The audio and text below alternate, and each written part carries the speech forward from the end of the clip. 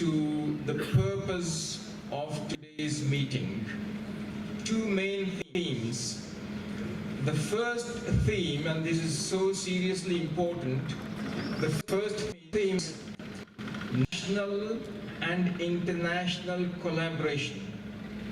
I would like to tell all my students who are sitting here in front of me, and I'd also like to speak to the dignitaries, to the highly successful individuals who are sitting here on the dais. I'd like to tell all of you that we are going to march forwards in this 21st century with collaborations. We are going to work with people. So what do you understand by collaboration? Collaboration simply means working together. It means getting out of your isolation. Let me give you an example. Have you seen a well? Have you seen what we call a bhawi in Kannada or a baudi in our VIJAYAPUR Urdu? So a well is a great resource of water. We all take water from a well. But if you see, the water of the well does not meet the water of another well. Do you all follow me? The water of one well does not meet the water of another well. So the water of the well remains isolated. On the other hand, if you become a river, if our institution becomes a river, in its journey, the river meets another river. Yes? It meets another river. And what happens there? Who is going to tell me? What happens when two rivers meet? When two rivers meet, they form a sangam. Yeah? It forms a sangam. And sangam is such a great union of two rivers. And together, they become a much, much bigger river. And also, in celebration of the Sangam, we have crores of people getting together to celebrate the Sangam of the river. Do you know what is going around now in Allahabad?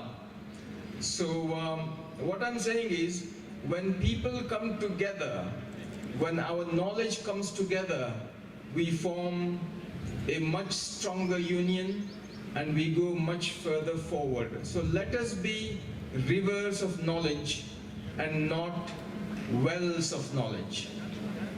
So that is the first thing which I'm going to explain to you, which is we need to collaborate. We need to collaborate nationally and we need to collaborate internationally. And when you say nationally, we need to first of all start collaborating within our institutions. What you find, or what I found was, say for example, we have excellent faculty in our SECAB degree college. We have first-class faculty in SECAB engineering college. The faculty from degree college and faculty from engineering college should meet, should do seminars together, should do classes together. There are positive things that they both bring together. So this is called an intra-institution collaboration. And then we have to collaborate with institutions within this city. Why are we not collaborating with BLD Engineering College? They are such a great engineering college. The BLD Engineering College has gone such a long way ahead. And they have established world-class centers of excellence. I was speaking to Professor Sangam, who is sitting here, and he said to me that just in the last 3 years since he has established at least 2, possibly 3 centers of excellence that was completely funded by external people, by companies. So that is such a great thing to do, sir, which is establishing excellence here through collaboration. So you collaborate with institutions within this city, and we collaborate with the Women's University. And I'm proud to say that exactly 1 week ago, on Thursday, the 20th of February, Madam Professor with a registrar and along with a head of department from the nutrition department, they have signed a memorandum of understanding, a MOU with SECAB Degree College. And that is such a great example of collaboration within this city. My salute to you, madam, as the VC of a great university in our city. And we have been able to sign a MOU, and that is no small thing. So our students can go to their university, their students can come to us, and we can together pool our resources, put our resources together and grow. I'd like to now mention about the Bagalkot Basveshwar Engineering College, which I visited in December, and I met several faculty members, and I went around and saw many of their departments. And I must say I was so impressed by this college, which has got a campus of more than 90 acres, and they won a World Bank award 25 years ago worth many crores of rupees that helped grow their institution. What I'm saying is, why are we not collaborating with Bagalkot Engineering College? What is stopping us? In fact, if you ask them, I asked their principal, I asked their IEEE coordinators, they say, we are very happy to collaborate with you. So, the reason I am not collaborating with other people is not because they don't want me. It is because I have not had the courage to get out of my body, of my well. I'm very happy in my well because I'm very comfortable here. I need to get out of my comfort zone. I need to meet other people and I need to collaborate. And not just here in Vijayapur and Bagalkot, we should collaborate with the IITs of India. We should collaborate with the Indian Institute of Science. We should collaborate with the Ministry of Education. Honestly, we should collaborate with the government. We should collaborate with the people of this great nation. That is the first theme. I know I'm taking a lot of time and we've already delayed. Just I'll mention one more point and I'll hand over to the next speaker.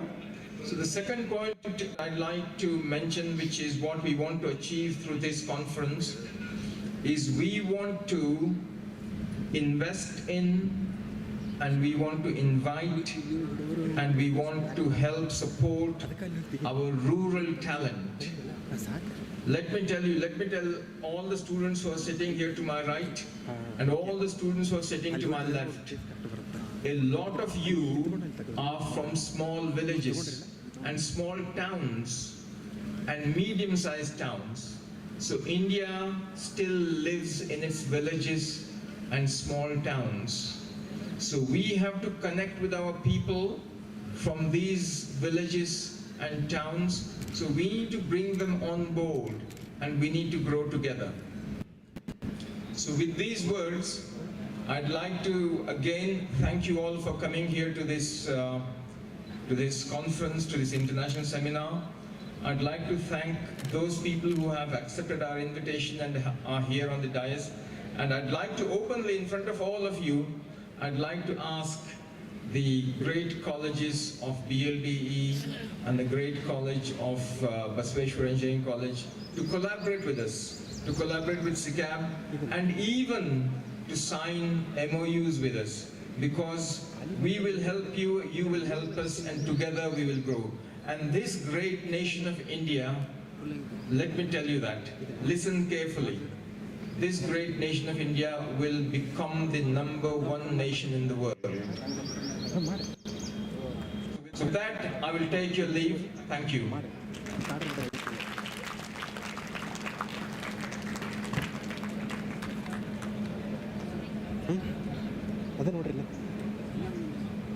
Thank you so much, sir, for providing insights and highlighting key topics that will be discussed during today's event.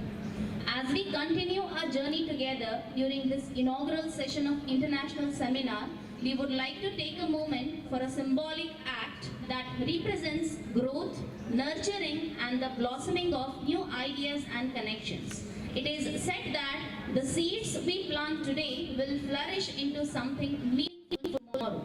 With that thought in mind, may I now invite all our esteemed guests who are on the stage to come forward to water the plant, symbolizing the nurturing of knowledge, collaboration, and the sustainability of the themes we will be exploring throughout this seminar.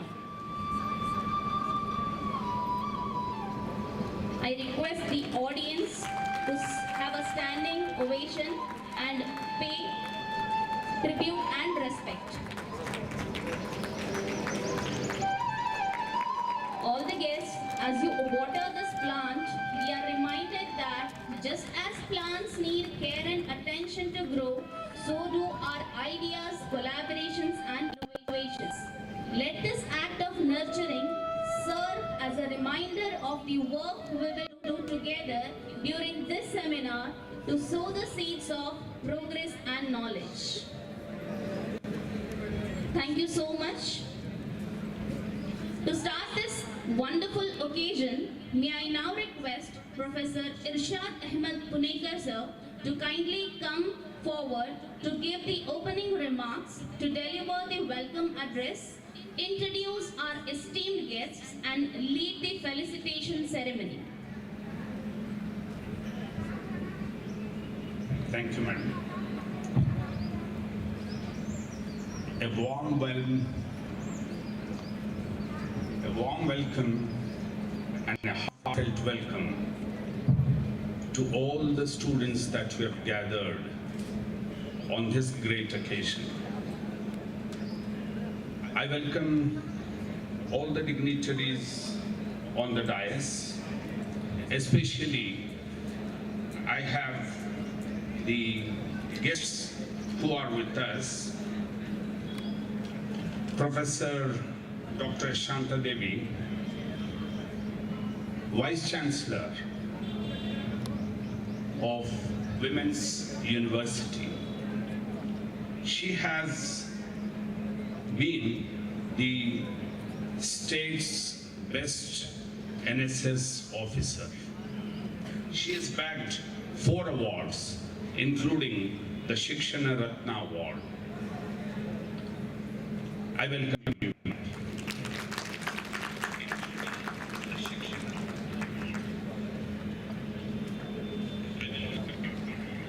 I now also welcome Professor Dr. V.G. Sangam, as very highly talked about Dr. Shuja. He is a professor and principal, and he has been in his college for the past 30 years. He has been an accredited trainer of Bosch, Germany. A great hats off to you, sir. He's also bagged 8 awards, in which he has 2 international awards and 1 national award.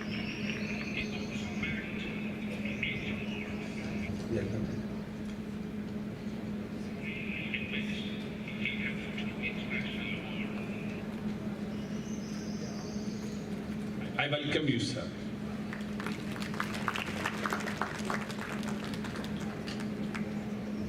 Assistant Professor Dr. Vijayalakshmi Jigjin. She is from the ENC department, and she has an experience of 19 years. She's also written 2 books, and she's bagged the award of Outstanding IEEE Student Branch. She has 2 awards. She has also been the best faculty for the year 2022. I welcome you, ma'am.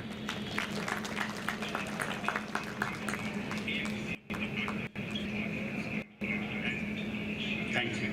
Thanks so much, sir. Let us begin the felicitation to our esteemed guests who have graced this occasion with their presence. We are truly privileged to have such eminent personalities here today to inaugurate this event. Our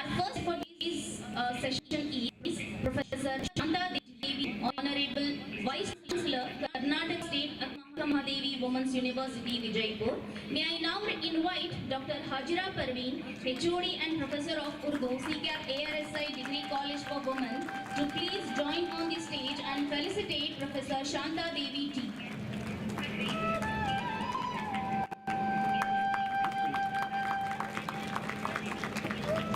Madam. Thank you so much, ma'am. One of our guests of honor for today's event is Professor V.G. Sangam, Principal, BLD Engineering College, Vijayapur. May I now request Dr. Sayyid Abbas Ali, Principal, SECAB Institute of Engineering and Technology, to felicitate Professor V.J. Sangam, sir.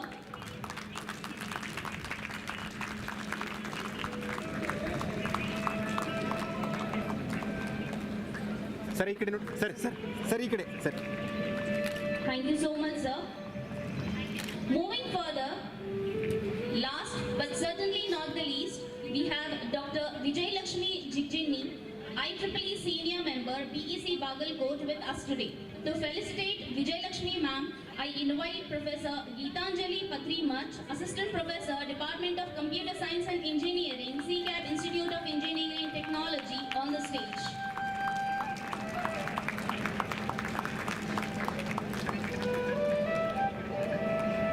ಈ ಕಡೆ ಬರೋ ತಮ್ಮ ಈ ಕಡೆ ಕೊಟ್ಟು ಬನ್ನಿ madam ಈ ಕಡೆ ನೋಡಿ. Thank you so much, ma'am. Thank you so much for your gracious participation in this meaningful ceremony.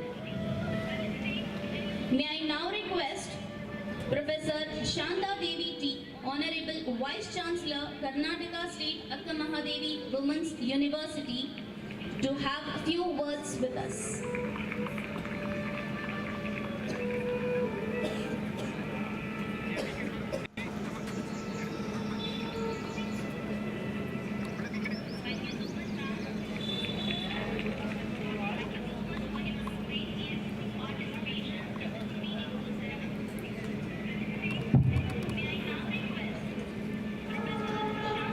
Very good morning to you all. Respected dignitaries and the dais, of the dais, and all dear students of this esteemed educational institution, SECAB.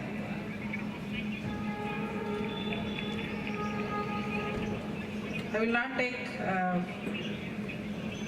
names of the dignitaries. I wholeheartedly thankful to all of them for inviting me for this auspicious program of international conference. As we know, Vijayapur is as if this conference is on architecture and art on that subject. So Vijayapur is known for its architecture in the world. So architecture is nothing but science of art. Representation of art in a scientific way is known as architecture, as my knowledge concerned.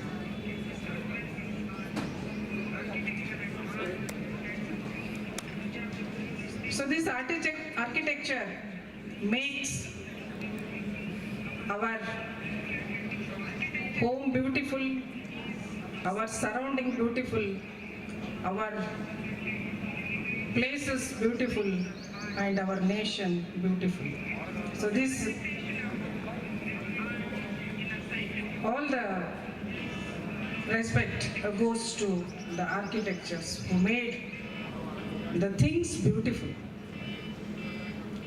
And art,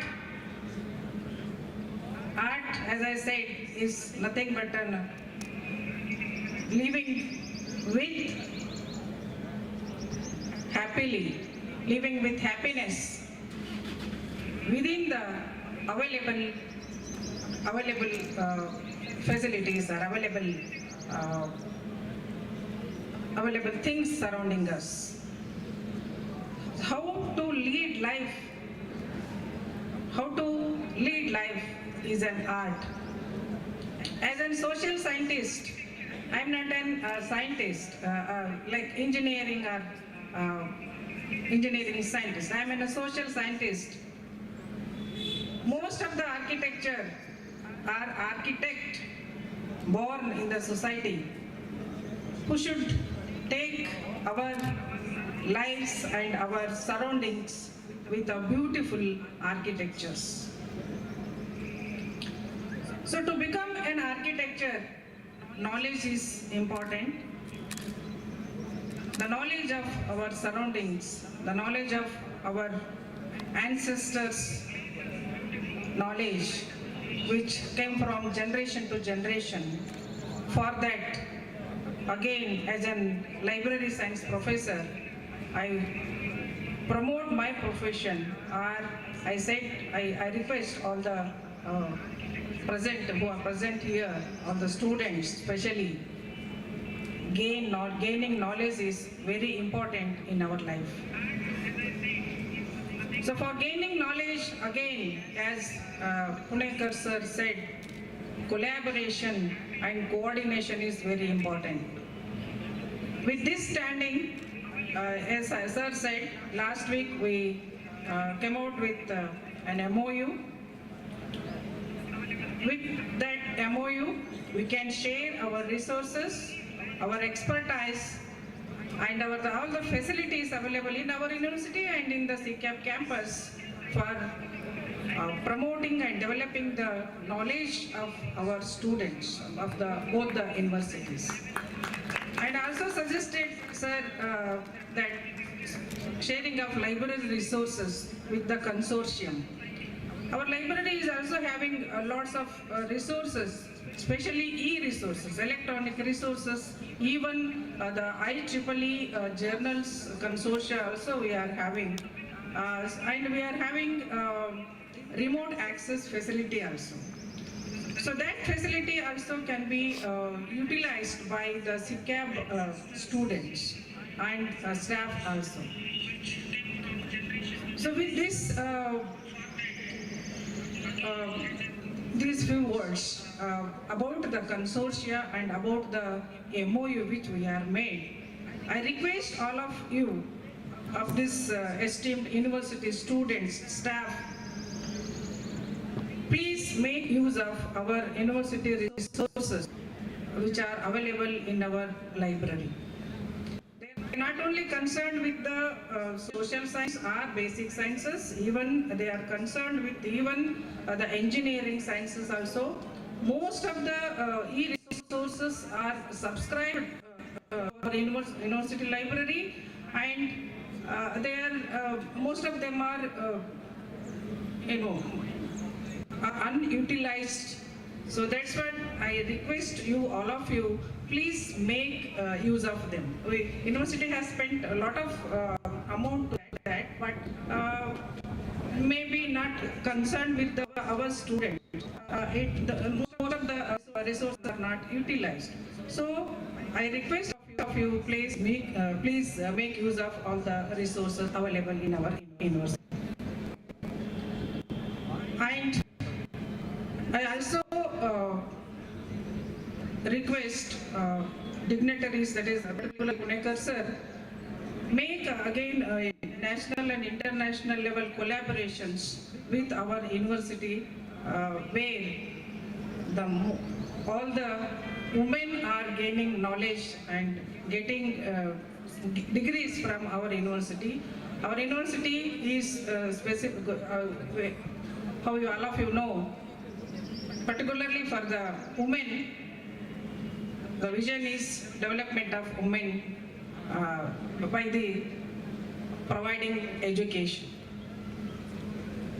So education is very important in everybody's life. In that matter, our university is providing very excellent knowledge to the women folk, and most of the girls or women students are getting worldwide jobs, and even feminists that are getting by our students. So likewise, I request all of you again, please make use of all the facilities available in your surroundings. So knowledge is very important. Without knowledge, we cannot live. So knowledge, we are living in the knowledge society now. Not getting mere degree is not sufficient now. Getting knowledge is more important. Even though who got first rank, gold medal may not be able to get a job, but who are having this employability skills, skill oriented, they will get the job and they will lead their life happily. In this context, knowledge is very important rather than the certificate. So I request all of you, please read the content or the knowledge available concerned to your subject in detail, in depth. Who got in-depth knowledge, they will lead or they will get success in the even national level and in the international level competitions of knowledge. So that way, knowledge is very, very important. And I'll quote one small story which my guru has told me, and I am following throughout my life. In one industry, one machine was not working, and all the authorities of that industry called all the engineers to repair that machine, but nobody succeeded. So one man went to city and he called some common repair just who passed a diploma or ITI. So he came and he looked at that machine here and there and simply waiting for 2 minutes, and he has taken some tools and he tapped, the machine was started. So after that, everyone was happy, and the authorities asked, what is your payment, that is bill for that repairing work? So he asked 10,000 rupees. 10,000 rupees is my payment. So everybody was shocked. Just for tapping, you are charging 10,000 rupees? Then he said, it's not only for tapping. The 1,000 rupees is for tapping and 9,000 rupees was where and how to tap. For that knowledge, I am charging 9,000 rupees. So in that way, so knowledge is, what I am going to tell is, knowledge is very important in this present context. Until and unless we have the knowledge, competitive skills especially, so we will not survive. In that way, this institution, the SECAB institution, are facilitating all of you by collaborating with various esteemed universities like BLD, like our university, like Bagalkot University. It is providing all the resources, facilities to you who are studying in this institution. So I request all of you, make use of all the things, all the facilities available, and make your life better and become a good architecture of India, of your life, of your society. So by saying these words, I would like to thank all the authorities of SECAB and all other institutions for inviting me and providing me this opportunity for sharing my opinions about this. Thank you so much. Thank you, one and all. Thank you so much, madam, for your valuable insights and perspective and keeping the paths open for collaboration. On this moment, our beloved President Sir Shri S.A. Punekar has joined us for this inaugural session. Let us take a moment to felicitate Sir I would request Shri A.S. Patil Sir, General Secretary, SECAB Association, to felicitate Shri S.A. Punekar, President, SECAB Association.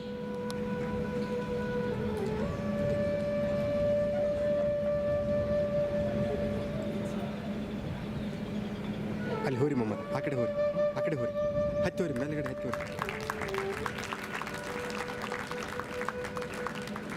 ಮೇಲ್ಗಡೆ ಹೋರಿ.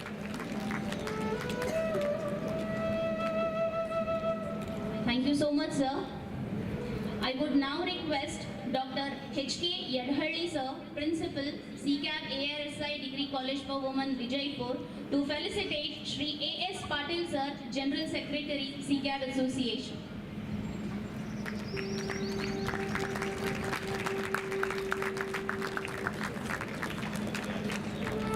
Thank you, sir.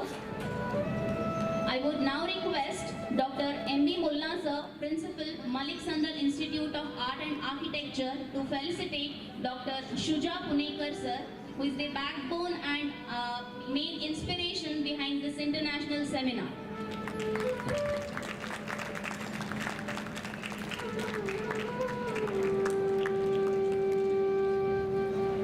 ಸರಿ ಈ ಕಡೆ ನೋಡ್ರಿ. ಹಾಂ, Thank you so much, sir. Let us proceed further. I would now request Professor V.J. Sangam, sir, Principal, PLD Engineering College, Vijayapur, to address the gathering.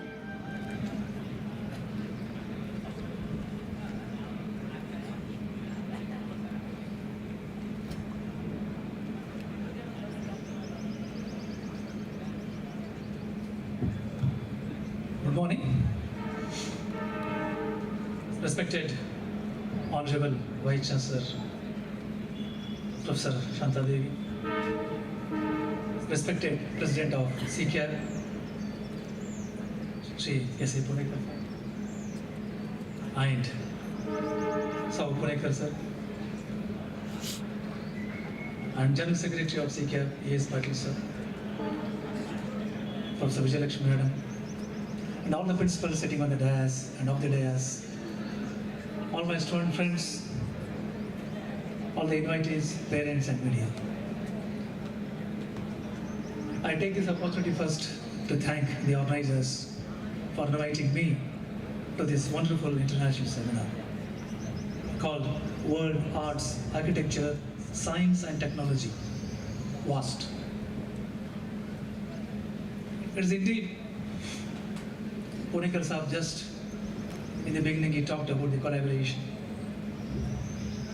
No doubt, the collaboration with the academic institutes is required.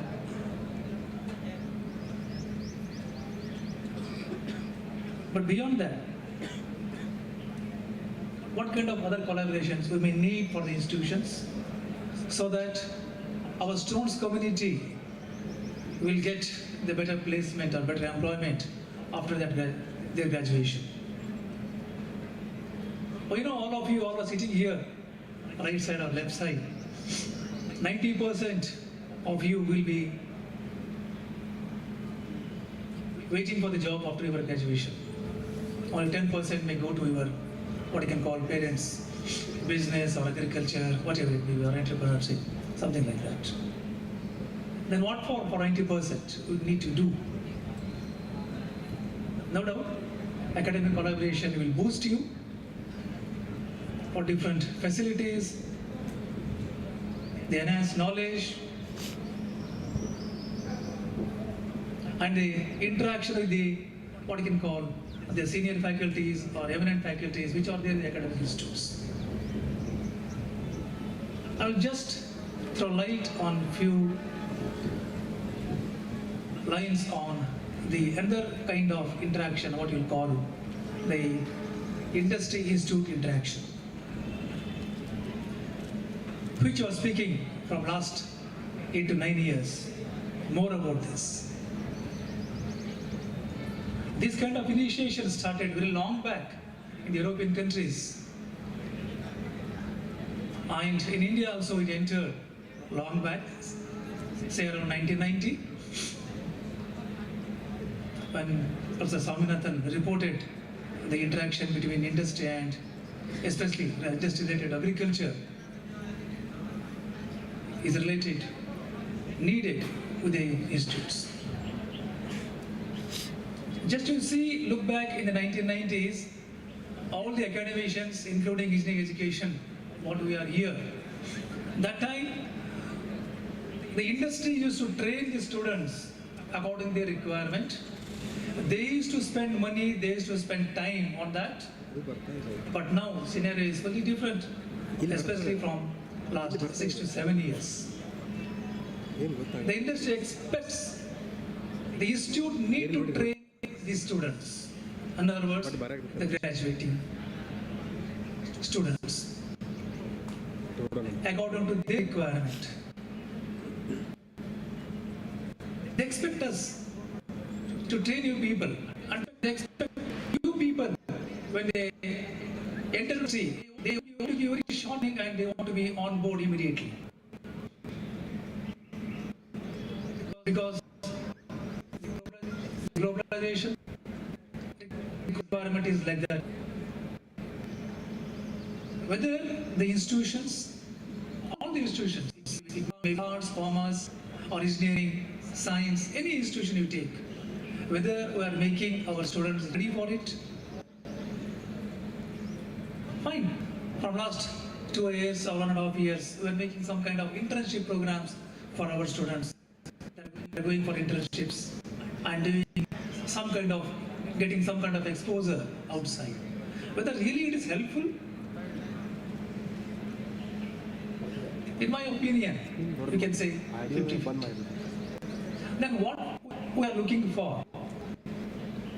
We need to strengthen this particular, the industry institute interaction to the next level.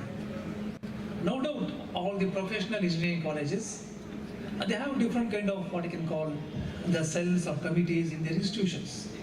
Like they have entrepreneurship development cell, they have institute innovation council, industry to interaction. Like that, they are there in some colleges. But now, it is very much essential.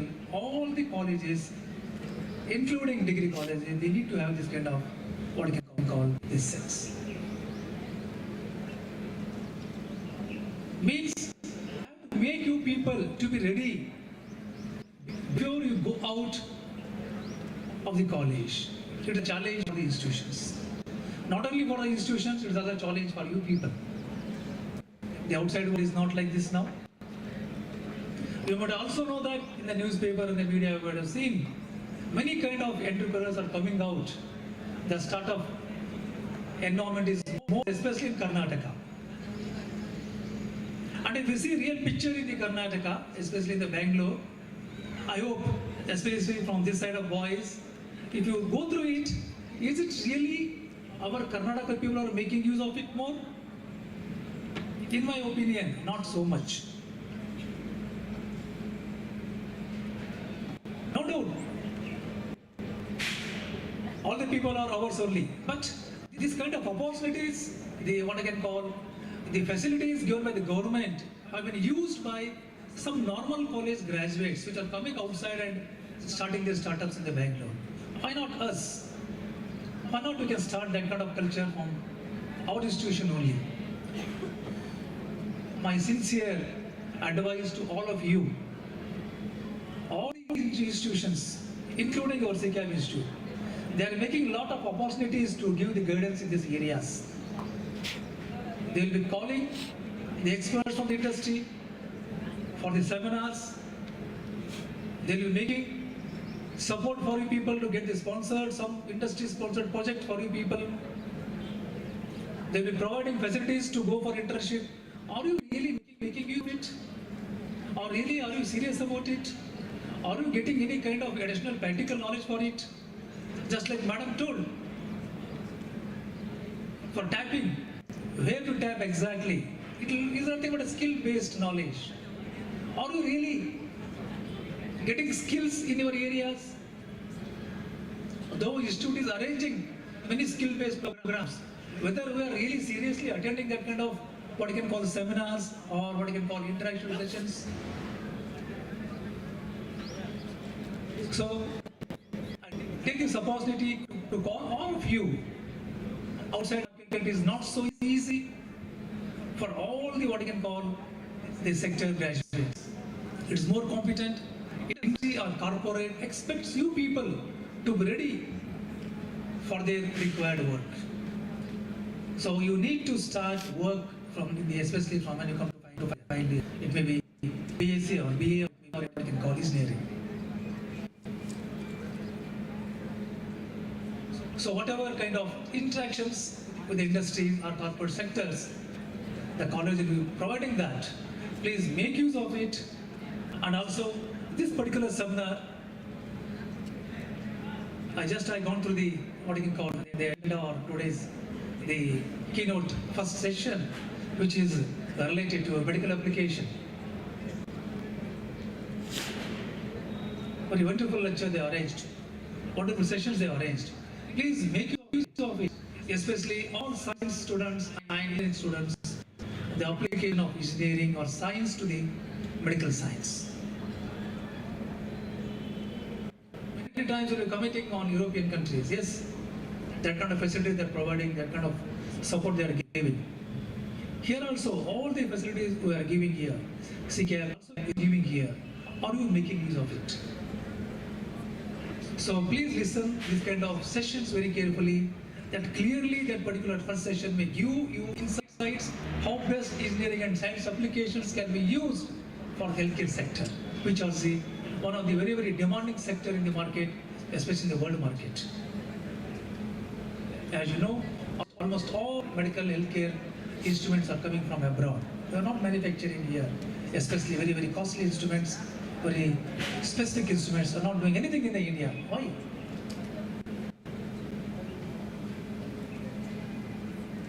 So my last word for all of you, make use of this particular international seminar very well. It has been organized for you people to make better citizen of India, to get better employment in the outside, and also thank the organizers, especially Punetkar sir, for making this kind of seminars to you people not so easy to make. I compliment the management. I congratulate all of people to be better citizen of India in the future. Thank you, Anna. Thank you. Thank you so much, sir. On behalf of SECAB, I would like to extend our heartfelt gratitude to you for taking the time to attend and contribute to this event. Thank you for being here and for fostering collaboration in education. May I now invite Shri A.S. Patil sir, General Secretary, SECAB Association, to come forward and deliver presidential remarks.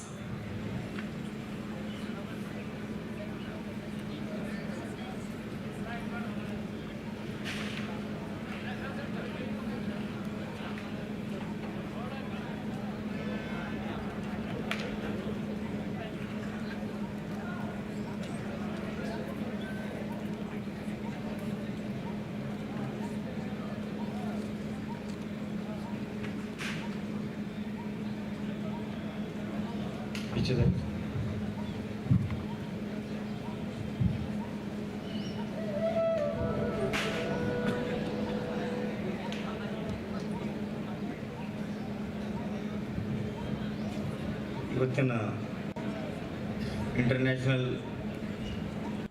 Seminar ಕಾರ್ಯಕ್ರಮದ ಅಧ್ಯಕ್ಷರು ಮತ್ತು ನಮ್ಮ SECAB ಸಂಸ್ಥೆಯ ಶಿಲ್ಪಿಗಳು, ಅಧ್ಯಕ್ಷರು ಆದಂಥ ಹಿರಿಯರು ಆದಂಥ ಸನ್ಮಾನ್ಯ ಪುಣೇಕರ್ ಸಾಹೇಬರೇ, ಕರ್ನಾಟಕ ರಾಜ್ಯ ಅಕ್ಕ ಮಹಾದೇವಿ ಮಹಿಳಾ ವಿಶ್ವವಿದ್ಯಾನಿಲಯದ ಉಪಕುಲಪತಿಗಳಾದಂಥ ಪ್ರೊಫೆಸರ್ ಶಾಂತಾದೇವಿ ಮೇಡಮ್ ಅವರೇ ಮತ್ತು ನಮ್ಮ ರಾಜ್ಯದ ಪ್ರತಿಷ್ಠಿತ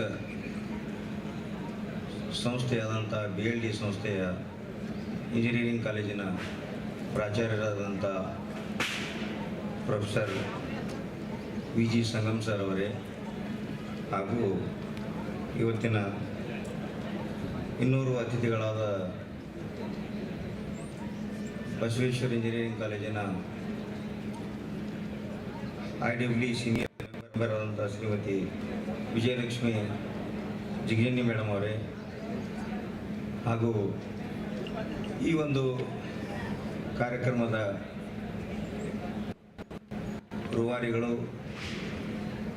ಮತ್ತು ಲಂಡನ್ನಿನ ಖ್ಯಾತ ವೈದ್ಯರು, ನಮ್ಮ ಸಂಸ್ಥೆಯ ನಿರ್ದೇಶಕರು ಆದಂಥ ಡಾಕ್ಟರ್ ಸುಜಾ ಪುಣೇಕರ್ ಅವರೇ, ಮತ್ತು ಈಗ ತಾನೇ ವೇದಿಕೆಗೆ ಮೇಲೆ ಆಗಮಿಸುತ್ತಿರುವ ಕರ್ನಾಟಕ ಮಹಿಳಾ ವಿಶ್ವವಿದ್ಯಾನಿಲಯದ ನ್ಯೂಟ್ರಿಷನ್ ವಿಭಾಗದ ಪ್ರೊಫೆಸರ್ ಆದಂಥ ಮತ್ತು ಆತ್ಮೀಯರಾದಂಥ ಶ್ರೀಮತಿ ಪ್ರೊಫೆಸರ್ ರೇಣುಕಾ ಮೇಟಿ ಮೇಡಮ್ ಅವರೇ, ತಾವು ಇಲ್ಲಿಯವರೆಗೆ ನಮ್ಮ ಉಪಕುಲಪತಿಗಳ ಮತ್ತು ನಮ್ಮ ಪ್ರಿನ್ಸಿಪಾಲ್ ಸಂಗಮ್ ಅವರು ಮಾತನ್ನು ಕೇಳಿದಿರಿ. ಎಲ್ಲರದು ಒಂದೇ ಒಂದು ಅರ್ಥವಾಗಿತ್ತು, ನಮಗೆ ಸರ್ಟಿಫಿಕೇಟ್ ಮುಖ್ಯ ಅಲ್ಲ, ನಮಗೆ ಜ್ಞಾನ ಮುಖ್ಯ ಅನ್ನುವಂಥ ಮಾತನ್ನು ಬಹಳ ಮಾರ್ಮಿಕವಾಗಿ ಹೇಳಿದ್ರು. ಆದರೆ ಒಂದು ಮಾತನ್ನು ಇಲ್ಲಿ ಹೇಳ್ತಾ ಇದ್ದೇನೆ, MOU 3 ವರ್ಡ್ ಅದಾವ, ಕೊಲ್ಯಾಬ್ರೇಷನ್ ಕನ್ನಡದಾಗ ಒಡಂಬಡಿಕೆ.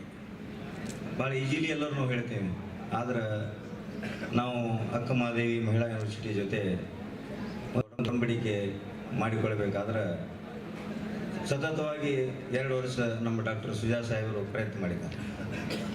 ಒಂದು MOU ಒಂದು ಪ್ರತಿಷ್ಠಿತ ಯೂನಿವರ್ಸಿಟಿ, ಅದು ಸ್ಟೇಟ್ ಯೂನಿವರ್ಸಿಟಿ, ಅದಕ್ಕೆ ನಮ್ಮದು ಕಾಲೇಜ್ ಅಫಿಲಿಯೇಟೆಡ್ ಕಾಲೇಜ್, ನಮ್ಮದು ಡಿಗ್ರಿ ಕಾಲೇಜ್. ಅಂಥ ಒಂದು ಯೂನಿವರ್ಸಿಟಿ ಜೊತೆ ಒಡಂಬಡಿಕೆ ಅಥವಾ ಒಂದು MOU ಮಾಡ್ಕೊಳ್ಬೇಕಾದ್ರೆ ಅವ್ರು ಸುಮ್ಮನೆ ಮಾಡೋಂಗಿಲ್ಲ. 2 ವರ್ಷ ನಮ್ಮದು ಎಕ್ಸಾಮ್ ತೊಗೊಂಡಾರ ಅವರು. ನಮ್ಮಲ್ಲಿ ಸ್ಟಾಫ್ ಯಾವ ರೀತಿ ಅದ, ನಮ್ಮಲ್ಲಿ ಶಿಕ್ಷಣ ಯಾವ ರೀತಿಯಾಗಿ ನಾವು ಕೊಡ್ತಾ ಇದ್ದೇವೆ, ನಮ್ಮ ವಿದ್ಯಾರ್ಥಿಗಳ ಕಲಿಕೆ ಯಾವ ಮಟ್ಟದಾಗಿದೆ, ನಮ್ಮ ಫಲಿತಾಂಶ ಹೇಗಿದೆ, ಪ್ರಾಕ್ಟಿಕಲ್ ಬಗ್ಗೆ ಇವರು ಯಾವ ರೀತಿಯಿಂದ ನಿರ್ವಹಿಸುತ್ತಿದ್ದಾರೆ ಅನ್ನೋದನ್ನ ನಾವು ಹೇಳ್ತಿದ್ದೆವು. MOU ಸೈನ್ ಮಾಡ್ರಿ ಅಂತ ನಾವು ಹೋಗ್ತಿದ್ದೆವು. ಆದ್ರೆ ನಮ್ಮ ರೇಣುಕಾ ಮೇಡಮ್ ಆಯ್ತು ಮಾಡ್ತೀವಿ ಅಂತಿದ್ರು, ಆದ್ರೆ ಮಾಡ್ತಿದ್ದಿಲ್ಲ. ಯಾಕೆ ಮಾತನ್ನ ಹೇಳ್ತಾ ಇದ್ದೀನಿ ಅಂದ್ರೆ ಇದು ಒಂದು ನಿಮಿಷ ಅನಿಸ್ಲಾಕತ್ತದ, ಆದ್ರೆ ಮೊದಲು ನಾವು ಅದಕ್ಕೆ ಏಬಲ್ ಇರಬೇಕು. ಅವಾಗ ಮುಂದಿನ ಕಾಲೇಜ್ದವರಾಗಲಿ, ಮುಂದಿನ ಅಂತಾರಾಷ್ಟ್ರ ಮಟ್ಟದ ಆಗಲಿ, ಯೂನಿವರ್ಸಿಟಿ ಜೊತೆ ಆಗಲಿ, ನಾವು ಫಸ್ಟ್ ಏಬಲ್ ಇದ್ದಾಗ ನಾವು ಕೈ ಹಾಕಬೇಕು. ನಮ್ಮ ಡಾಕ್ಟರ್ ಸುಜಾ ಪುಣೇಕರ್ ಅವರು ಬಂದಾಗ ಹೇಳೋರು, ಒಂದು 15 ದಿವಸ ಇಲ್ಲಿ ಇರ್ತಾರೆ, 15 ದಿವಸದಲ್ಲಿ ಇರ್ತಾರೆ. ಯಾಕೆ ಇರ್ತಾರೆ ಅವರು ಅಂದ್ರೆ ನಮ್ಮದು ಒಂದು ಸ್ಟ್ಯಾಂಡರ್ಡ್, ಎಜುಕೇಷನ್ ಸ್ಟ್ಯಾಂಡರ್ಡ್ ಹೆಚ್ಚಿಗೆ ಆಗಬೇಕಂದ್ರೆ ಏನು ಮಾಡಬೇಕು? ನಾವು ಬೇರೆ ಬೇರೆ ವಿಶ್ವವಿದ್ಯಾಲಯಗಳ ಜೊತೆ, ಬೇರೆ ಬೇರೆ ಒಂದು ಪ್ರತಿಷ್ಠಿತ ಕಾಲೇಜುಗಳ ಜೊತೆ, ಅಂತಾರಾಷ್ಟ್ರೀಯ ಮಟ್ಟದಲ್ಲಿಯೂ ಸಹ ನಾವು MOU ಮಾಡಿಕೊಳ್ಬೇಕು. ಅಂದಾಗ ಮಾತ್ರ ನಮ್ಮ ಶಿಕ್ಷಕರು ಅಲ್ಲಿಗೆ ಹೋಗಿ, ಅಲ್ಲಿ ಶಿಕ್ಷಕರು ಇಲ್ಲಿ ಬಂದು ತಮ್ಮ ಒಂದು ಜ್ಞಾನದ ಶಕ್ತಿ ಹೆಚ್ಚಿಗೆ ಆಗಿತ್ತಂದ್ರೆ ಅದು ಯಾರಿಗೆ ಉಪಯೋಗ ಆಗ್ತದೆ? ನಮ್ಮ ವಿದ್ಯಾರ್ಥಿಗಳಿಗೆ ಉಪಯೋಗ ಆಗ್ತದೆ. ಅದು ಸಹಿತ ಒಂದು ಟೆಕ್ನಿಕಲ್ ಆಗಲಿ, ಒಂದು ಸೈನ್ಸ್ ಆಗಲಿ, ಹಳ್ಳಿ ಮಟ್ಟದವರೆಗೂ ಹೋಗ್ಬೇಕು ಅನ್ನುವಂಥ ಕಳಕಳಿ ನಮ್ಮ ಡಾಕ್ಟರ್ ಸುಜಾ ಅವ್ರದ್ದಿದೆ. ಅದರ ಒಂದು ಫಸ್ಟ್ ನಮ್ಮದೊಂದು ಸಕ್ಸಸ್ಫುಲ್ ಅಂದ್ರೆ ಮಹಿಳಾ ಯೂನಿವರ್ಸಿಟಿ ಜೊತೆ ಸತತವಾಗಿ 2 ವರ್ಷದ ಪ್ರಯತ್ನ ನಮ್ಮ ಜೊತೆ ಒಂದು MOU ಮಾಡ್ಕೊಂಡಿದ್ದಾರೆ.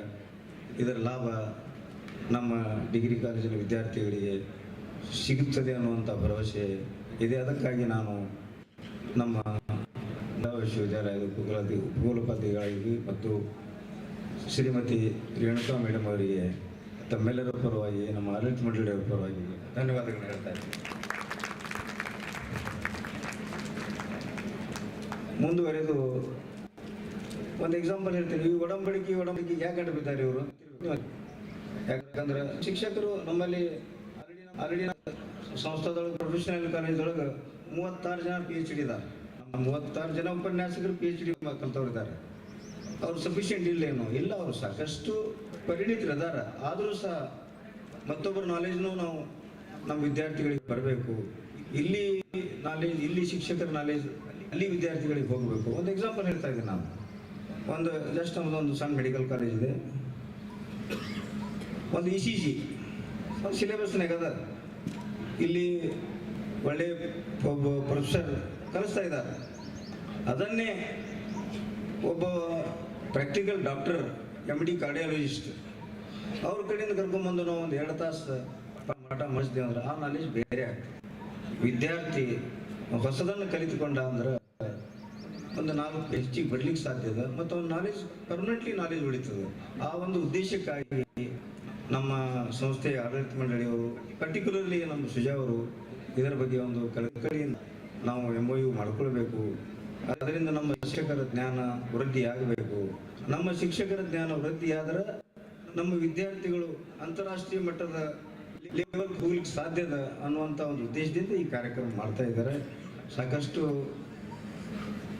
ಎಜುಕೇಷನಿಸ್ಟ್ ತಮ್ಮ ಉದ್ದೇಶ ಹಿಡಿದಾರೆ. ನಾನು ಹೆಚ್ಚಿಗೆ ಹೇಳಿ ಬಯಸ್ತಂಗಿಲ್ಲ.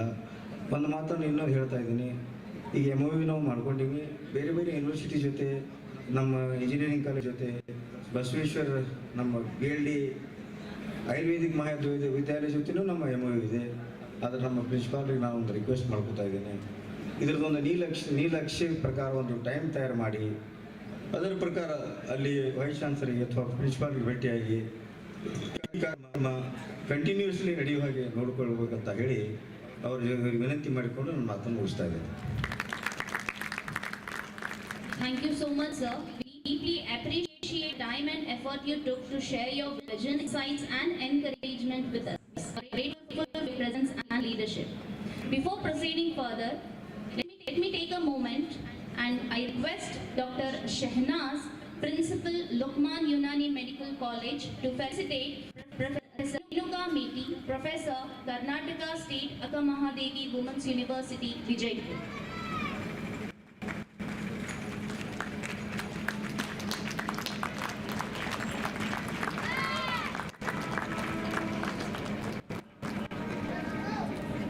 The HOD of Department of Home Science.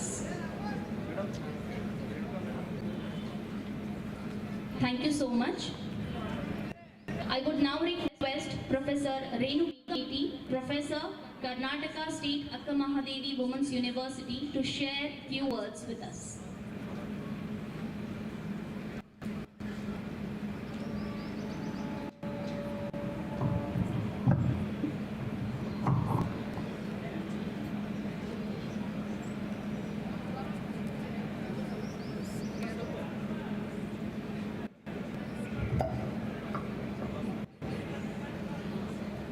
SECAB Institute of Engineering and Technology, Malik Sandal Institute of Arts and Architecture, SECAB RC Women's College, Degree College. In all these associations, today there is an international seminar on words, arts, architecture, science and technology, in brief WAAST. For this, as an inaugural speaker, chief guest from Akkamahadevi Women's University, our Vice Chancellor Madam, she has inaugurated and she is graciously be present on the stage. The other guest of honor, Professor V.G. Sangam, Principal BLD CET Vijayapura, Dr. Vijayalakshmi Jagajini, IEEE Senior Member BEC Bagalkot. And this international seminar is presided by Shri S.A. Punekar, the founder and president of Association Vijayapur, and Dr. Syed Abbas Ali, Principal SECAB IET, Dr. M.B. Mullah, Principal MS IAA, Dr. H.K. Edahalli, Principal SECAB Women's Degree College, General Secretary Dr. A.S. Patil, SECAB, Sahalauddin Punekar, Director SECAB, Suja Punekar, Director SECAB, those who are presiding on the stage, and dignitaries in front of the stage, and dear students. A very good morning to all of you. At the outset, I would like to apologize for having come late all the way from Dharwad to Vijayapur. I am extremely sorry for not maintaining the time given by the authorities. Dear students, we all are in the era of AI, all of you know. So the AI is using our all skills and our basic techniques. And in this era, how is it possible for us to equip and enrich and develop in academia? So these kind of seminars and workshops definitely will give a different deliberations, not only from India, but from the various expertise from the abroad. So very soon, I think you all will be hearing the international speakers from the London. So the first, the short term of this seminar, it made me little think over. WAAST. Otherwise, in English, the WAAST is called as VAST. WAAST means what? Very huge, isn't it? Kannadadalli brahat anta heltivalla. Or go beyond, limitless. Vast, it is very vast. The sky is very vast. We say like that, isn't it? So, likewise, this seminar, World Arts, Architecture, Science and Technology, might be, I think it is only the sheer thought of Dr. Suja Punekar, who is very down to earth and who is having a lot of innovative ideas. Because you see how to club the interact between the architecture and science and technology is really very unique. So the name they have kept is WAAST means definitely because now the UGC says lot of collaborations and research and development in multidisciplinary and in interdisciplinary. So it is not like how we do in the beginning only social science will do their own research and development, sciences will do their own research and development, arts and languages they would no. Now it is interdisciplinary, means everybody should come under one umbrella and always the research will take and do, and end of the day what it should be. It should be only it should reach to the community, it should reach to really to whom it is essential. So in this context, this arts, architecture, science and technology definitely will put a seed into the young minds of you all, those who are attending this conference, this seminar. And how there is a combination, because you see those who are, I think architecture students are here, SECAB, RC students are here, and engineering technology students are here, but all of you are sitting under one roof now.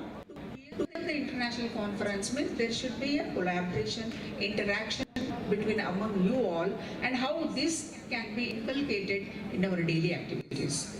So that is very essential, because the knowledge what we get right now, maybe during this period, and when you go out, that should be useful. And why is such international conferences and conferences are, you all are really very lucky, because we keep on hearing about Dr. Suja Punekar. Always, we usually say that his mind is here, body is in London. Many times I tell him, because though he is there in London, most of the time, always, he keeps thinking of how this downtrodden people and community should be lifted up. What best I can do, being a doctor and being so many other activities and collaboratives he's undertaking. So this is the interest he's, what you call Kannadadalli heltivalla, tumba kalaji anta heltivalla. So that earnest he has in his mind to elevate the status of the community. So when it comes to the status of the community, means not only the knowledge status, but also the health status, also the nutritional status. Because he is already into this nutritional status, one concept, through Medicine India. They have in their college, they have developed a bar, and it is being distributed into the slum areas. The children who are suffering in the 3rd grade of malnutrition, and they have seen the wonderful results. So it is not just one thing he is doing, he is into multifaceted. So the WAAST, so there is no limit for doing any research and development and collaborations, and that you should, who is the recipient? You all are the recipient, dear students. So you should make use of such kind of international seminars.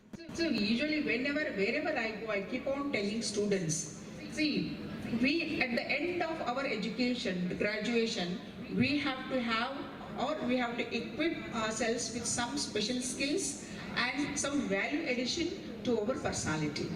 Because at the same year, there will be so many students passing out from different various institutes, various universities in Karnataka itself.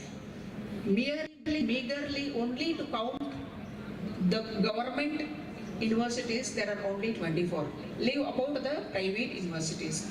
So when so many students, they are in lakhs and thousands, when you go out, and all of us are job seekers nowadays. We don't want to sit at home, we want to do job. Everybody wants to be out of the house, nobody wants to be at home. Then how best you can present yourself into your employer. So for that, these soft skills, special skills, some equipment, some special talents you should gain during your process of getting your degree.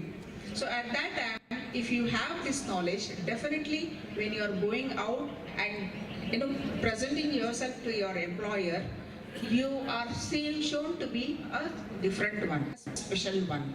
So for that, such kind of seminars, workshops, hands-on training, conferences are very essential, and you students really seriously should participate in such activities so that it is useful for you. It is not useful for those who are sitting on the stage or those who are doing the management and those who are really conducting. But it is end results are you all, and you should take up the knowledge with you and use that knowledge in your future endeavors. So I wish all the best for this national seminar, and I also thank all the management and principal and Dr. S.A. Punekar sir for having given me this opportunity to stand before you and share my little knowledge to you. Thank you. Thank you so much, madam. Your words resonate deeply with all of us, and we are grateful for them and thought you put into sharing your knowledge and experiences and coming all the way from Dharwad to attend the seminar. As we come to the close of this inaugural event, it is my pleasure to invite Sayatri Principal, SECAB Institute of Engineering and Technology, to deliver a vote of thanks.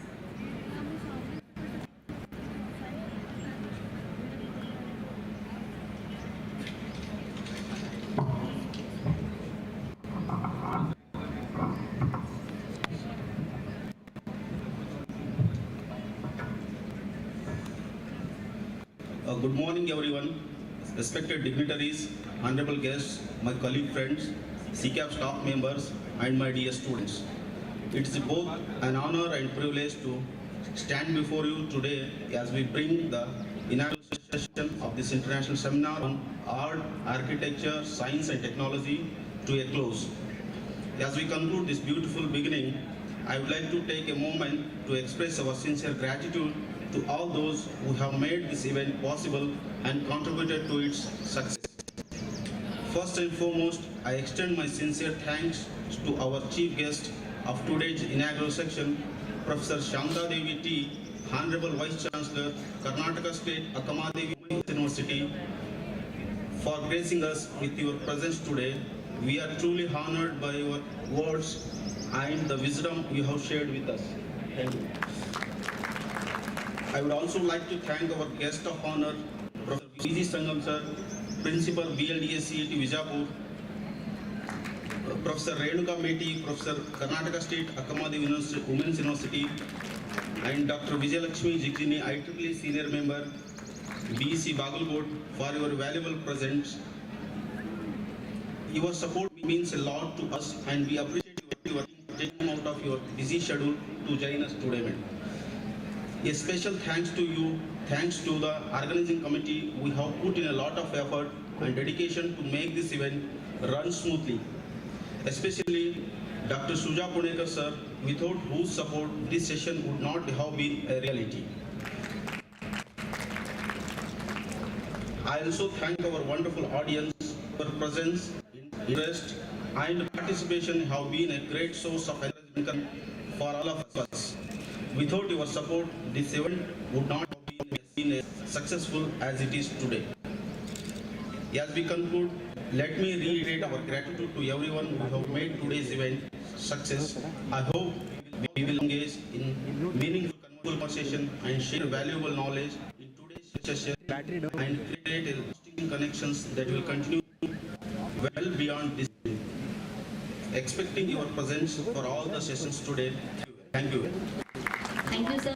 Thank you so much. I request all dignitaries to please take the seats on the front row so that the next session will begin. We sincerely thank everyone for attending the inaugural session. The seminar will begin shortly in no time. Please take a moment to refresh yourselves. We hope you have an engaging and productive day ahead. The next session will be handled by Professor Asif Dodmani, sir.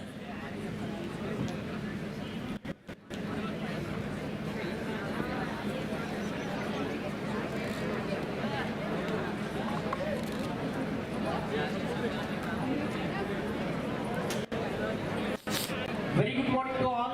I request all the students to take their seats. The session is going to start immediately now.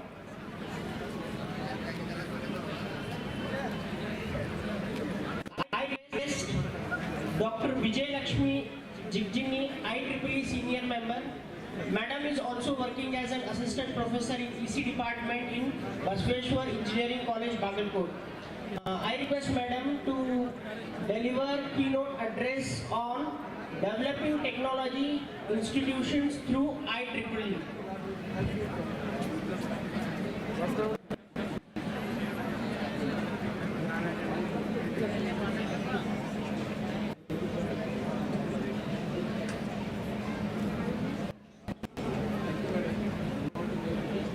I request all the faculty to take care that the students take their seats. Let not disturb the sessions. All the students who are standing outside are informed to take their seats in the panel. The session is beginning now. Yes.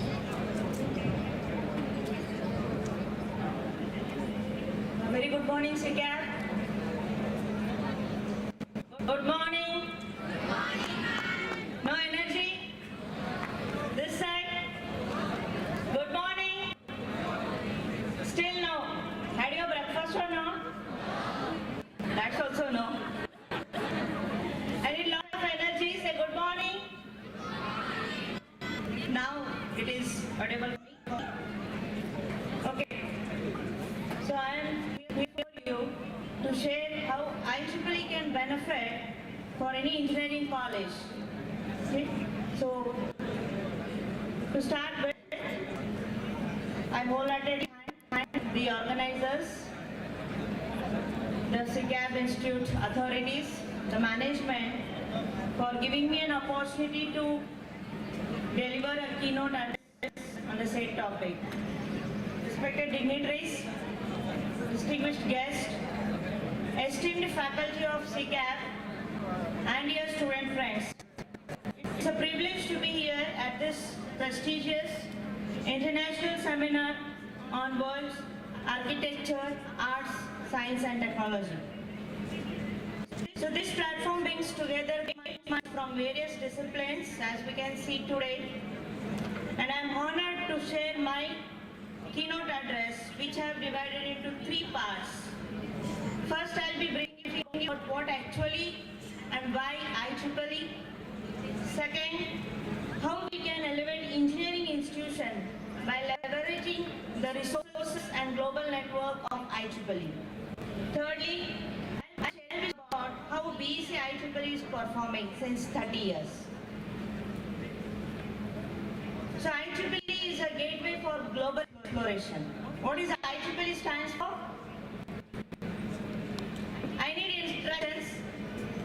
What is IEEE? So how many of you are from technical background? Engineering background? Can you raise your hands?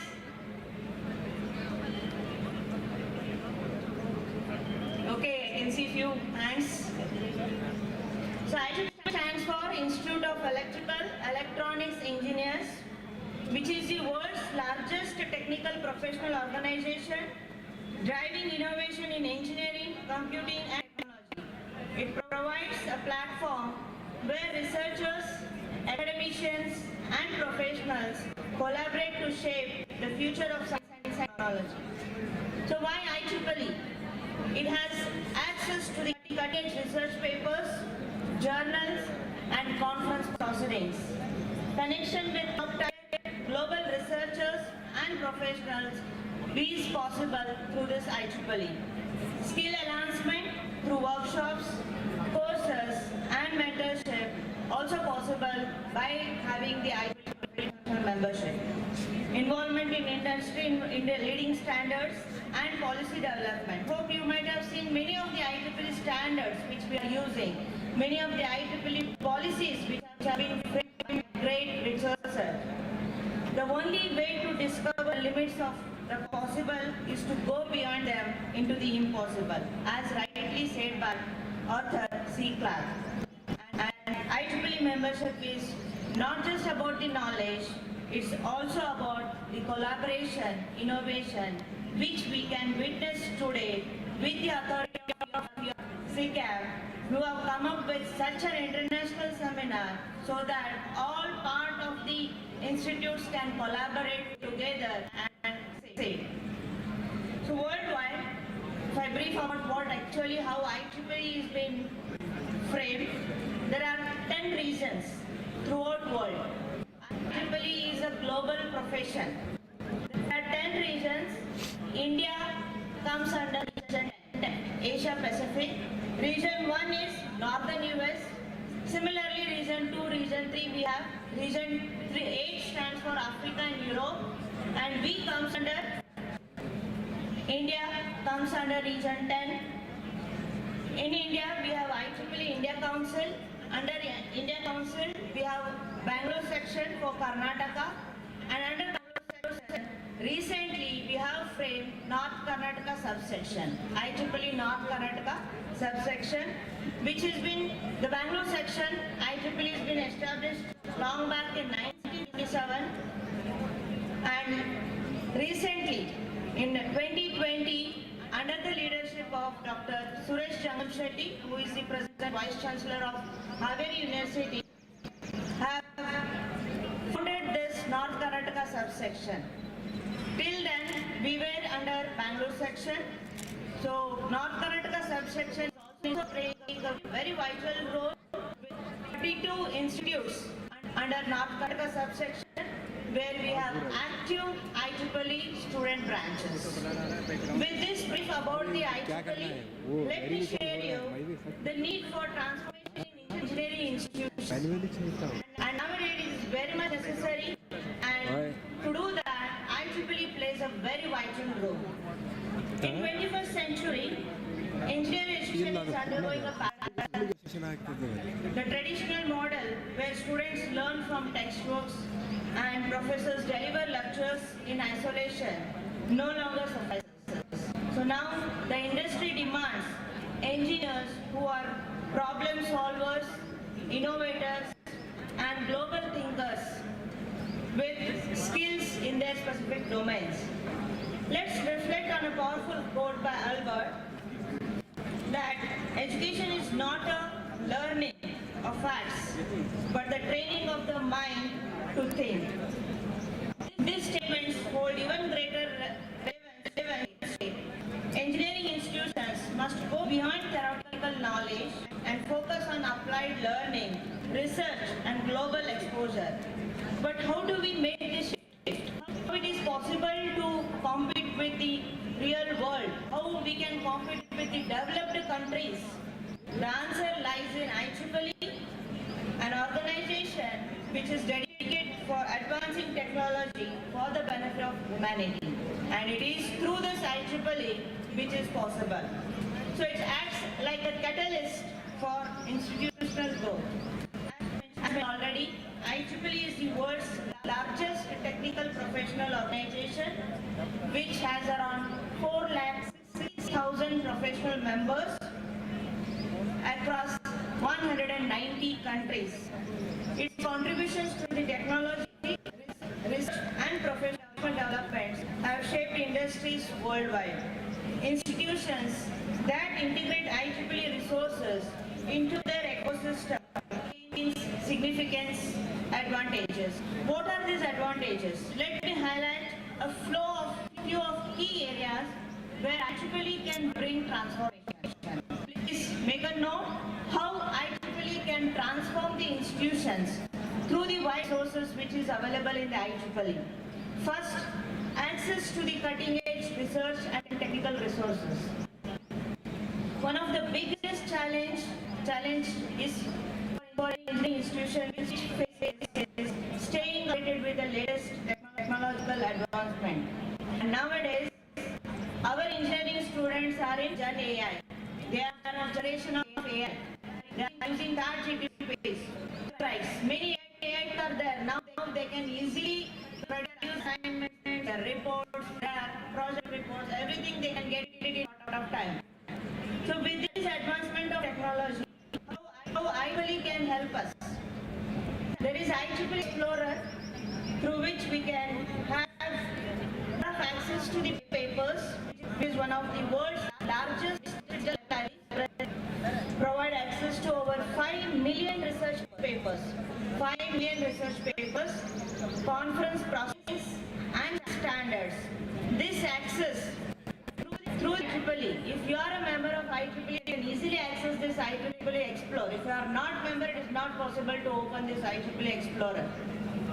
So this access bridges the gaps between the developing and the developed nations and democratizes the knowledge. Second key aspect is professional development for faculty and students. So education is not just about knowledge transfer, it is about continuous learning.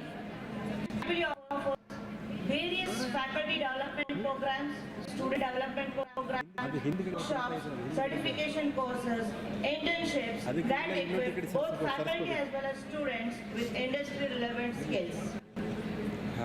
So how many of you have participated in IEEE workshops or webinar? Yes? How many of you are IEEE members first? Yes? From engineering background? So we need to initiate, it is very much important.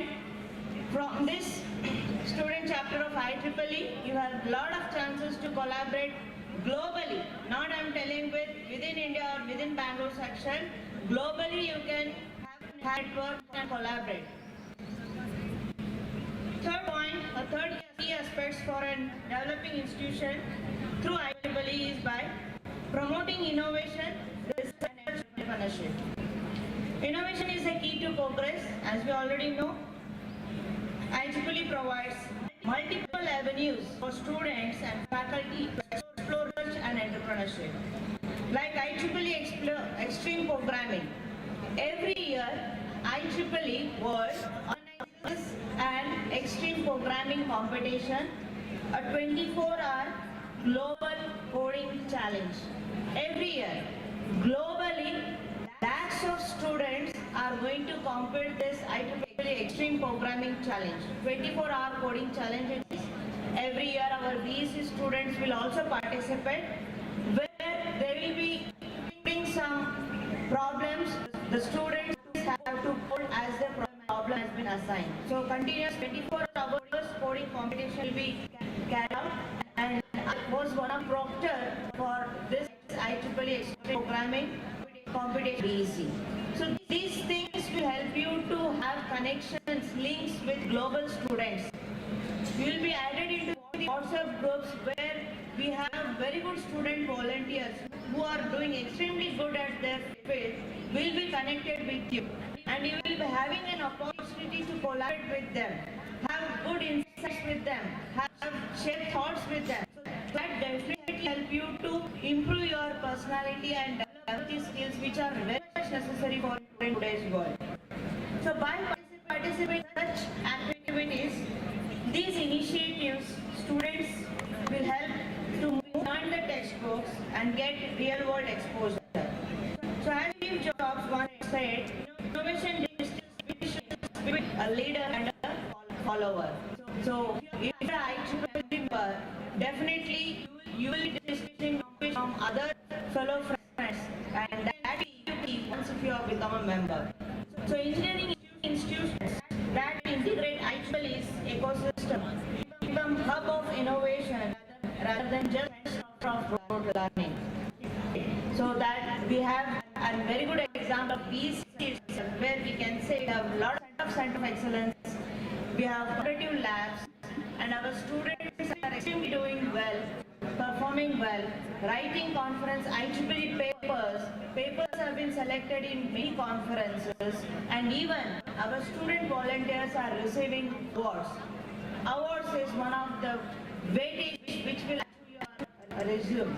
So you will be identified through these awards that definitely help you to get a good career in the future. The fourth aspect of IEEE requirement is global networking and industry collaboration. So in today's scenario, engineering is not confined to one country. Our engineers have opportunity to move and travel globally. Globally they can have, so solutions to the global challenges are addressed by these IEEE professional societies. It may be the climate change issues, healthcare, smart cities, requires international collaboration, and many of the researchers are collaboratively working for these global challenges under IEEE. IEEE connects students and faculty with professionals, researchers and experts across the world.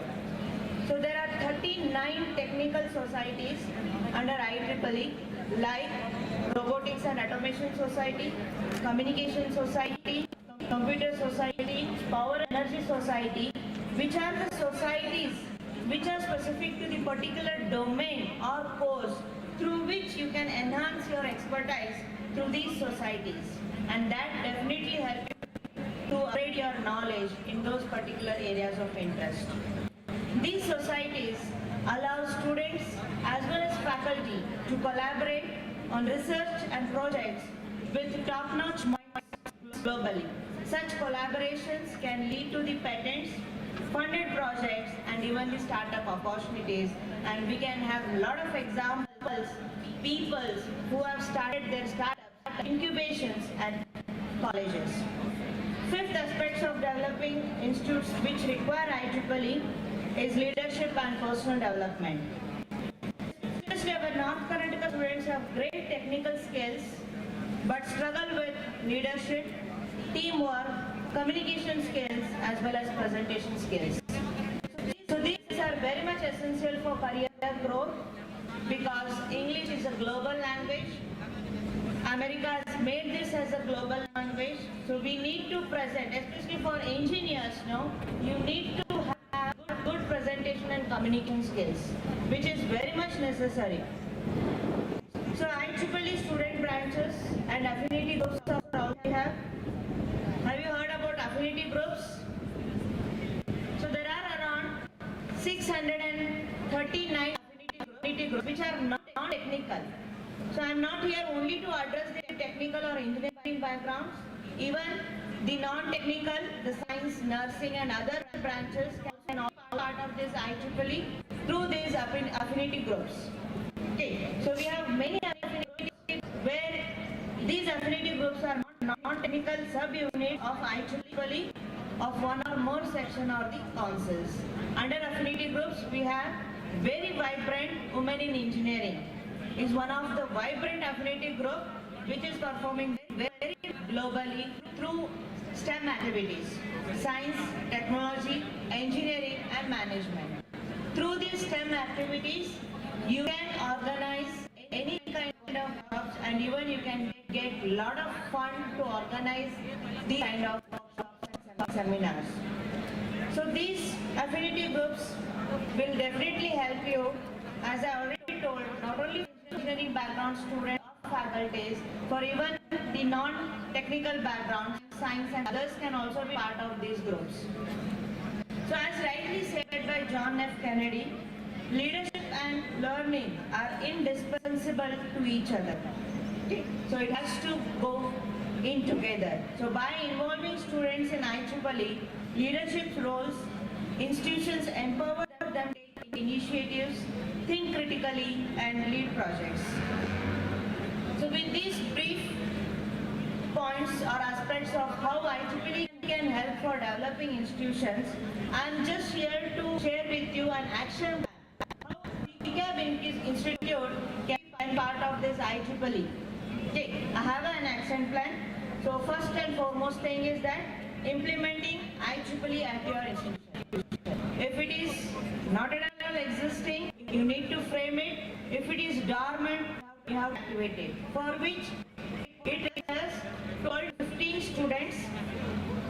Students has to enroll their name as a student members in IEEE website. So you have every year for students 1,200 rupees as the membership fees. And there should be one faculty advisor, one minimum faculty advisor who has to be a professional IEEE member. Anybody of engineering stream can be a professional IEEE member. He can be the branch counselor of your student chapter. So he, along with students, faculty, has to file a petition through the IEEE website that you are interested to frame a chapter. Okay? Once if you file a petition, you will be linked with the global IEEE world who will look into your petitions and they'll approve for the sanction of your student chapter.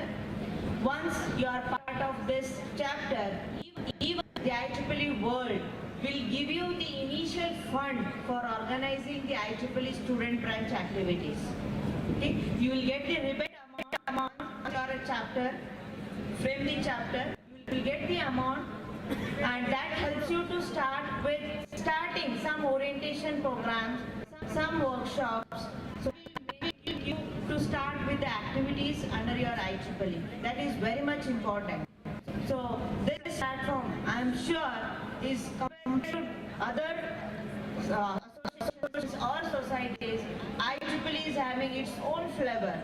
So we have organized recently an IEEE conference, NKCon 2024, where at BEC I find many stalwarts of ISRO, DRDO, and the CEO, top 50 CEOs were there. So such network can be established only through this IEEE society. Okay. So many were being part of the conference, wonderful keynote addresses, and that's how BEC is being linked with many of the other institutions and even the companies. Next. So first thing is to establish your student chapter. Second thing, encourage faculty join the IEEE, participate in conference, workshops, and stay connected with the latest trends. So once you are an IEEE member, even you will get travel grants. Students can also attend any of the international conference if you want to be part of that conference. And if paper has been selected, travel grants is also been provided by the IEEE. Even for faculty also, you have the opportunity to join any of the webinars, workshops, where some of these will be given with the travel grants, accommodation, and all those facilities can be possible once if you are an IEEE member. Third point is leverage IEEE's fundings and scholarship opportunities. Many students and even faculty are unaware of the grants, scholarships, and research funding IEEE provides. Institutions should actively promote these opportunities. So I can give 1 hour talk on how the grants and scholarship, what type of grants, how much fund can we get. But since the time allotted for me is only for 15 minutes, I'll just briefing you about few grants and funds. We have the site chapter. IEEE is having a side chapter, SIGHT, Special Interest Group of Humanitarian Technology, where they are funding dollars together for any of simple innovation if you could come up. Try Engineering of IEEE is giving opportunity for school students to go for internship programs globally for school students. Many of these scholarships are being available through WIE, Women in Engineering, through young professionals. Many scholarships are there. Only thing is that you need to apply. Without applications, nobody will come and call you that there is this opportunity, use it. Okay, you have to participate, you have to come out of your comfort zone, you have to apply for such grants and funds, then it is possible for you to get and back these opportunities and funds. It's not possible just sitting in the going for college class and reading, clearing exams. Of course, academic is necessary for being an IEEE part also.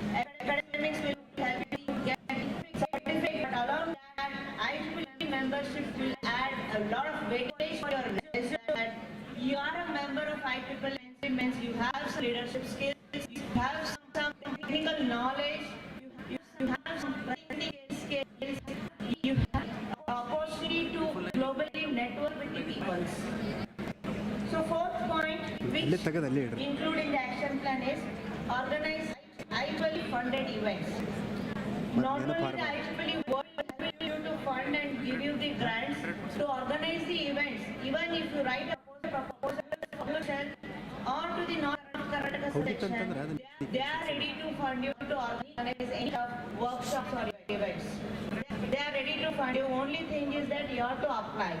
You have to share a proposal with all the details, what is the event, for whom you are targeting, and the expenditure accepted. So if you, with that proposal, if you put just an email to the NKSS chair and a treasurer, so present NKSS chair is Dr. Abhishek Deshmukh from IIT and treasurer is from our BC college itself, Dr. Ronan. So if you just drop a mail, once if you have a chapter, you will get a lot of fund to organize the events. Just write the proposal and get the opportunity. So through NKSS you can get the fund, and even from Bangalore section you can write the proposals to Bangalore section also. They are also ready to help you to organize such events. And the last point in the action plan is promote research and industry linkages. So IEEE can help bridge the gap between academic and industry through internships, research partnerships and consultant projects. So once you are a member, you will get a lot of emails regarding all these opportunities throughout the world. Okay, wherever what it is going on, you have all these links. So that was all about you can have the action plan for the building an IEEE student at SECAB. And going to the last page of my address, that is how IEEE BC is performing. So in 1994, again, the IEEE was being established by Dr. Suresh Jangamshetty. So we have almost 30 years of experience. So IEEE and BEC are instrumental in organizing numerous technical events, workshops, hackathons, and conferences. Last year, 2024, we have received 5 awards, and first time 1 award from India Council. So I, being a branch counselor 2024, received an outstanding branch counselor, where it was possible with my student volunteering team, we hosted around 105 events.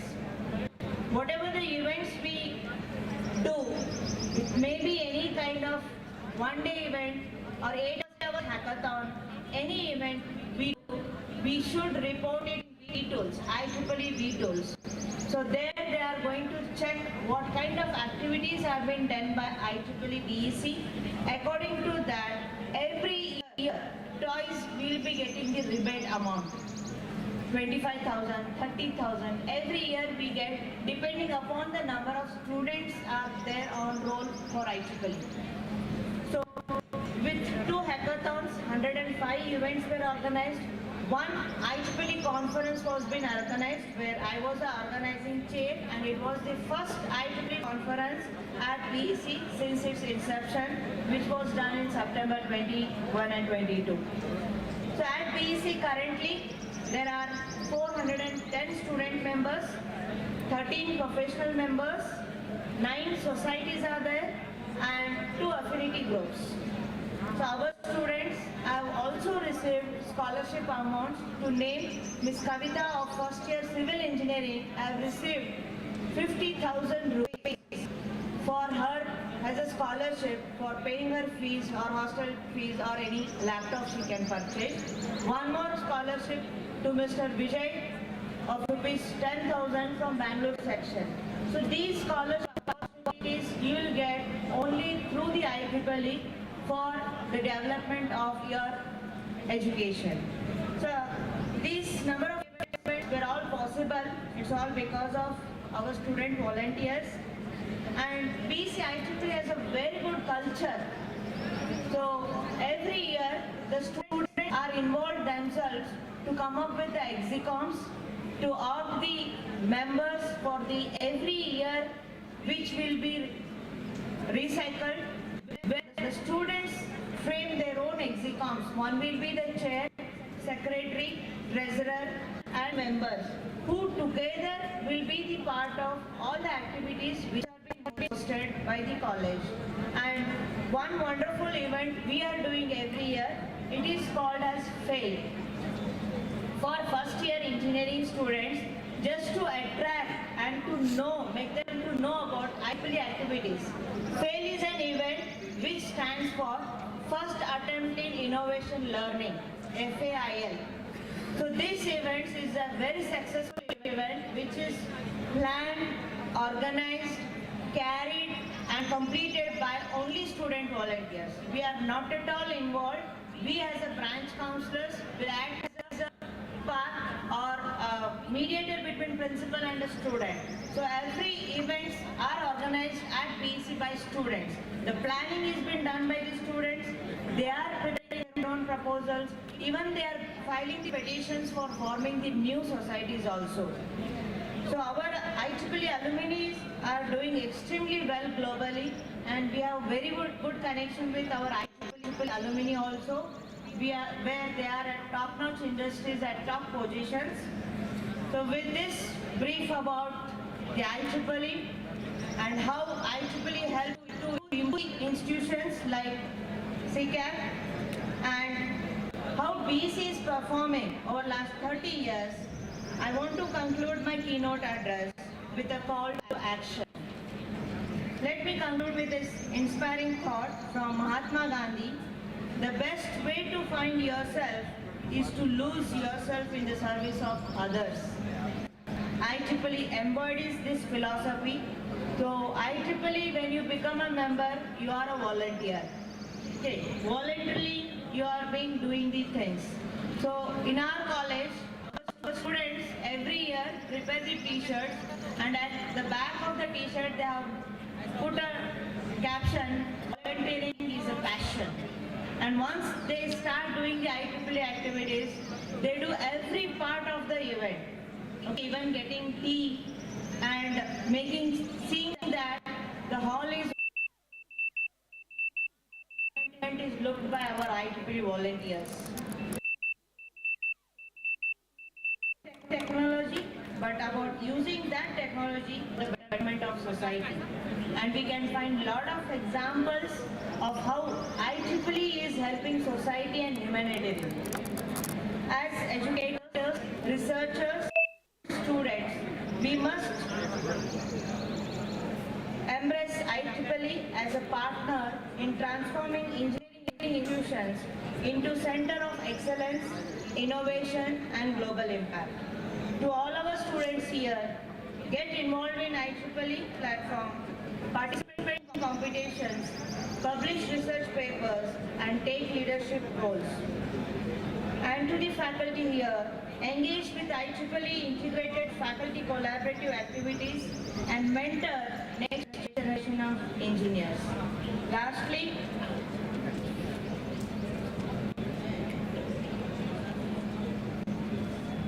by becoming the part of IEEE, you gain access to the world of opportunities where learning never stops, innovation never slows, and collaboration never ceases.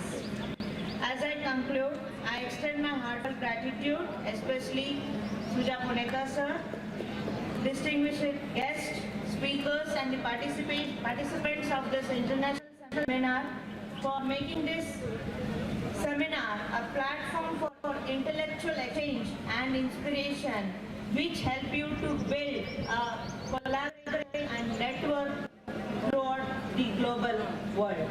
So together, let's build, innovate, and lead the world into the brighter future. So I, on behalf of BEC, I openly invite you for any of the initiatives if you want from our side for framing an IEEE student branch or for any of the collaborative activities, we are there for you. Okay? So with this, I conclude. Thank you one and all. Thank you, madam, for your motivating words and guiding the students in such a beautiful way. I request, madam,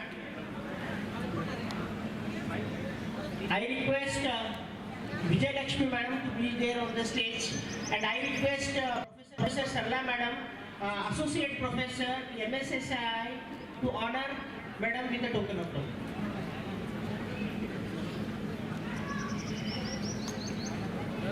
Round of applause for Vijayalakshmi madam for her knowledge sharing, for her experience sharing. May madam's guidance will help our students to get the international fundings from IEEE and shape their career in the future.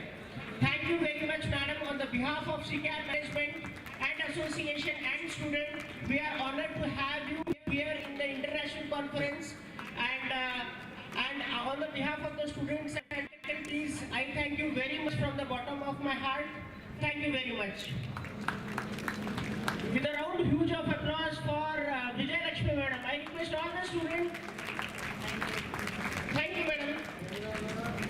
Now I request Dr. Suja sir, Director, SECAB Association, share few words. Sir, please. Sir. I'm only going to take about 60 seconds or less. There are some very important announcements to be made.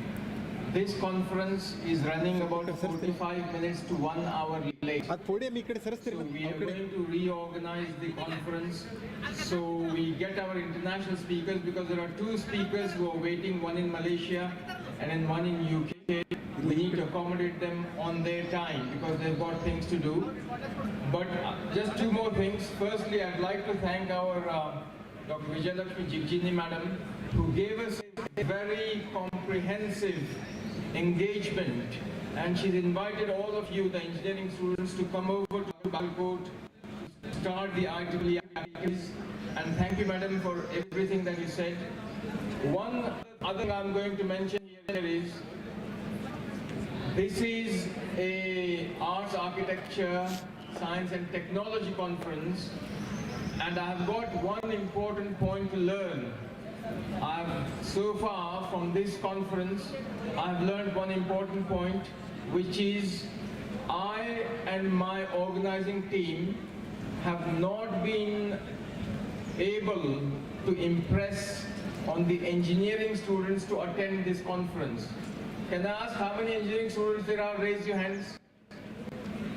Engineering. Yeah, there is hardly about 30 students here. The rest of the 500 students are from our medical and degree and the laboratory backgrounds. But it is, I'm not sort of putting the blame on the students. I just need to learn how to impress upon the engineering students to come to engineering events. Thank you, sir. Over to the next speaker. Thank you, sir. May I call upon Mr. Abid, sir? Sir has completed his BE in Electronic and Communication from BUB Hubli. Sir has completed his post-graduation in Data Science and Artificial Intelligence from IIM Bangalore. And apart from that, sir has been done a course on digital signal processing at Newcastle University, UK. At present, sir is holding the position of Vice President at Swiss RE. And sir has overall experience of 18 years in IT. With a huge round of applause to our sir, such a great personality has arrived at the international conference. I request all the students to give a round of applause for such a renowned personality coming over here to the SECAB campus so as to motivate and guide the students. Sir, please. Thank you so much. Honorable Chief Guest, respected teachers, and dear students, it's an absolute honor to be here today and to speak in front of such intelligent, excellent, and eminent gathering.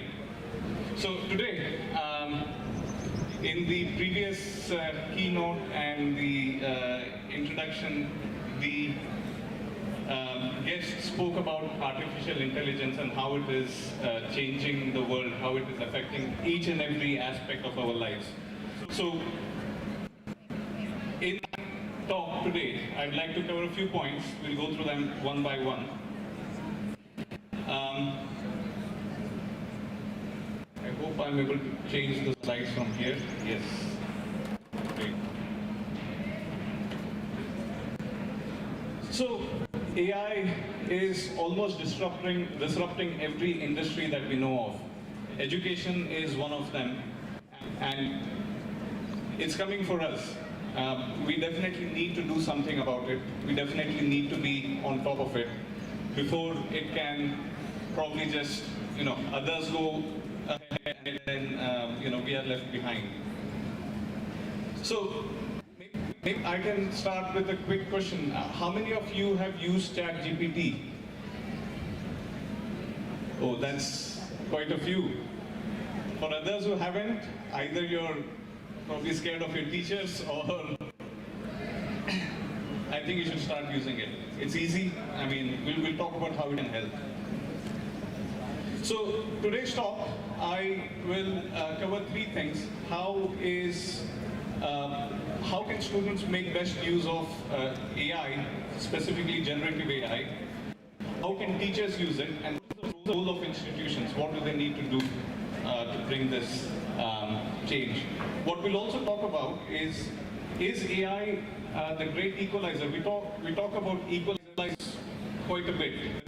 There's a lot between a student sitting in a Harvard library and lecture hall and a student in an Indian town. But can AI be used to equalize that gap? Let's see.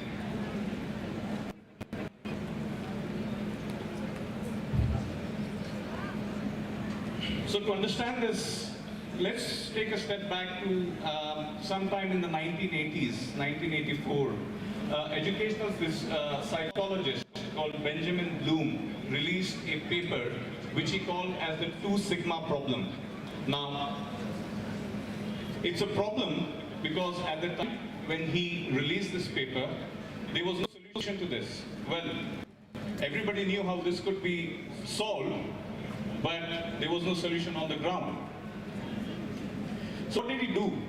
He commissioned a study of the classroom, the standard classroom environment, standard conventional learning methods. You can see the normal distribution and the curve there.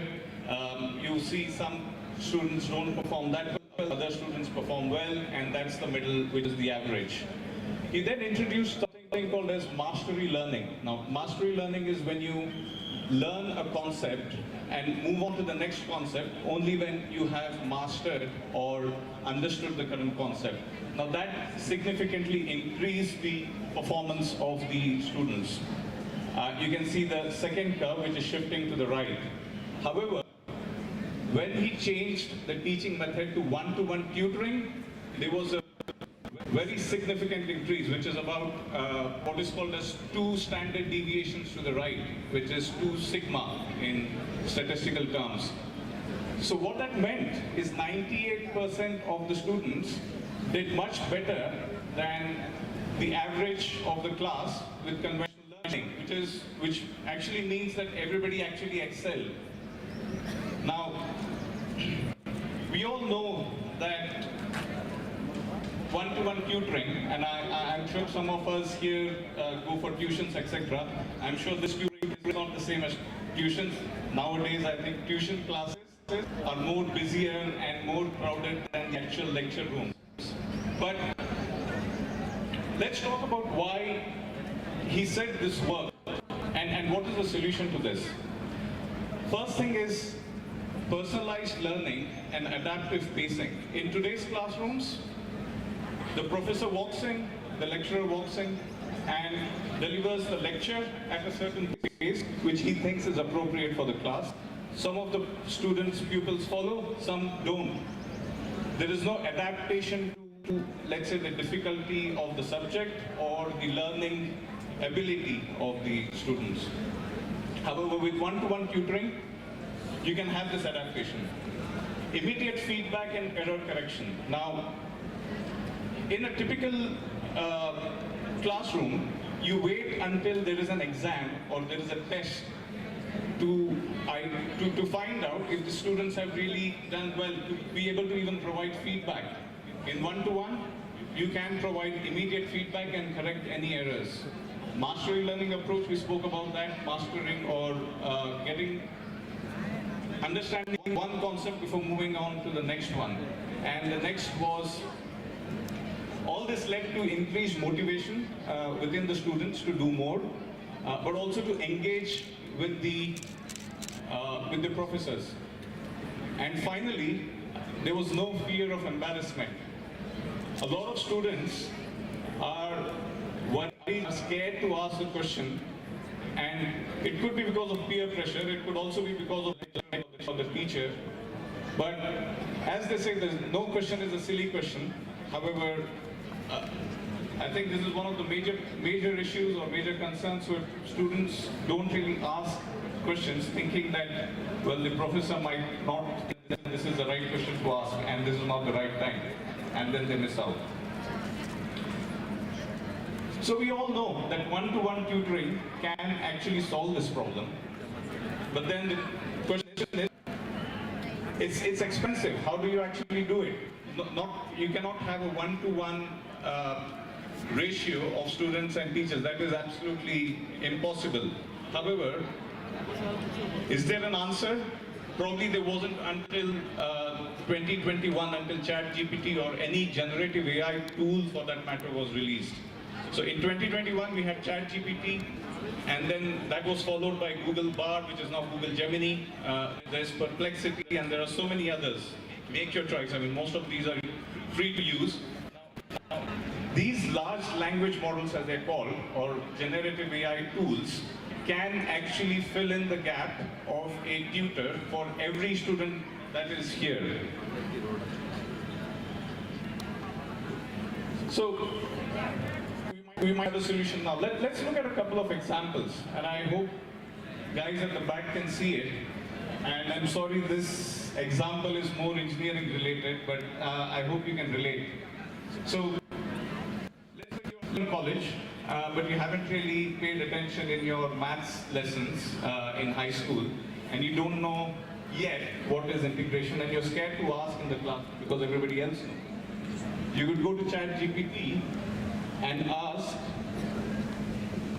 to explain, like, I'm a 10-year-old, what is integration? And then you can see it was responding with a very basic example that a 10-year-old would appreciate, like a chocolate bar or lemonade.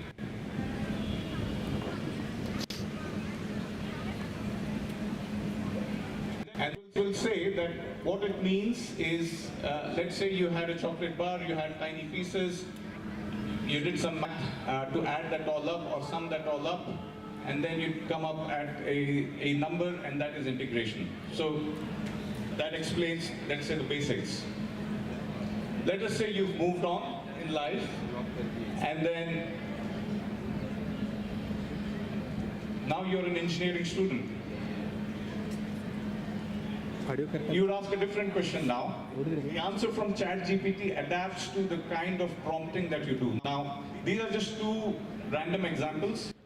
You could have multiple examples like this depending on your subject area. It could be language, it could be mathematics, science, healthcare, with some caution, and we'll talk about that in a bit. But here you see that ChatGPT in this case is actually going a lot more into detail and taking some engineering examples, and it is already talking about integration of f of x dx and what that means, goes into an example which is engineering related, and then you have a little more understanding. Now, these are examples, you can grade these, you can change these as you wish,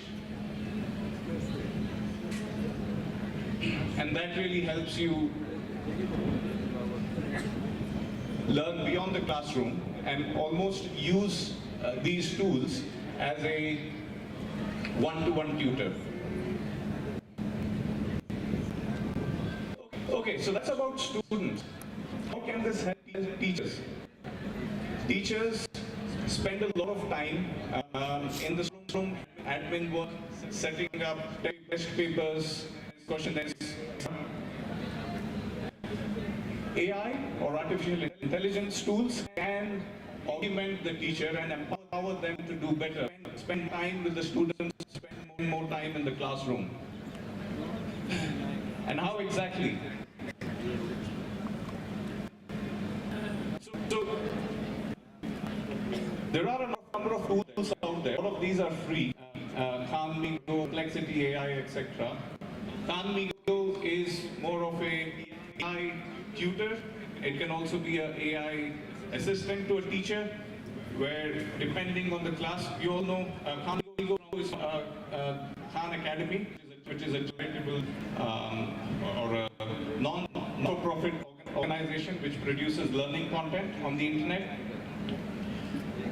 They have released Khanmigo. It is available now for tutors, where you can actually interact and use the content that is behind Khan Academy, which is relevant to ICSE, CBSE, State Board, as well as ICT syllabuses, to create questionnaires, worksheets, etc. You can create discussion prompts for discussions in the classroom. You can grade your course sheets. All these tools are now multimodal. Multimodal means that not only text, you can actually take your phone, take a photo of a answer sheet or a question sheet or a textbook, and ask it to explain or create a set of questions from that. So all these tools will only help you minimize the admin effort and the time that you spend in the staff room, and allow for more time for interaction with the students. So how can you embrace? We spoke about this a little bit. First thing is training. Teachers need to also understand how to use the tools that are out there. What is AI literacy? Understand the strengths, but there are weaknesses as well. There are limitations as well. We'll talk about one very quickly. Automate repetitive tasks, identify what can be done with the least amount of effort. And then also encourage critical thinking from the learners to use AI ethically. So yeah, I mean, a lot of students just use the tools to, let's say, create an assignment without reading it. That's probably not the best use of it. Teachers need to understand what the tools can be used for, and then teach that to the students. How do the institutions play a role here? So it is the responsibility of the institutions to make the tools available, but also jointly come up with a policy which encapsulates the ethics, the standards, etc. Work with teachers, work with students, and then also provide the infrastructure that is required and enable the training. So is it perfect? Probably not. There are a few pitfalls which I think you should know.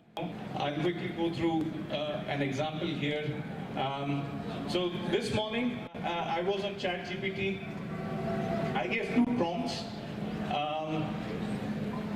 draw me an image or give me a picture of one-to-one tutoring in India. Now you can already see the bias there. What does AI know about Indians? It knows probably what it sees from those serials on the TV. And it has imagined a teacher to be dressed up like that. Now that's the bias. I did another prompt for one-to-one tutoring in Africa. Now you can suddenly see that the teacher here or the instructor is not African.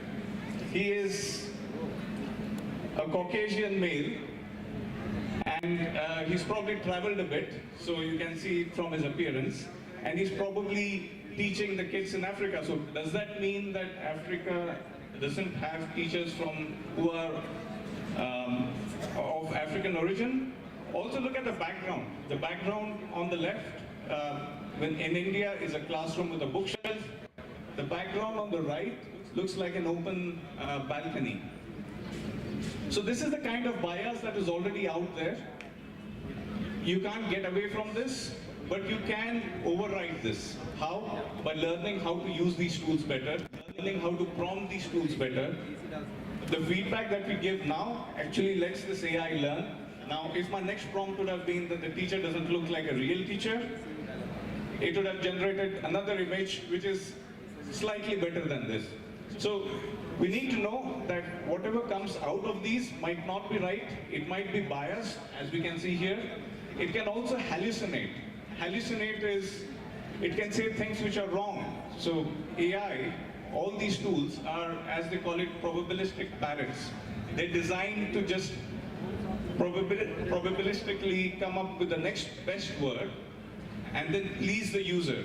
So if it doesn't know anything, if I, let's say, put something which ChatGPT might not have learned as a part of its training, it will make up some words which probably don't make sense. So completely nonsensical. It could make up a research paper because it is so good at language, because it can predict the next word. It can make a lot of sense, but it might not be true at all.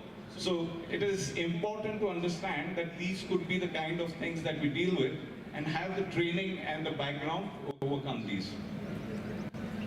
So, is it the great equalizer? Well, I think it has the potential, and I think it is, provided we all learn to use it ethically, responsibly, and use it for learning.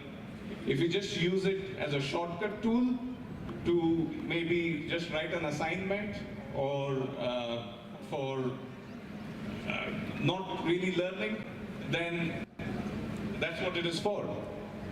Teachers need to understand, spread AI literacy, then use that to enhance their teaching.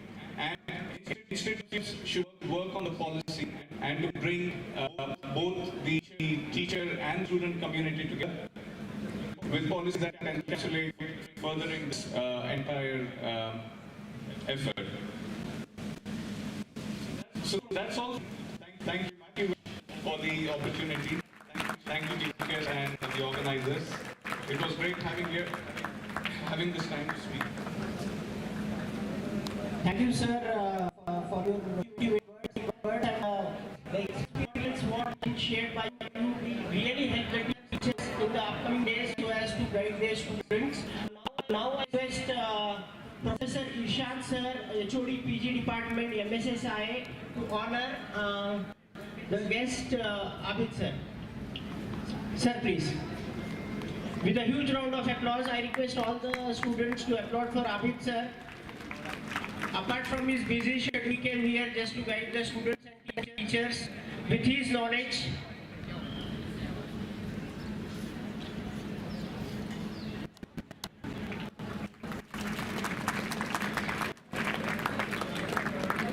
Thank you, sir.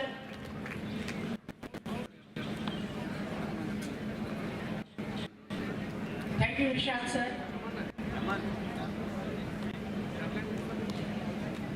Thank you, sir, for sharing the knowledge of AI for the teachers. It may really help in the future. Now it's the time for the session of Word, Art, Architecture, Science and Technology. As the name suggests, Let me start with the Malik Sandal Institute of Art and Architecture. I request Professor Irshad Sir, HOD PG Department, to execute a session on academic excellence in educational institution focusing on architectural. Sir, please. Irshad Sir.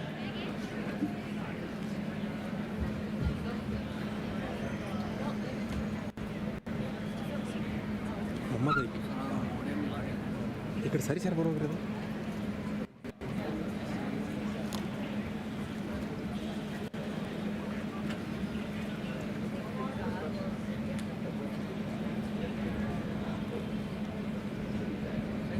Very good morning.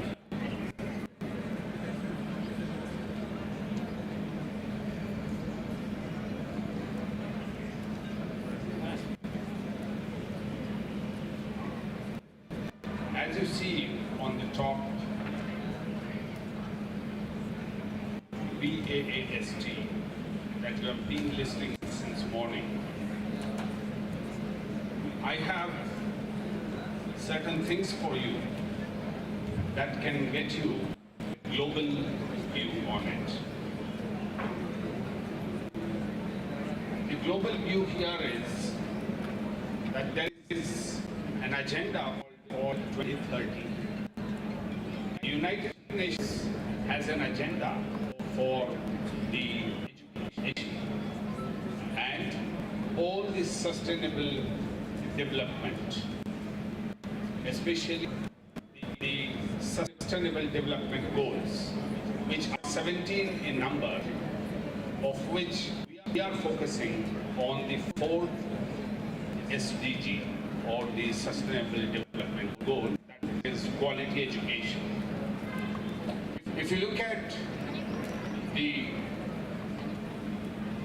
4th quality education, it is ensuring inclusive and equitable quality education and promote lifelong learning opportunities for all. It is lifelong opportunities for all. Lifelong opportunities.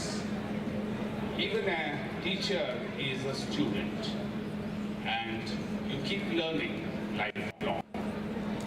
And students only then will be able to share their knowledge when you give them an opportunity to do so.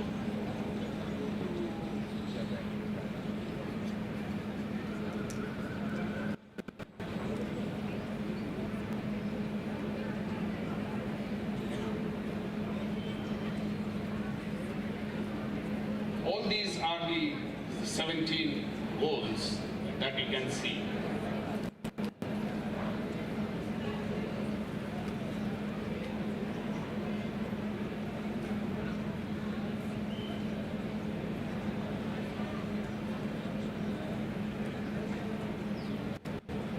Now when you talk about, you can see a deadline over there. What is the deadline? There is a call from the United Nations for each one of us. The deadline is the Global Sustainable Development Report is a United Nations publication aimed to strengthen the science policy. Science policy that we follow today is something that we interface at a higher level. And how can that happen? It can happen only by collaborations, and it can happen only by interface. The call was only till 1st of November 2021. Now we have lost that opportunity. We need to wait for the other call for our success. But may I tell you that each one of us can very well participate in giving our very good suggestions, and they will be considered. Believe me, they will be considered. In this very vast get-together, we are focusing on the low-cost construction. Low-cost construction comes only techniques and the novel ideas that the students keep doing. And only when they try hands-on, it will be possible. And for which we need to have a workshop. When we have a hands-on and when we have a workshop, students will be able to do their own. Let me tell you that there are so many such workshops which have been organized throughout our country. The only thing is we need to get to a part of it. Similar to this, you have Astra, you have the Lead, and you have many more such institutions which give you hands-on technology.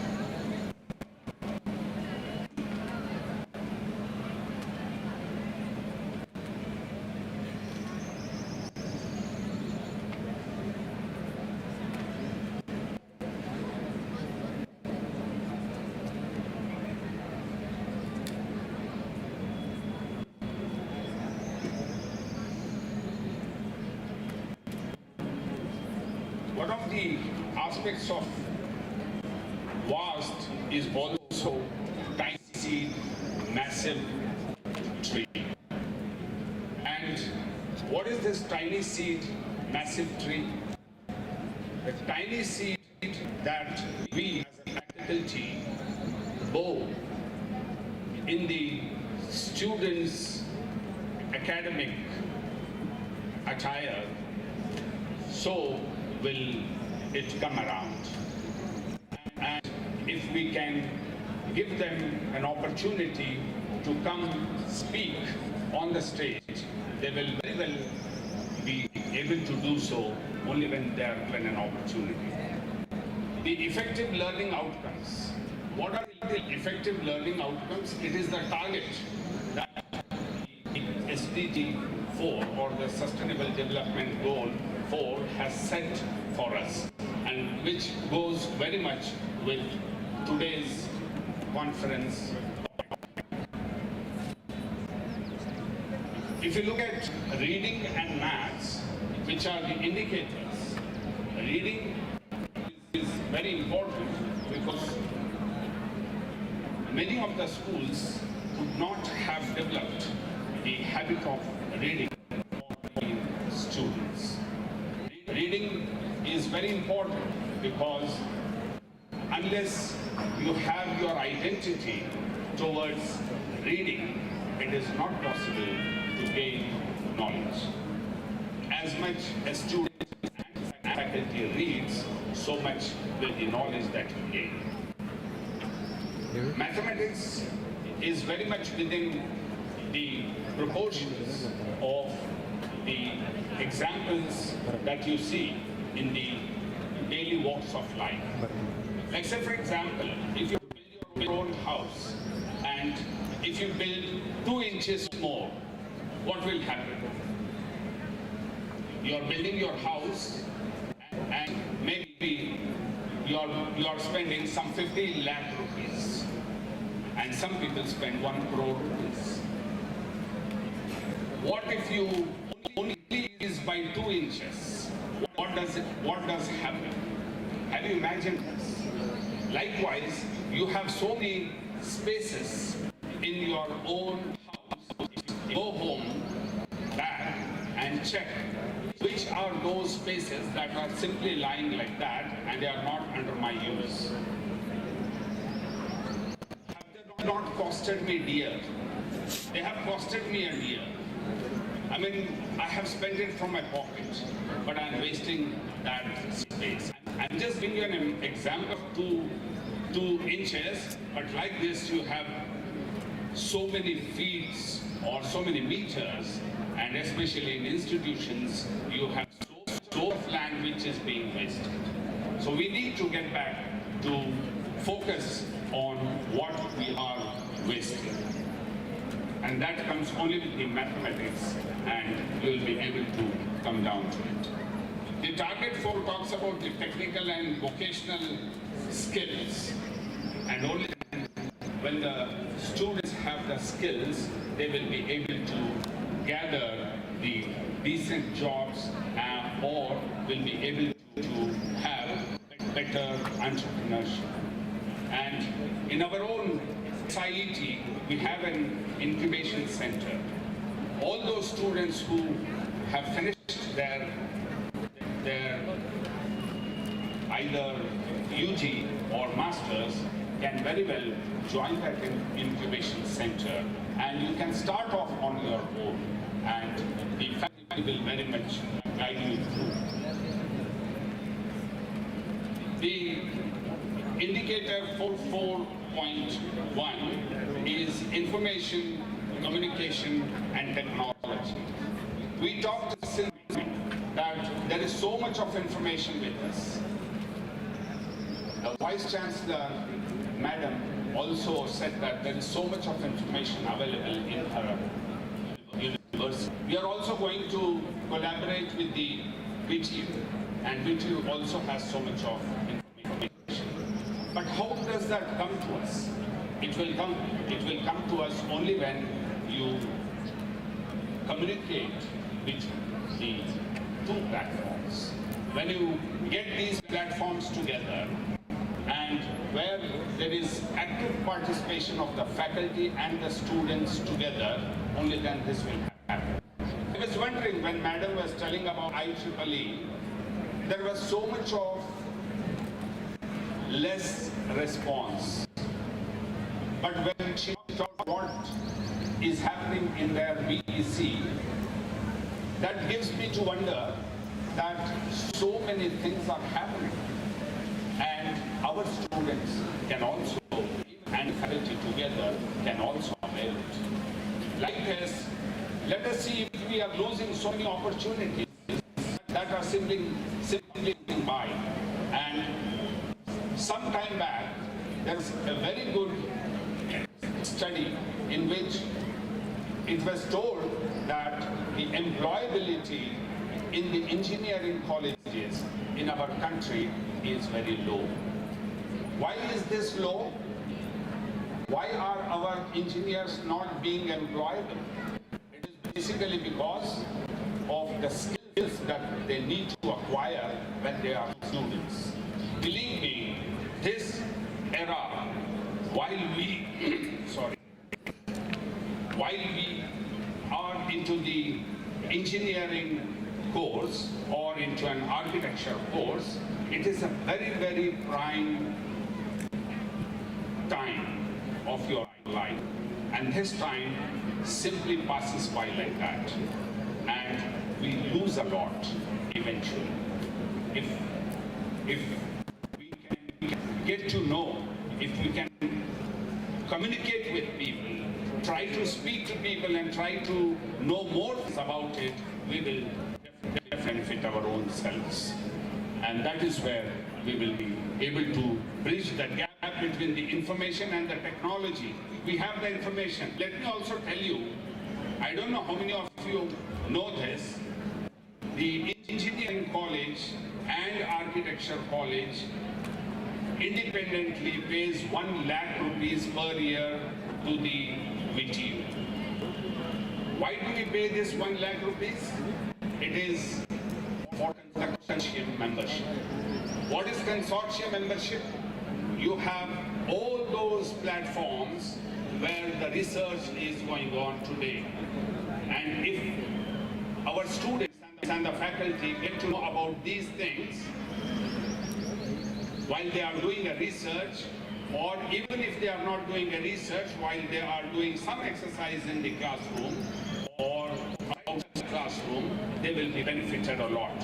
But independently, you as a researcher, if you are not associated with the engineering college or any of these institutions who are already paying for you, you will have to pay hundreds and thousands of rupees just to download one article.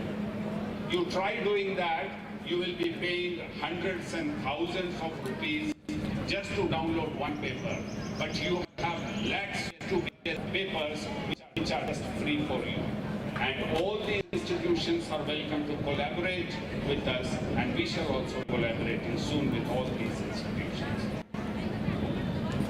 that is the way, by communicating, how we will be able to bridge the gap in the information and the technology.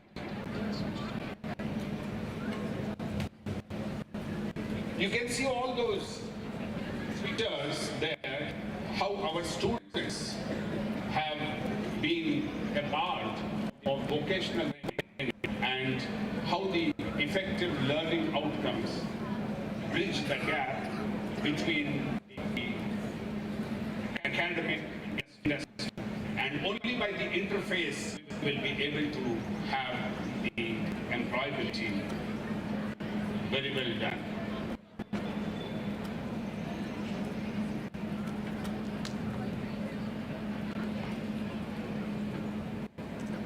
In the rural target or the rural talent harnessing, the United Nations also has an indicator and a target 4.5, which talks about the vocational training for all.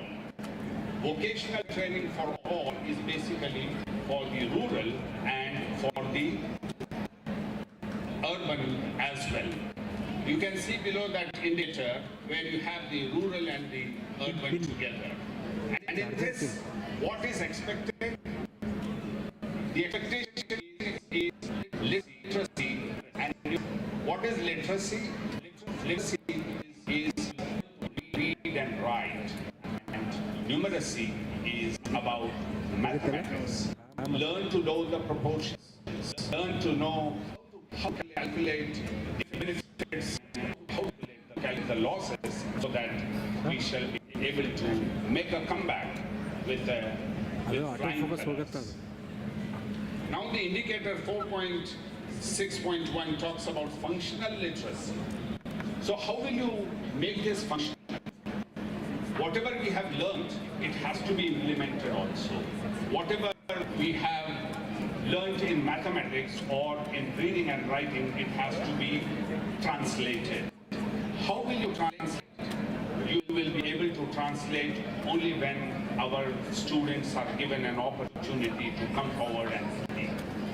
And believe me, many of the teachers do not give opportunities to the students. From this platform, I make an appeal to all the teachers to call the students on the stage, on the platform, in the classroom, and ask them to perform and let their talents be harnessed. And believe me, they will be one of the best leaders who will ultimately honor you when you see them in flying colors. This is what is about what the United Nations talks about in its target 4.7 is sustainable development through education. Sustainable development cannot happen if there is no education. So how can that happen? The IIM Bangalore, in Bangalore we have Indian Institute of Management. And this is built or constructed by architect Yoshi, who is the best architect from India. He is from Ahmedabad, and he is known for his great institution called SECAB. They have collaborated with many countries, and the architecture colleges keep coming to their institution. He has constructed this IIM Bangalore, Indian Institute of Management in Bangalore, which I think management students here must go have a look, and even our architecture students can go have a look. What is this of learning happens in the corridors. And if you look at the corridors, those corridors are known as the corridors of learning. And what he says is, the interaction between the students and their seniors, students and the juniors, students and their faculty, when they are in the corridors, they are informally connected. And this informal connect will give them to understand so many great things in life.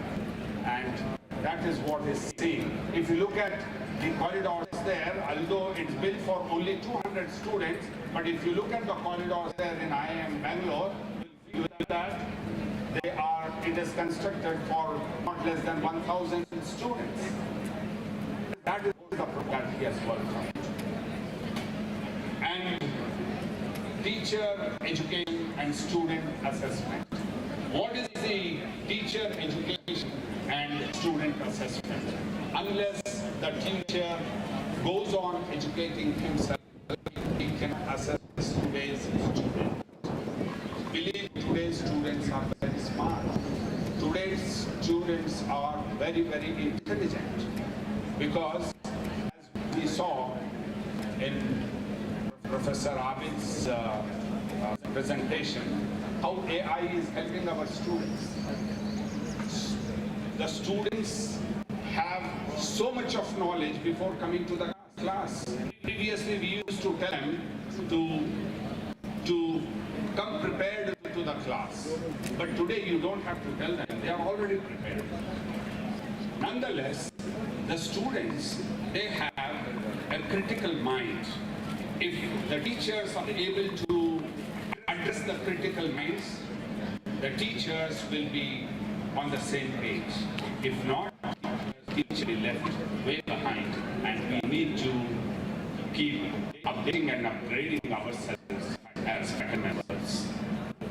Only then we will be able to assess the. Now coming to the 4.A, exploring the quality education and targets and indicators. In this, we have learning environments for all. How can we get learning environments? See, for any institution to flourish, unless there is a learning environment created, it is not possible that learning or teaching learning happens. Teachers only seniors, that's all. We are not here to hold a stick in our hand. We are only to guide them. We are only to show them what's the best for them and how they can acquire knowledge. And along with them, we also keep learning so much. And only when the teachers take up learning, will the learning environments will be created. As long as the teachers are learning, the learning environment will obviously be created. Once again, the ICT, we need to communicate and bridge the gap, and then the engineering in our technology, VAAST, we have the technology where it talks about the engineering, and then it also talks about the scientific approach. What is the scientific approach? Scientific approach is something that we logically prove our point. As long as we are logical and scientific, our papers will be accepted and our research will be accepted. And then international cooperation for teachers' training will come up.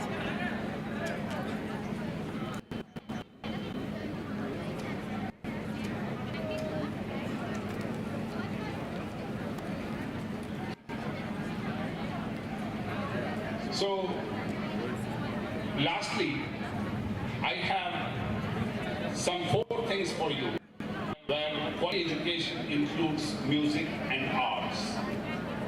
Music and arts go hand in glove, and we have the arts faculty here. We have the arts college just opposite to our college, where we shall also be soon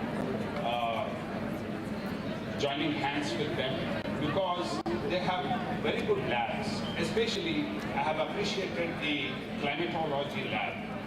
And this climatology lab can be of best help for the architecture students.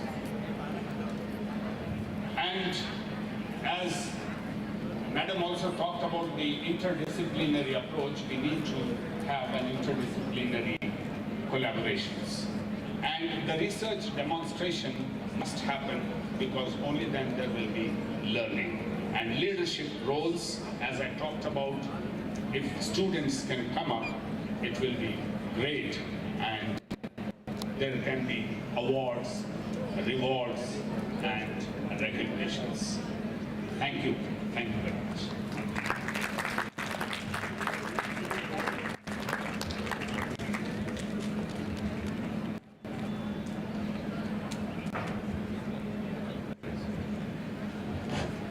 Thank you, sir, for sharing the information. Next, may I call upon Dr. M.B. Mullah, Principal, MSSI, to deliver a lecture on campus beautification, a holistic approach to sustainable design development, the case of SECAB, MSSI, and SIT campus, Vijayapura. Dr. M.B. Mullah, sir. Brother, you look at the sir.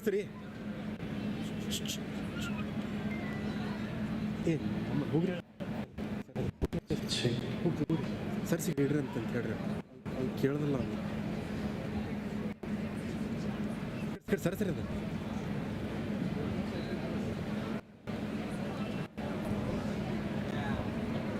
Good afternoon, everyone. I am.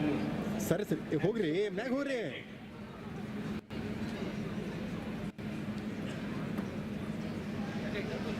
ಈ ಕಡೆ ತಗೋರಿ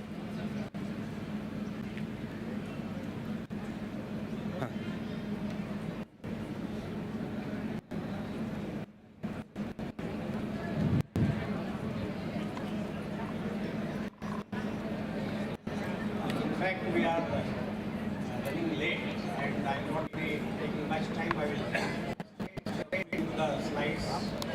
What my presentation talks about. Good afternoon, everybody. I am absolutely delighted to present my presentation at this seminar. The presentation focuses on campus beautification, an essential aspect of creating a conducive and inspiring learning environment. A well-designed campus always generates not only aesthetic appeal, but also promotes social interaction, sustainability, and overall well-being of students, faculty, and staff. Since our architecture college has a strong focus on research and innovation and is committed to providing a holistic education experience, in line with this approach, I have planned 3 presentations which will be of short duration. The first part will be led by myself, and the remaining 2 presentations will be taken care of by my students, who will be explaining you how the campus can be enhanced, or beautification of campus can be done.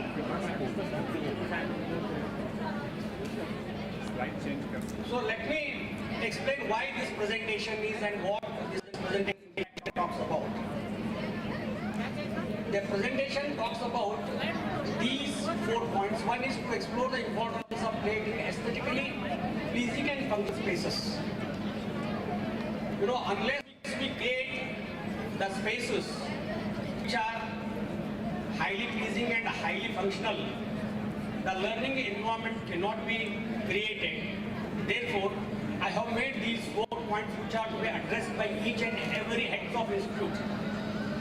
And second thing is that to discuss the impact of campus design on student learning, well-being and success, and to showcase the innovative and sustainable design solutions for educational institutions, and to provide practical tips and strategies for campus beautification institutions. And finally, to foster collaboration and knowledge sharing among educators, architects and designers.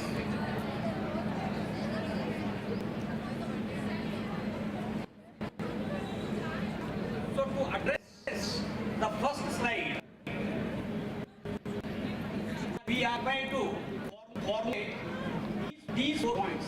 One is what aim and objectives does this presentation in fact conveys, and what services can our architecture college offer to institutions to initiate campus beautification projects, and what practical tips we can offer to the various heads of an institute, not only heads of institute, but also to the neighboring institutes in and around Vijayapur, and finally the key takeaways.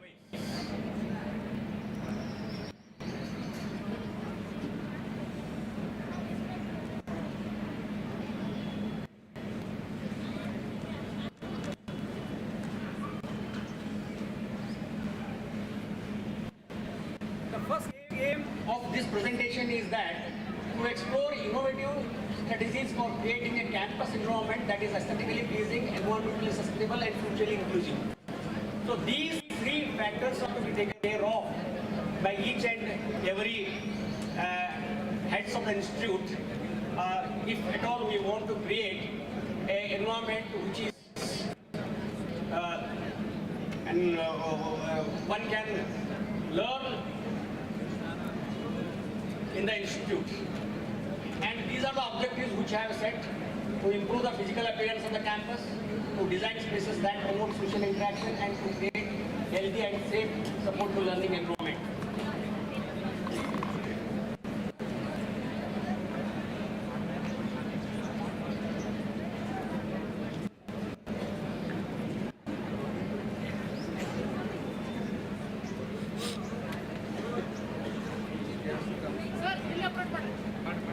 Next.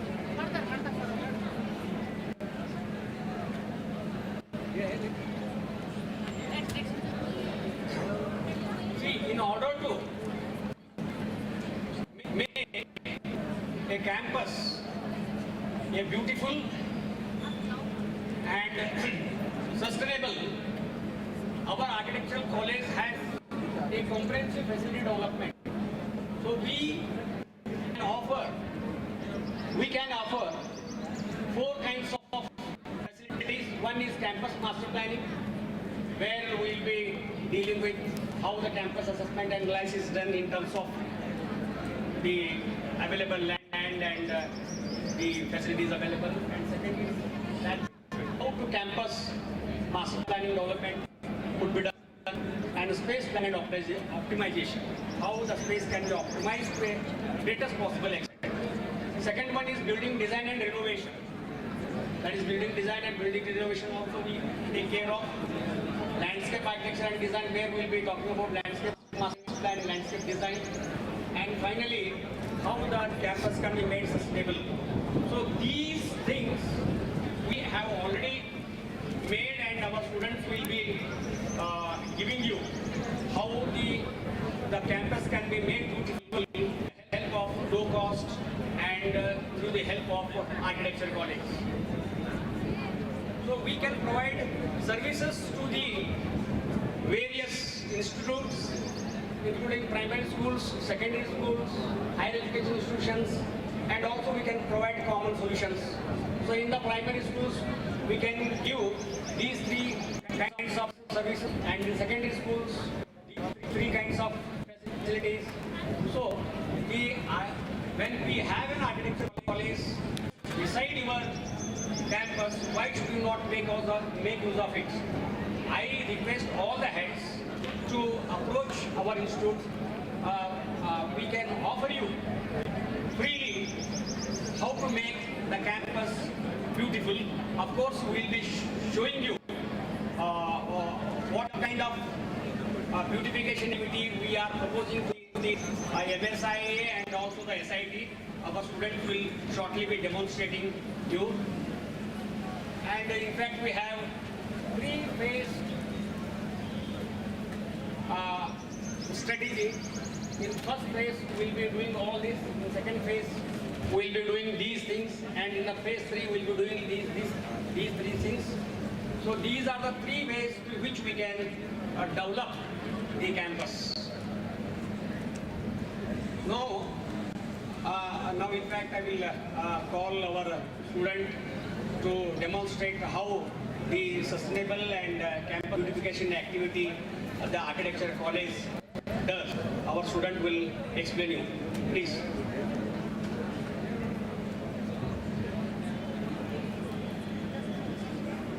Demonstrating the beautification through the semi-open air theatre. what is semi-open air theatre actually? The space we are sitting over here, now where the seminar is going on, for this space we have enhanced and make a permanent solution to having the events and all. So we have designed some elements to this area, and we have come up with some sessions to permanent solution to make a new attractive campus. This is our campus master plan for SIET campus, where here in the open space more events are going on monthly, weekly. We have come up with we are making a temporary structures and decorating all things, and we are conducting events. But now we have designed or we have proposed some solutions for where we can permanently have, whenever we want the social gatherings, we can perform over here immediately. For it, this is the plan which we have come up with architecture principles, symmetry, balance. According to that, have designed it, and we have given a permanent sitting, and even the landscaping. This is the plan we have designed with low-cost materials. Like now we are available with Shabar tiles and the local available landscaping materials over here. These are the second and roofing system which we have come up with. This roofing system will be having the permanent tensile structure. We can put it here for permanently, and we can gather together and have many events over here. These are some materials which we have done stepped sittings, polished rubber tiles, and even the fountains and all, and local vegetations. We have preserved the vegetations which we have actually now present in our campus. We kept it as it is, and we have designed the campus. Like as we all know that we have hot and dry climate in Vijayapur. According to that, we have to use the vegetations like coconut trees or palm trees and ashok trees. These trees mostly we are present in our campus. Then also we can plant it and we can use it. And these are some 3D views we have come up with after doing this all designs and all the amenities we are showing in this present open air theatre. This here all we can see the tensile structure, the seminar hall, seminars are going on, and the grid patterns to plan over it. This is the space which we have designed at present where we are giving the seminar. Thank you.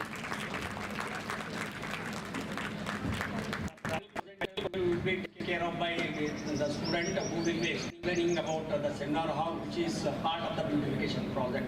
I call upon the Good afternoon everyone. I am Pariya Halur from going to present seminar hall. So as we know, seminar hall is a designated space for the academical, educational, professional such as seminars, presentations, lectures and workshops. So it includes acoustical design which showcases the optimal sound quality, reduces echo and minimizes the background noise, and the flexible layout which allows for various uses, then sustainable materials and natural lighting and ventilation and accessibility features. So the concept of minimalism. Minimalism is about avoiding the unnecessary. It's about the simplicity, then utility and elegance. It's all about less is more in terms of embracing the most of fewer things. Then the requirements are entrance, exit, formal seatings, back and stage. On the next slide, we have designed the seminar hall which is already existing in our campus with wooden flooring, one entrance and an exit, stage, projector and a screen, and approximately 175 seatings. So the sections are also visible on the screen. On the next slide, we have the materials which we have used in the acoustical materials which we have used in the seminar hall. So first is the acoustical ceiling, which is made up of POP, then 3D acoustical panel, which is of then PSI acoustical panels, then flooring is of white oak, then material, chair material is steel frame and back upholstered fabric, then acoustical curtains made up of wool core material, then LED lights. So on the next slide, we can see the 3D views of the seminar hall. So finally, the takeaways from this seminar on campus beautification are: campus beautification is a priority. Campus beautification as a reflection of institutional values, sustainable design principles, community engagement and participation. Campus beautification as a catalyst for positive change. Then importance and maintenance and upkeep. Integrating technology and innovation. Thank you.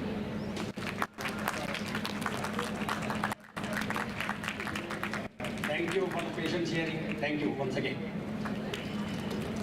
Thank you, Mullah sir and his students for giving the valuable information of beautification of the campus, and we hope to see that our campus will be the beautiful in the next 2 years to come. At this moment, I just want to pause and welcome our Honorable Director, Sir Salahuddin Ayubi, sir. Sir, welcome to the conference. Under his leadership, SECAB Association has seen the transformation in the academics administration in the last 10 years. And Sir's guidance was there for the SECAB Engineering College in 2019-20, where we have got the NBA accreditation. Welcome you, sir. Welcome. Next, I call upon Professor Ruxana Madam HOD UG MSSI. I request Madam to strictly adhere to the time as we are running very much behind. Please, Madam.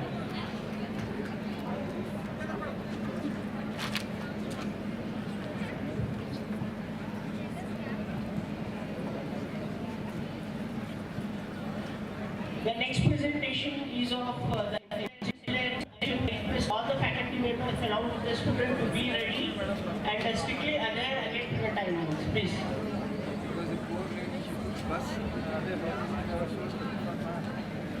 Hello.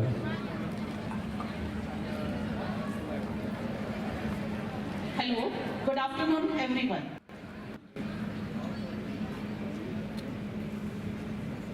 My topic is for today's conference is harnessing young rural talent towards architecture as a profession.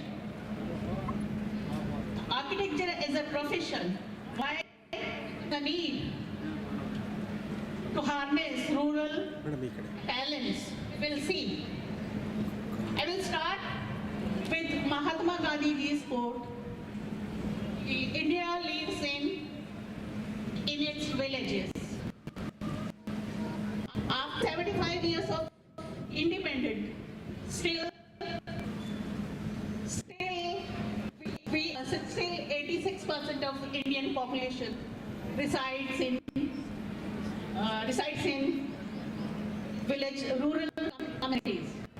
We see VIJAYAPUR districts, it has 77% of rural communities, and if we see our state, it has its own percentage of 62%.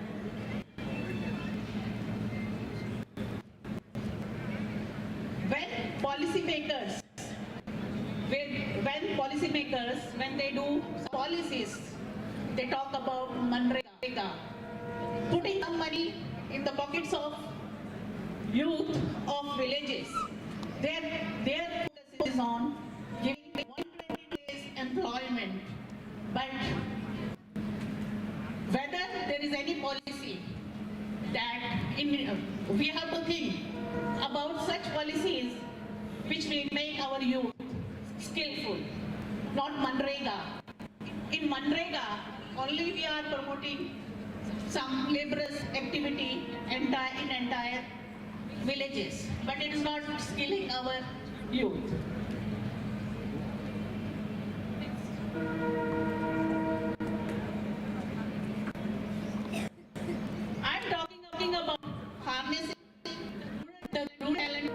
architecture. What is need? Our rulers are very different and unique. If you just see all over India, in different states, we have our own unique traditional and vernacular style. But these styles are dying now. Why they are dying? There is no one to carry forward. These architecture are sustainable. We should not talk about sustainability. Sustainability. We are talking today sustainability, but this is not a new word for our ancestors. Sustainability started when humans started their shelters. It is not a new concept. It's an old concept. But due to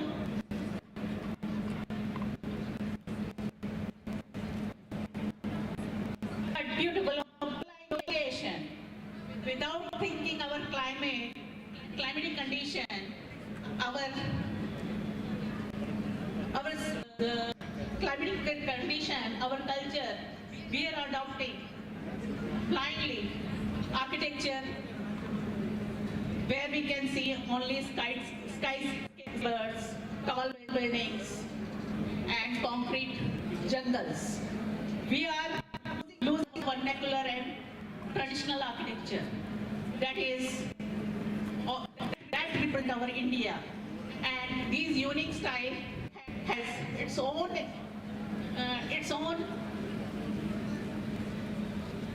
potential to give employment to our young generation.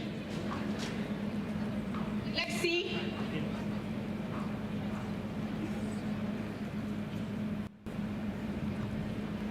Let's talk about challenges. What are the challenges? Lack of awareness. Our villages they don't have awareness about architecture field. When we talk about architecture, no one knew. They say it's a branch of engineering. And when we visit villages, we have heard so many times, he is our engineer Babu, he is our Vakil Babu, and he is doctor. But you never heard term architect. He is architect. He is architect of our village. Second challenge is financial constraint. With limited resources, it is very difficult for rural to pursue higher education. Third challenge is reluctant to move beyond agriculture. Why I am telling reluctant to move beyond agriculture? Because they don't want to come out from comfort zone.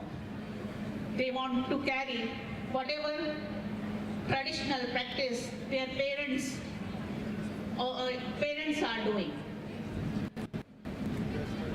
And apart from this, villages have don't have role models.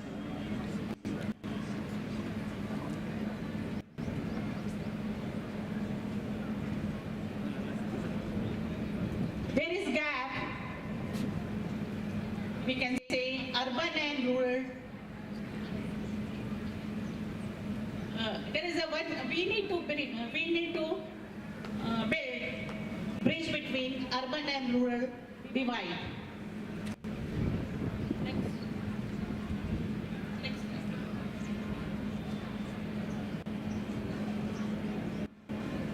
I talk about just now about various regional styles, and these regional styles can be used as we can see as a big industry for promoting our low-cost buildings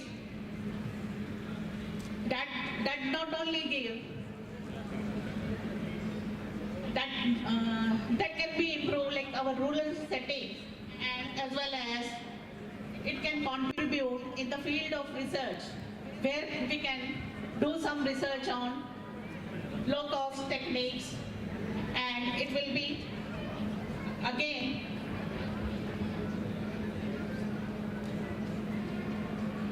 solve the unemployment problem for our artisans and artists. Next.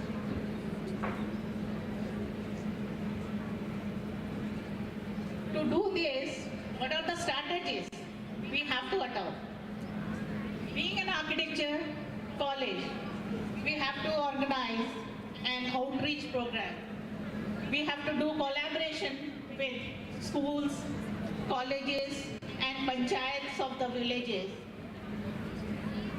so they can know how architects work and how useful it is for people and our villages. Scholarship and financial aid. This, I think, in SIT campus we have already started. In previous conference, we had a session that guides our students about various scholarship programs for their benefit.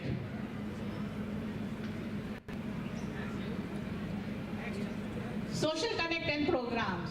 Under this, we can hold workshops. Rural people,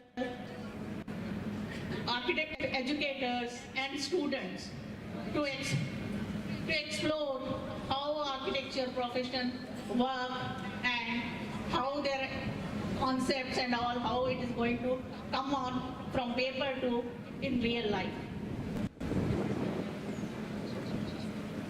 Another strategy we can use as rural design competition. So we can organize encouraging rural youth to join hands and do some competition, architecture competition, where they can come up with certain ideas, what they want in villages, and they can portray.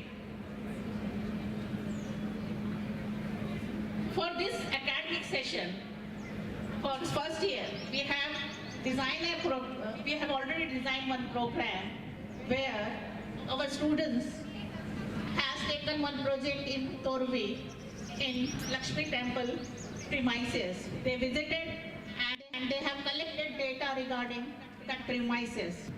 The design theme was given, the built environment as a narrative, understanding human interaction and special poetics by lifting the lives of people of Torvi village through placemaking. Here we have given aim to investigate the relationship between human activity, functional space and built environment, focusing on users pattern, spatial comfort and thermal comfort within a given case study area at Torvi. You can see how the setting is in complex. Students need to study the natural infrastructure and built environment within this community area, and they have to document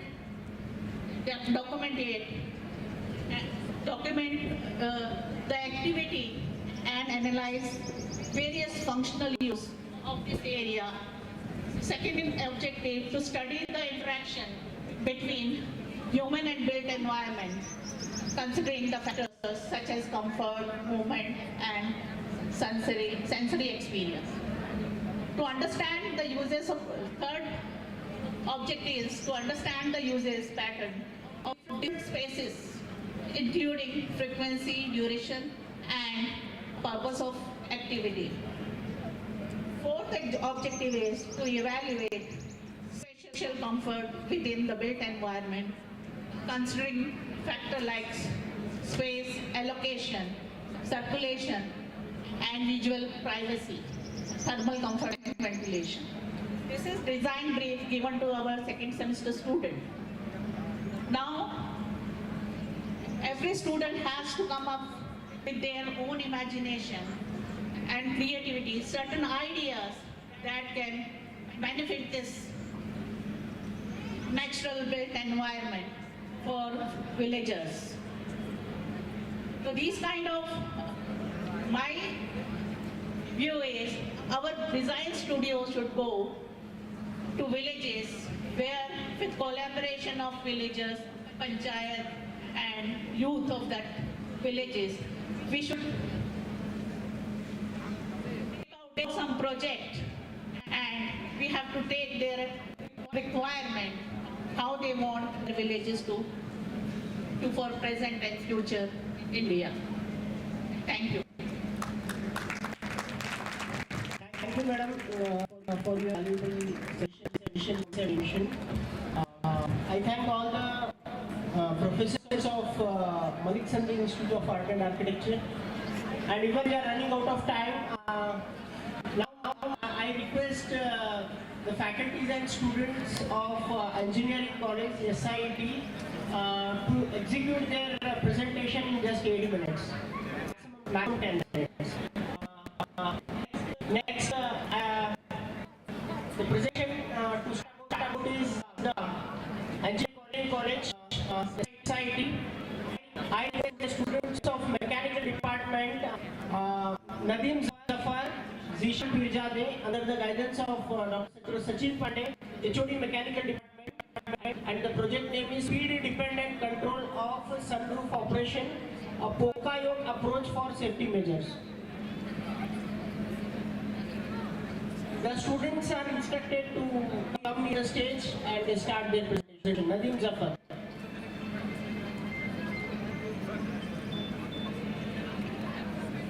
And I request to adhere to the timing, not more than 10 minutes, please. Assalamu alaikum and good afternoon to one and all. Myself is Nadeem Zafar. I am a final year student of BE Mechanical Engineering. Today I am going to cover the technology section of today's seminar, World Arts, Architecture, Science and Technology. My topic covers the speed-dependent control of sunroof operation in EV, a Pokayok approach for safety measures. In this presentation, I am going to cover the details about what are the differences of sunroof, what is sunroof, what are the types of sunroofs, what are the safety concerns related to the sunroof. Next. Here, the sunroof, it is a panel in the roof of the vehicle which allows the air and light to come inside, and it was developed in the luxurious vehicle in 1937 by the Nash vehicle in USA. And nowadays it has a feature in today's vehicles. By increasing demand of these vehicles, sunroof equipped vehicles, there are increase in the injuries and which are related to the sunroof itself. Types of sunroofs are sunroof, moonroof sunroof, pop-up sunroof, inbuilt sunroof. We have done our project on the inbuilt sunroof because of our convenience. What is the purpose of sunroof? Why they have been equipped in the vehicles? It basically provides some features like enhanced cabin ambience. It gives us a comfortable feel inside the car. And because of aesthetic appealing, the customers are more attracted towards the sunroof equipped vehicles. And natural light and air comes inside the vehicle if the sunroof is open. And during special events, the celebrities and the leaders comes out of the sunroof to wave out their fans and supporters. What are the existing safety features in sunroof? There are many safety features in the sunroof. Some of them are tempered glass. The sunroof panel is made up of tempered glass. The tempered glass, during accident, it breaks down into a small and round pieces, and that has less impact on the occupants. And anti-pinch technology. If any people or children is looking out of the sunroof, and if someone is operating the sunroof and it is going to close, if it detects some obstacle, it will stop there only. Reinforced frames are those which have been built to provide strength and increase structural integrity of the roof. Next.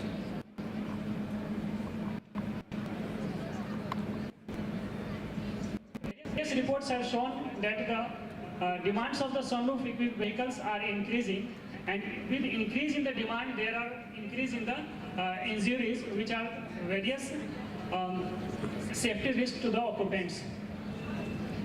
This data shows that in 2011, there were about 33% vehicles which were equipped with the sunroof. But in 2007, after 6 years, the percentage rise up to 40%.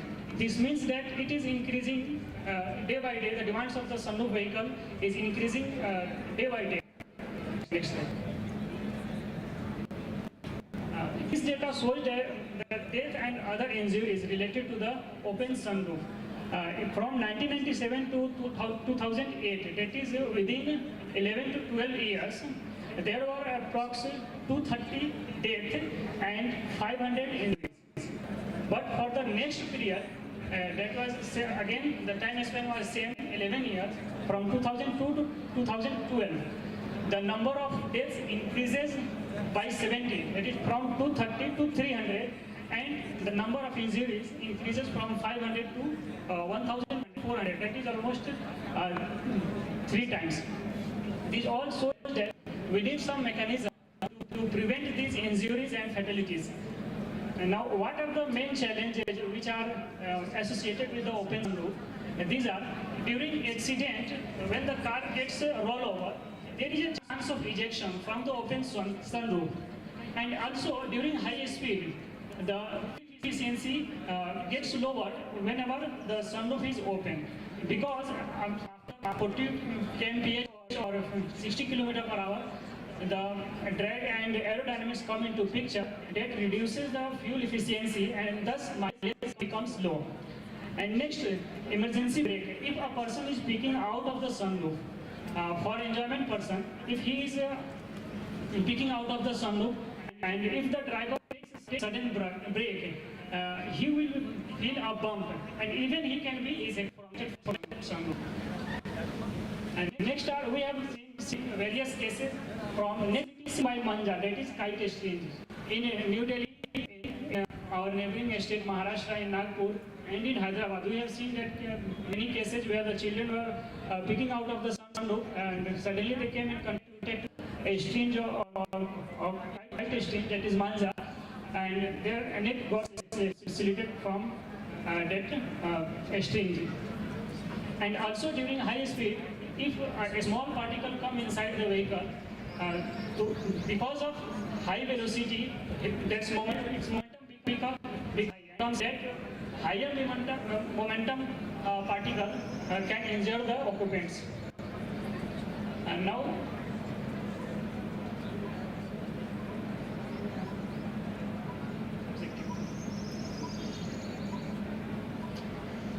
coming to the objective of this project carried out, this project develops an automated safety mechanism in which we use the Japanese technique of pokayoke. Pokayoke means mistake proofing. That is, the technique has been equipped with mistake proofing. That is, if some person either wants to do a mistake, but it cannot be done by just restricting it from the automated mechanism. It can prevent the injuries and the life of the occupants. Whatever we have discussed the challenges, it can prevent from all those.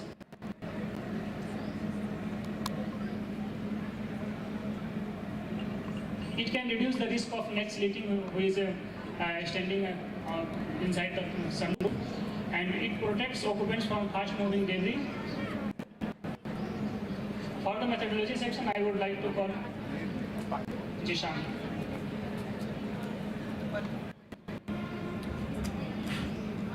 Kindly wind up the things within 10 minutes. Strictly I am telling. Why? Because we have to close by 1:30.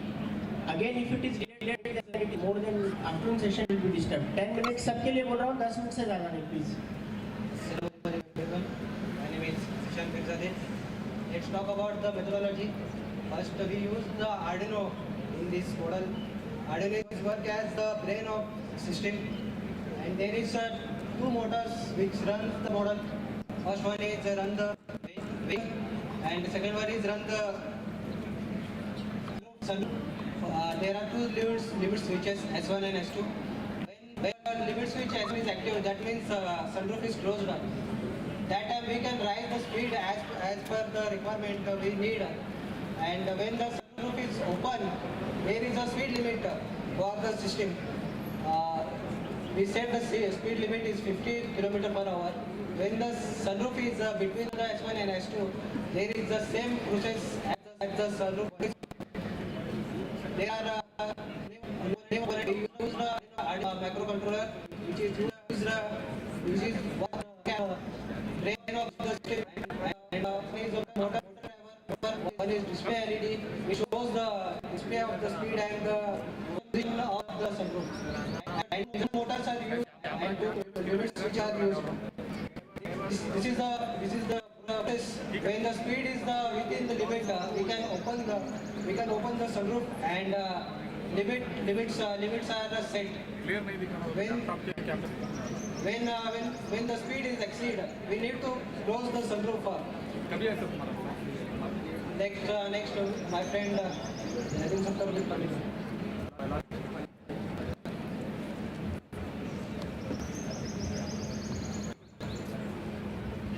By observing all the cases we have discussed earlier, we have fabricated prototype of inbuilt sunroof with a suitable operation mechanism in which the sunroof is it has used Arduino microcontroller, in which the microcontroller is ordered programmed to close whenever the speed is unlimited, that is 50 km/h we have taken there.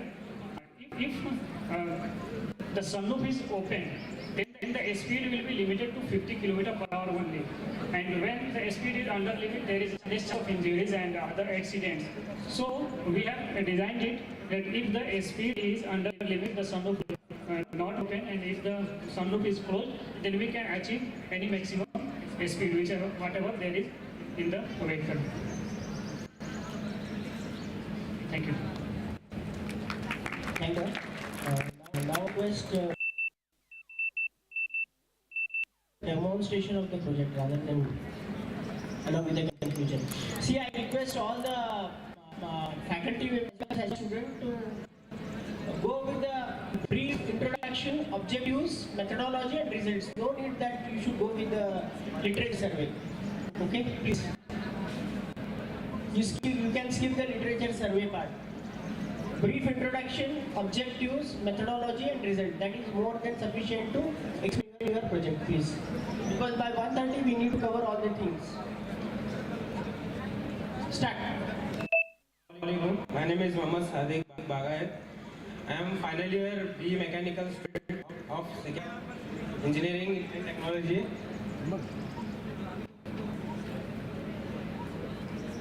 Slide.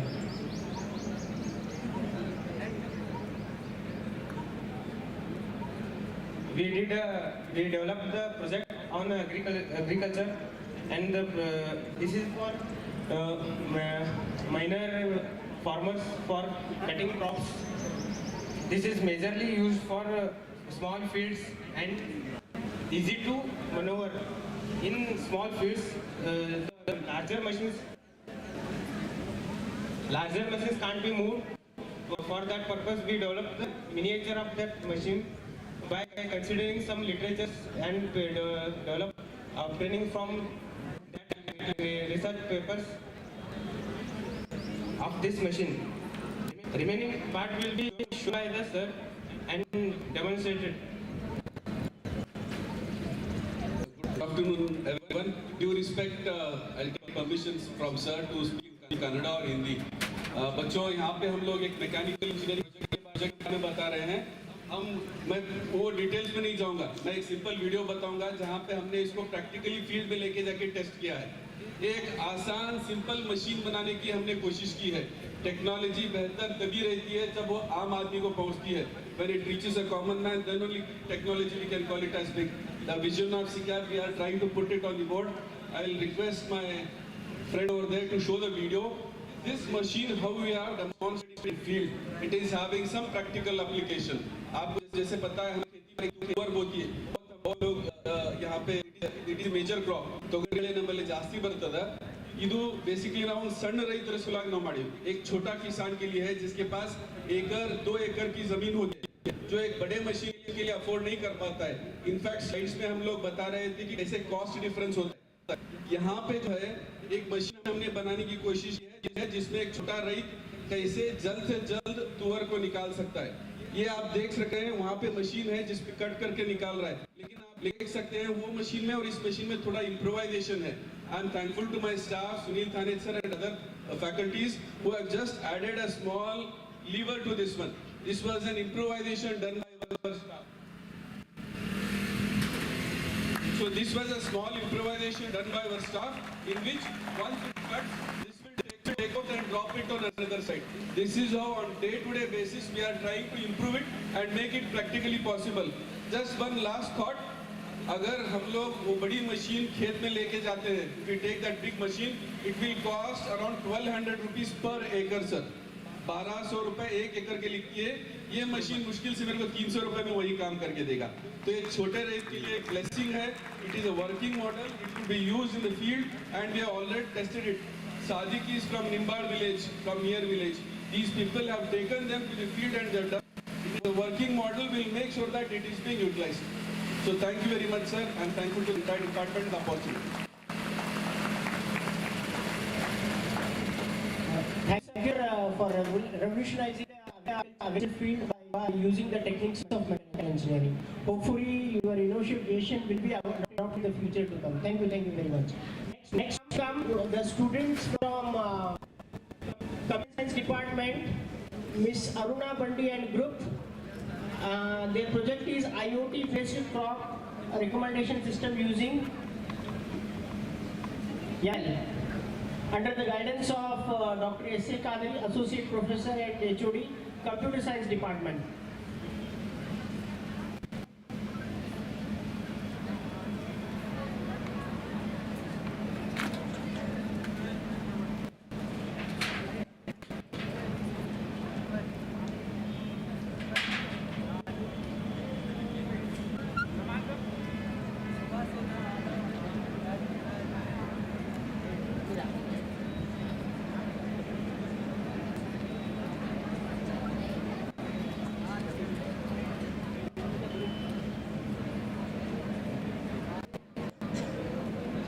Start.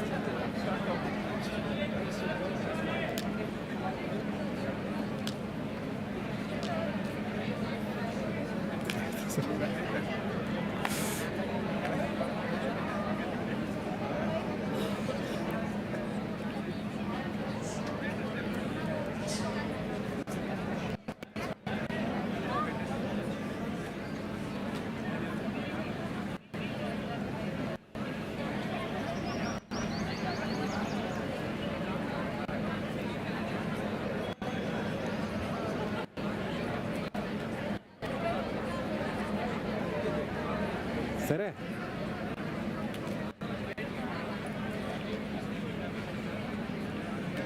Asif sir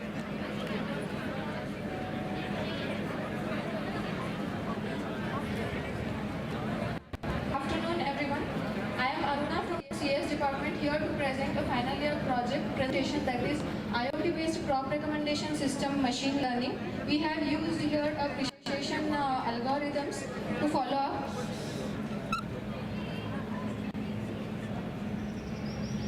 These are the content that I am going to cover today. We'll just brief up as time is less. This is a action, as I say, is a project we are using here. There are key benefits. Mainly the whole project is divided into 3 types. That is, you can see the main what we are using this project is to optimize the real-time environment in our agriculture and to increase the yield of the crops we grow. Apart from that, we are using technology, that is data-driven agriculture management we are going to use here. Let me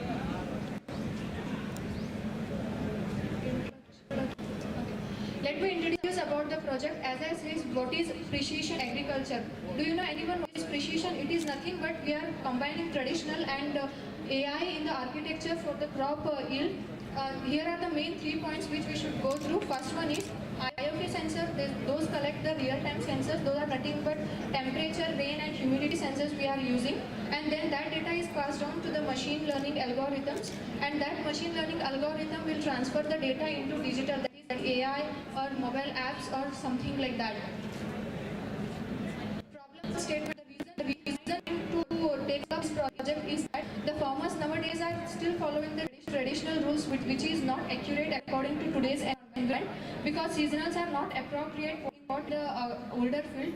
Here are some points which the farmers need to keep in mind, that is unspecific selection. Because as we see traditional methods, there is unspecific crop selection which is not according good to the current environment. Then soil degradation and resource usage is one more important thing. And climate change, as you can see, the seasonals are not as proper which were 10 years before. And apart from that, there is a crop yield. As population is increasing day, the square foot is getting reduced and the food requirement is high. So we should yield the crop resources. After that, there is a lack of technology adapted in the agricultural field. This project will fulfill that.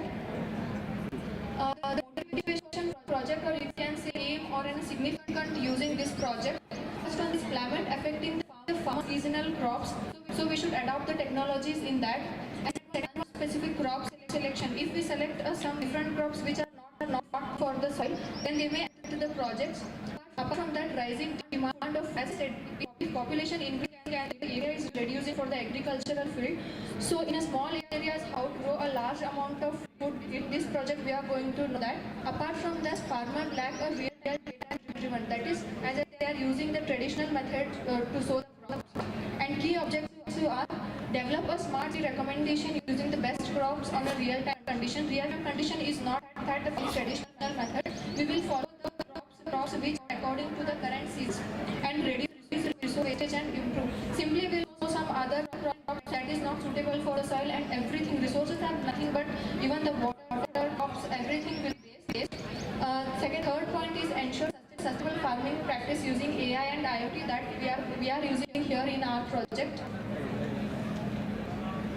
And the methodology is nothing but the types of our project that is made into 4 types. One is we will collect the data from the agriculture. Those here we are using soil parameters. Soil parameters for that we are using 3 types of sensors: moisture, temperature, rain sensor, and nutrition sensor are using. Apart from that, the factors which are considered in this project are humidity, rain, and weather condition along with the temperature also. After collecting the data from the field, that data is transferred for the pre-processing. That is but removing the unwanted data from the data that we have collected, that is filtering and normalizing the data. After the filtering and normalization, that data is transferred to a further extraction, that is identifying the crop. That is, here we are using machine learning. And third methodology is machine learning model implementation. Here we will use certain set of algorithms that we have for random decision making algorithms we are going to use here. And we using the neural network, the complex of the soil will be recognized. And third methodology is crop recommendation system. After processing the data and using the algorithm, the final machine learning will recognize the crop which should be shown, and that will be displayed on the dashboard. We are going to build an app or a mobile website where the farmers can use it remotely. is nothing but just by testing the soil, that is humidity, moisture and rain present in the soil, we will predict the crop, which crop should be sown in the particular area that we have for our examination. Along with that, the productivity of soil will also include affordable scale, which as you can see technology is being at it is very high cost. So by using this project, it is just 5-6 materials we are using here, that the problem can be solved. And the data-driven precision algorithm, precision is nothing but mixing the traditional and modern technologies together for the welfare of the society. These are the reference research papers that we have used for our papers. You can go through this. Thank you so much for your time. Thanks. Thank you very much. Next time, call upon the next project under the guidance of Dr. Sir, AI powered text and image detection system by Rafia and Aminashi.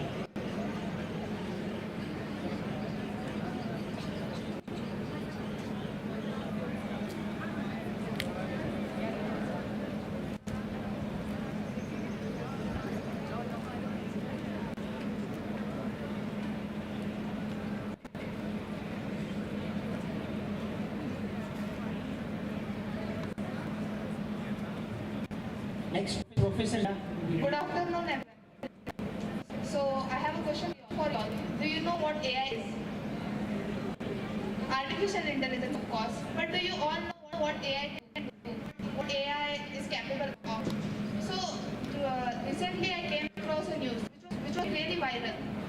And I saw this image and I was like, why is it even going viral? Might you all be thinking that what that image might be. But the question here is, was it even real?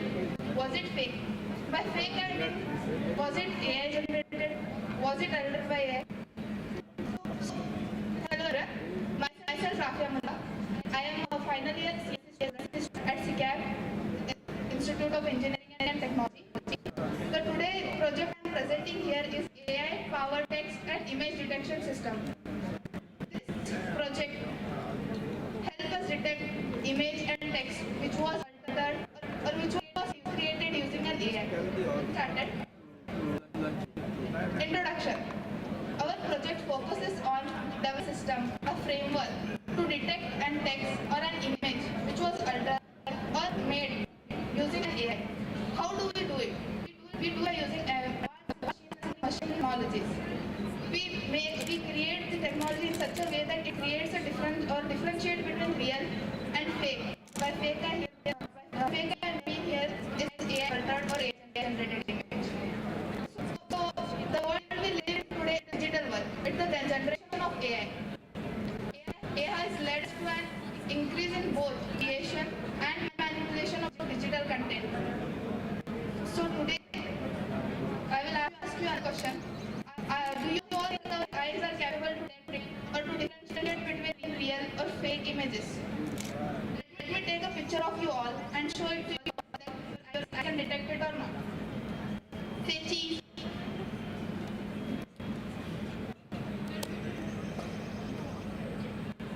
Everyone, let's see on the display. Can you all see this image? Can you all show the difference between is it a real image or is it a AI altered or AI created image? What do you think? Can your eyes say the difference between them?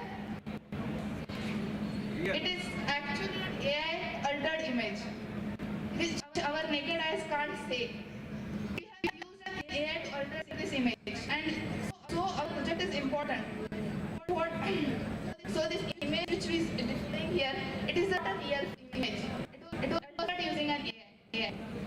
Our project here helps us detect how much amount of AI has altered in it. So this project helps us detect an image which was altered by using an AI or which was completely made on AI. To address this issue, we are creating an AI-powered text and image to check digital content or real or fake content.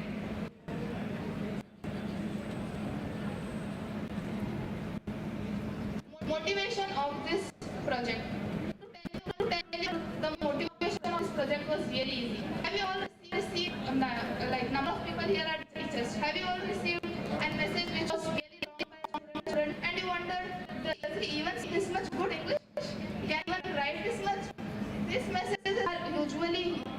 generated by AI. The student use it in essays or for leave application, for birthday text and etc. But is it even ethical? Is it making the internet safe? Are we not reading a misinformation? Aren't we causing problems in the internet? This was the motivation for this project. Significance of the project.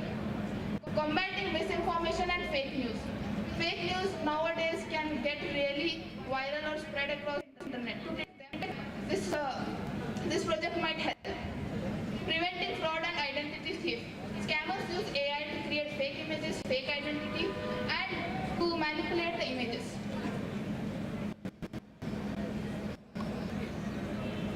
Outcome of the system are image detection and text detection with high accuracy. This project aims to help people, businesses and organizations to verify information easily and making the internet a safer and more trustworthy place for everyone.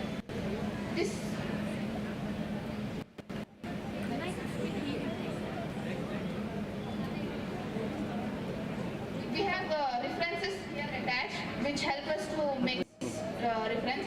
Now I hope you all learn today that what AI can do and how can it differentiate between fake and real images. Thank you all for listening very calmly. I hope you have a good day. Thank you, Rafia, for giving such a wonderful presentation. A notice is here for all the students of SECAB Association that lunch is organized after this session immediately. Hence, I request all the students to be seated here for the next half an hour and have lunch after this session. Okay, the next session I request Professor Ziaullah, Department of Electronics and Communication, to come over the stage and give his presentation. Zia sir.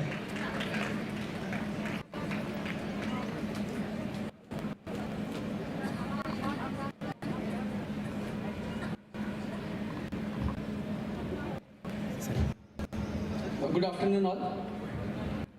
As said by Asif sir, so I request all students of the SECAB Association to be seated here.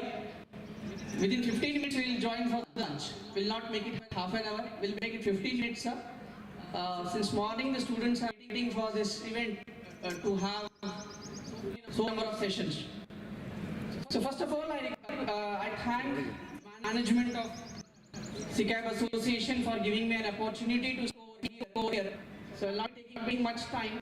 So I introduce myself, Dr. Muhammad Ziaullah, working as an assistant professor in the Department of Electronics and Communication Engineering. So here I will be presenting a short idea in front of you rather than a project. So this project is undertaken under me, the student of EC department, on smart water billing system for the apartment using IoT. So basically why this is put over the apartment is because all of us may not have or have more than 1 or 2 apartments in home, or you can say the blocks. But today in Vijayapur city we are very much facing the problem of water solution, right? So there is only 1 meter which is installed at every home in the municipal corporation, but blocks are more than 1. So it becomes very difficult to divide the meter reading and also the amount which is consumed by the water department. So we have taken up this idea where the amount of will be calculated based on its quantity and the amount will be defined for that particular consumption. So this is one of the conventional methods we have seen in today also, that one person will be coming to the home and he will take the meter readings, and then he will be giving a bill, and that particular bill is common for the whole apartment if the number of blocks are 1 or 2 or 3, but it becomes very difficult for us to divide how much the amount is. The one conventional method what we do is we divide the amount divided by 4 or 3, right? Even though if I am not consumed the amount of water, but still I have to pay the amount, right? So that becomes very difficult for the owner as well as the tenant person to pay the bill. So definitely there will be kind of a quarrel among us, so that why I should pay. So to overcome that problem, we have designed an innovation system using Internet of Things, right? So everybody, whenever we go for purchasing of mobile reach, Internet has become free of cost. So using this IoT connected devices, we can come up with the problem of water billing solutions. Next. one important challenge what we come across is resident cooperation is very important. They don't cooperate with us. Why I should pay the amount, right? We have not consumed so much amount of liter of water, right? We are out of station. So that becomes a quarrelsome among the owner and the tenant. That is a very big challenge in today's era. Next. And if you have a multiple inlets and outlets of the water, so that also is very important. So how much amount of water is consumed, how much amount of pipelining we have. So taking all those considerations, so we have designed this project. So installation of meters is a very common which is happening nowadays from the municipal corporation. 4 hours of water service provided for the Vijayapur city, right? And that amount of water consumption can be overcome by making use of the meter readings. This IoT is one of the technology, again AI and so many other things, but the focus will be on Internet of Things, where I have some of the applications where we can make use in smart home, smart transport system, smart farming, factories are this smart grid. Out of that, we have taken up for the municipal corporation system. Also advise our students to approach to municipal corporation so that any kind of idea can be implemented as a real-time example. So that's still under the process of consideration. Soon we can go with that. So the basic idea is here. So what makes the water smart meter essential for the smart cities? Now we see that a lot of cities under the Karnataka states are going for the smart cities like Tumkur, we have Belagaum, right? We also have in the previous conference I have seen the architecture department has stated that we want to convert the Vijayapur into smart city Vijayapur as well as historical, right? So one important parameter where the Vijayapur people face is water leakage system, drainage system, right? So using this technology, we can come up with the problem of smart water meter billing system. So where I can have more than 1 or 2 blocks of the blocks or home where I can connect a single meter. But the challenge is that how the water will be get divided. So there is one sensor in the industry or the electronics we call it as a tensor flow. So the name of the sensor itself says that based on the pressure in the water pipes, it will divide the pressure. And there is a kind of a magnetic field which will be introduced in that particular sensor. So the amount of pressure will be converted into the meter reading, and proportionally the amount of billing will be done at the user panel, or I can say that admin panel.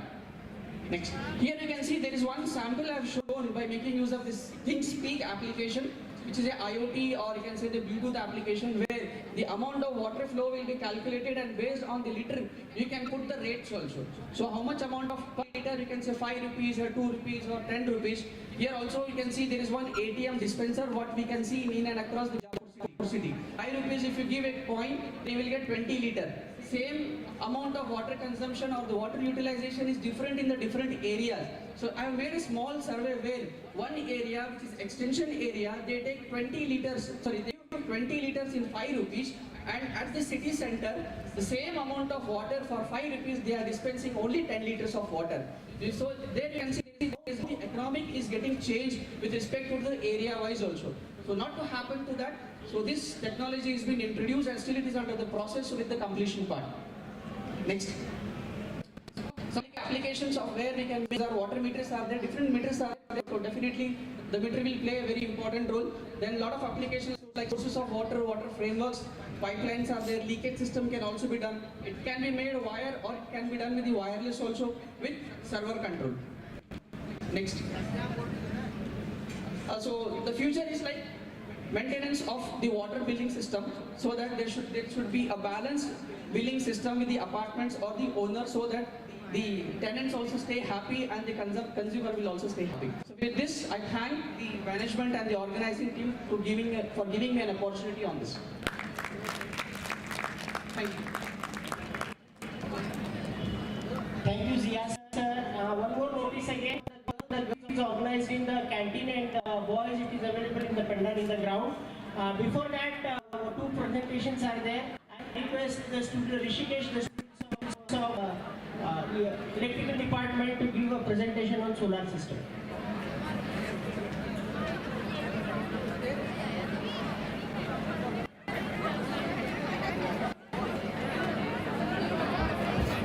After the lunch, again the sessions. After the lunch, the sessions will continue for the farmer, 2 sessions will be there for degree as well as for the Unani students, nursing also. Good afternoon everyone. I am Felicitation, Triple Department, 8th semester, SIT College, VIJAYAPUR. I am presenting on a IoT-based intelligent home automation reorganization project. In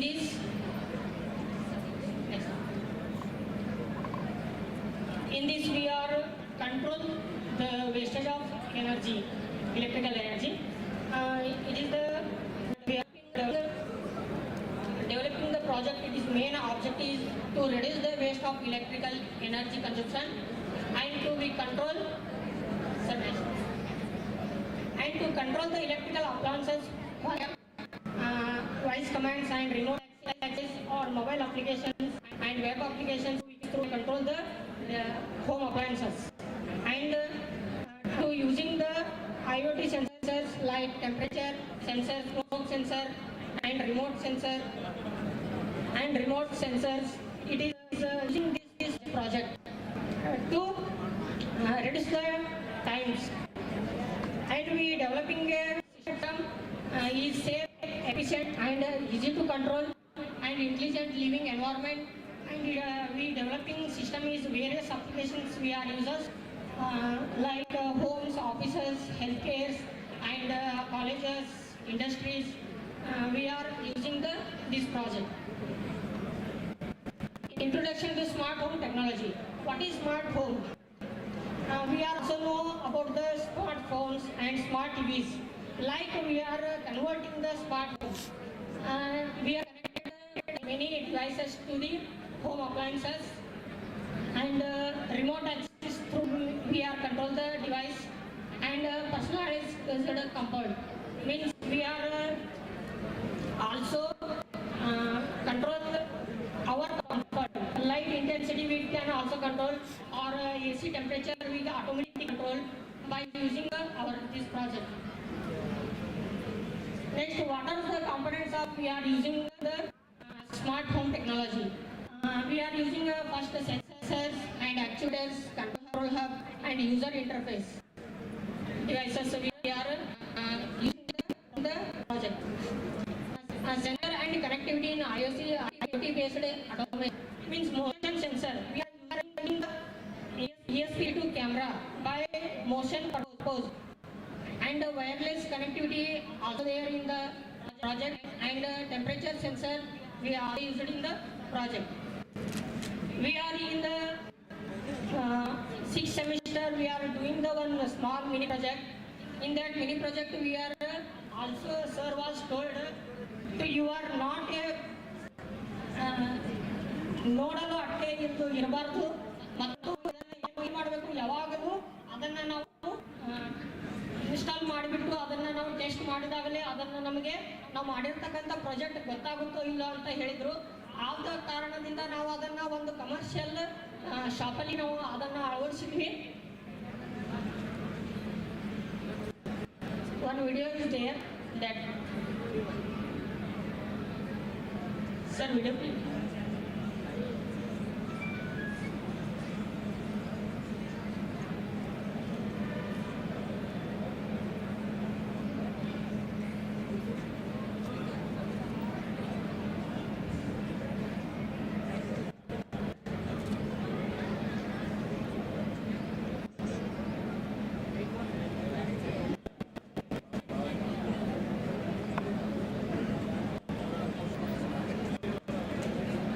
Okay, leave it. The video is not running. So that project is by using the ESP8266 node MCU2. We are using the older project, but there some limitations are present. The customer was told our Wi-Fi is not running continuously because of we are that limitations we are covered in the developing project. And the internet connectivity, because of rural areas the network is not coming, so that is also problem of the project. And the hacking ESP8266 it was the slow or basic security performance is there, So we are that also we are considered and change the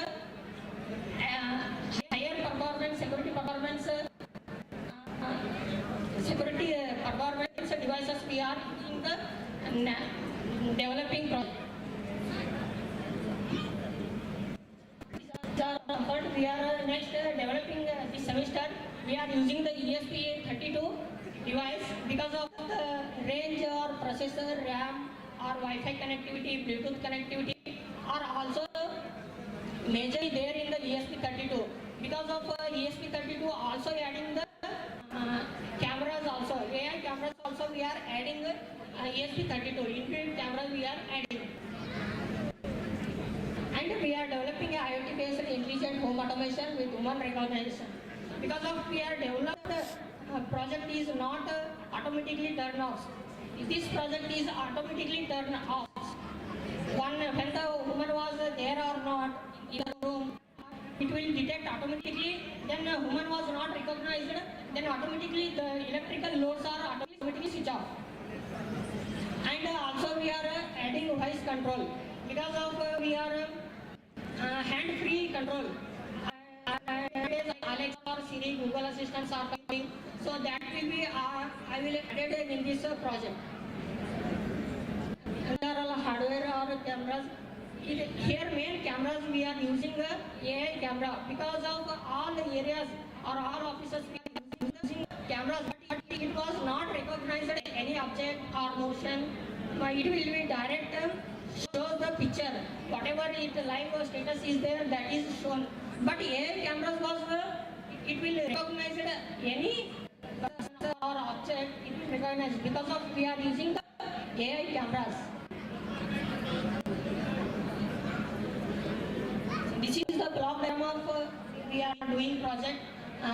Temperature sensor or smoke sensor and AI cameras, control unit because of switching on and off purpose we are using. It is many advantages because of anyone can not there in the home or offices, but electrical energy was running on. Because of that we consider to reduce the wastage of energy. So this device we are developing. This is the one chart of the energy consumption. We are using the ESP8266 device. It is around 10 to 11% or 10 to 20% energy was consumption. But we are developing ESP32 device using that will 40 to 50% energy can be saved. This is the chart is there. We are using design of the developed project. Totally 11% it was considered 1 month electrical bills. It was considered 11% saving consumption will be done. Many applications we are developing the project. Many applications: smart home, parking lot, office and restricted area, industry, medical, retailer, means shops or etc. We are it can be used. In future trend, 5G connectivity and AI and IoT sensor, we are all added our developing project. Thank you.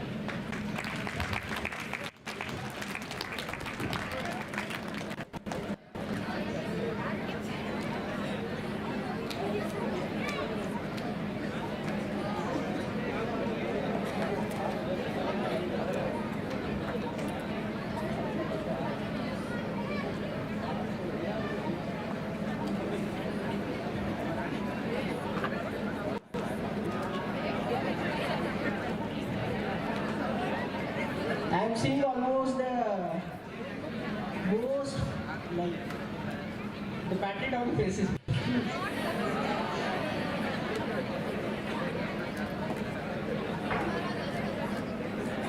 Okay, but these things will test your patience, right?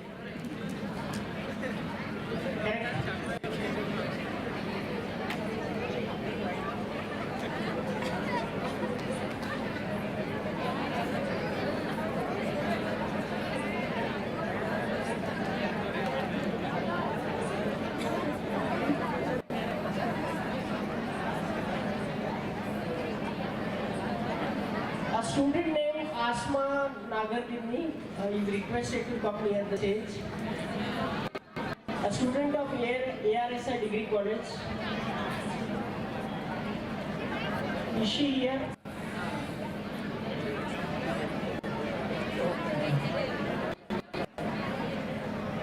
Asma Nagardini from ARSI Degree College is requested to come near the stage.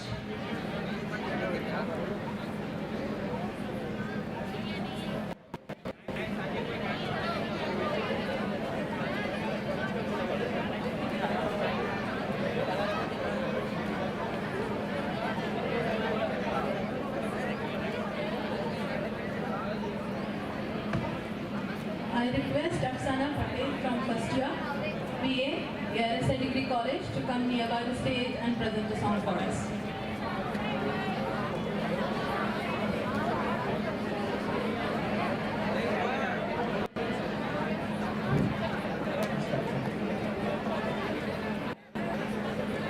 I request Dr. Abasani Doshi, HOD, Civil Department to give a brief presentation of his work.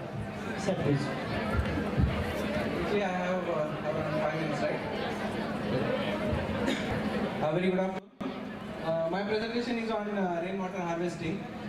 बहुत गर्मी होते ही पानी थोड़ा सा हो गया, atmosphere ठंडी गीली मिट्टी की खुशबू सबको अच्छी लगती, तो वो खुशबू कैसे प्रिजर्व कर सकते हैं या पानी का इम्पोर्टेंस कैसे रख सकते हैं. So we are discussing few technical points, few general points, so that you can remember the content. Okay. So the topic is smart water management, the role of rainwater. I am Dr. Felicitation, presently working as HOD in the Department of Civil Engineering. So briefly these contents are there, we'll cover it up. Water, everyone knows, after air everyone is consuming water more. So we have to preserve it. Unless we preserve it, there won't be any future generation struggling for drinking water only. So it is a very fundamental resource consumed by all the sessions of industries, and also it has an effect on sustainable development in water management.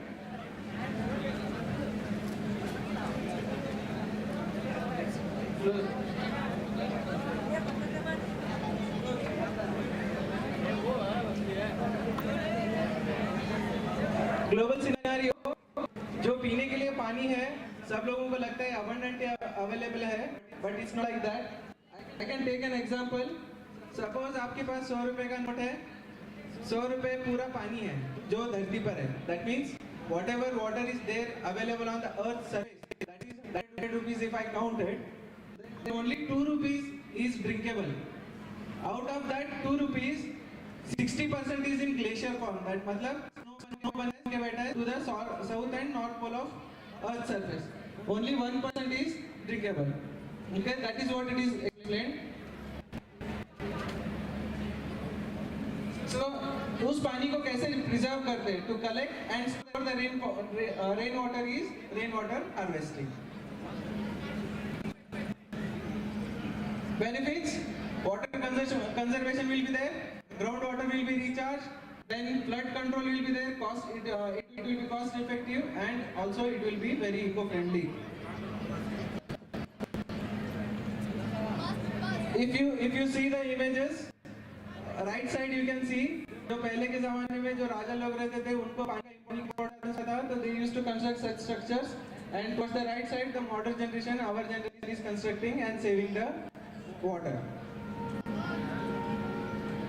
Different methods are there.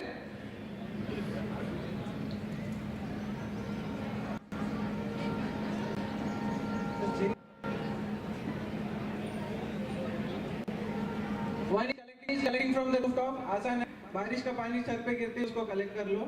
Second, अगर बह के जा रहा है road की side होगी तो उसको भी कलेक्ट कर सकते हैं. Third one, by constructing dams. And then urbanisation में अभी आजकल क्या चल रहा है कि pits and trenches they are forming, and वहाँ पर जो अभी recently has seen the news, I think Bangalore में फ्लड आके पूरा पानी बह के गया था. If they had good rainwater harvesting techniques, they could have saved the water and utilized it for their future applications. इतना सब हो गया. बाहर के कंट्रीज में क्या चल रहा है वो भी थोड़ा सीखना है ना, international conference. So topography of world I have shown and पानी कैसे कैसे अवेलेबल है. Some examples we have taken. Singapore is the leading world innovators where they have four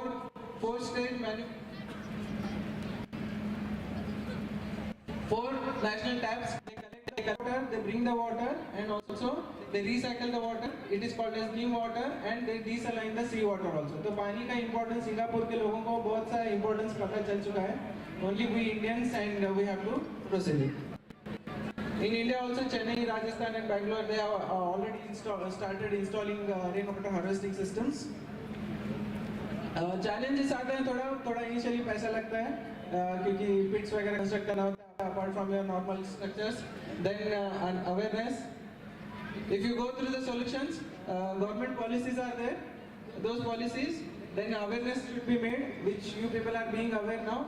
And then some designs have to be done by some architects.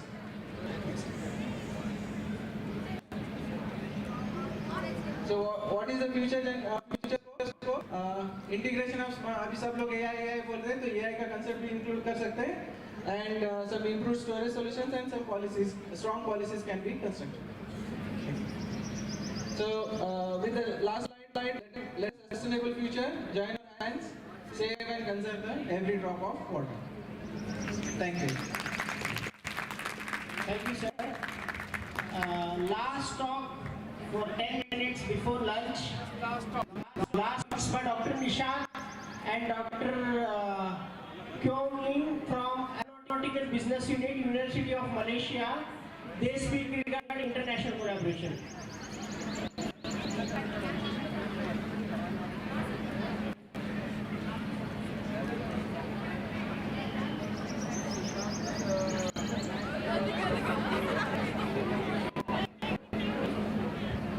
Hello? Can you both hear me? Thank you. So we are ready for you. We will connect, you can see it on the webcam. We're going to connect you to that professional camera. And we are ready to launch your presentation. It is coming up to lunchtime here. So we have had a long session so far. And thank you for joining and for your contribution. We are very much looking forward to listening to the two of you, and we are looking forward to our international collaboration so our students benefit. So yes, Dr. Nishant, I can see you, but Dr. Prue, I can't see him. We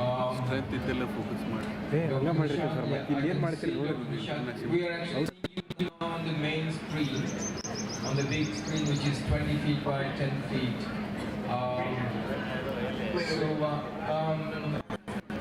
Chaman sir, do you mind just showing that the screen on the camera?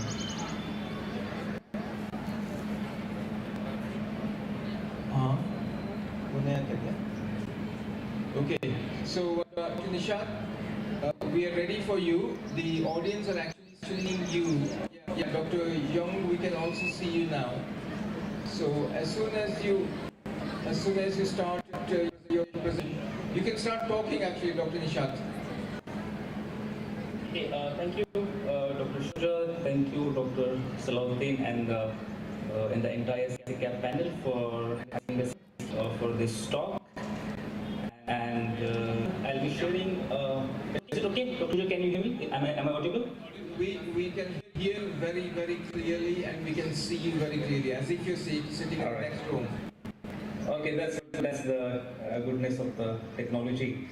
That even by sitting here, it seems that we are together with you. Okay. Again, thank you very much to the SECAB panel for having us here. So myself and Dr. Ku is here to share with you our journey here in USM. Okay, so I'll be giving you a short presentation, and we'll be sharing a screen with you shortly to let you all know that what are the process we have been through in our journey. Okay, so is it okay, Dr. Shuja, can we share our screen? Okay, so I think there is a request which is required, so I'll just send a request to you. Okay, alright, this is okay.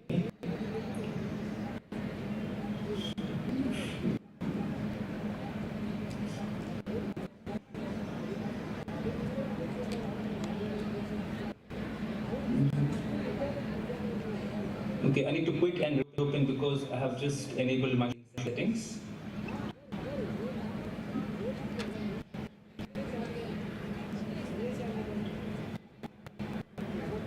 Sorry.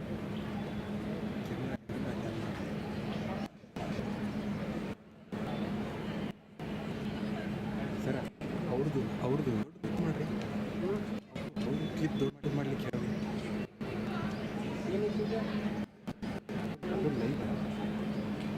ಅವ್ರು ಮಾತಾಡೋದು screen load ಮಾಡಲಿಕ್ಕೆ.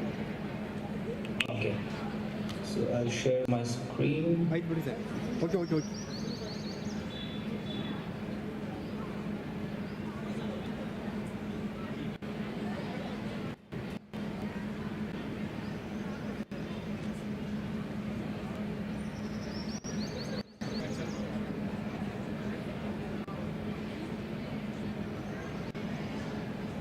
Okay, is it okay?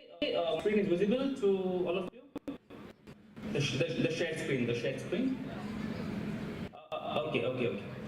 Okay, so like I've said that I'm here to present, we are here to present our brief journey here in USM. So yeah, I'll be starting with myself, about my journey here in the University of Science Malaysia and how I have co-founded the Aerospace business unit. Okay, so yeah. So let's start with this short presentation. Okay, so this is something about my timeline in a nutshell. Okay, so yeah, I'm from India. I'm from Delhi. Okay, so I have graduated in computer science engineering from PA College. I hope all of you must be knowing. That's a engineering college located in Mangalore. So I have graduated from PA College back in 2010 from computer science engineering. Okay, so soon after that I had an opportunity to join the master studies here in University of Science Malaysia because we had a kind of MOU with University of Science Malaysia. So under that MOU, there were 4 students who came to USM. So I was one of them. So I came to USM in 2011 to pursue my master's studies from CDEC, that is Collaborative Microelectronic Design and Excellence Center. So that is a part of, or I would say that is a research wing of School of Electrical Electronics, USM. That is University of Science Malaysia. So yeah, I started my MSc in 2011. So my area of study during my MSc was in multi-core computing. Okay, so that was my field which I chose because yeah, like I've said that I'm a graduate from computer science. So yeah, multi-core computing was the area which I can align with my own expertise and also with the requirements of the electronics. So I pursued that in 2011 under the fellowship program. So I was offered a fellowship in 2011 from USM. So under that fellowship, I pursued my MSc, and then I completed my MSc in 2013. And then in 2014, I've had the option for joining the industry, but then since I already did my MSc by research that time, so PhD was a good track for me. So back in 2014, I opted to pursue my PhD again from USM, and that was under the Global Fellowship Program in University of Malaysia. So I pursued my PhD in 2014, and my area of expertise in that was image processing with high performance computing. So that was my area of expertise. Yeah, that is my area of expertise. And then I accomplished my PhD in the end of 2017, and then in 2018 I got the offer from School of Aerospace and I joined the school as a teaching fellow back then in 2018. So yeah, I've had a kind of a mixed journey. I would say that if you see personally, if I say personally that I was not like, I wouldn't say that I was too much studious. I mean, so I was also into other activities. So apart from my studies, I also had extracurricular activities. So it was a mixed bag. Okay, and then coming back.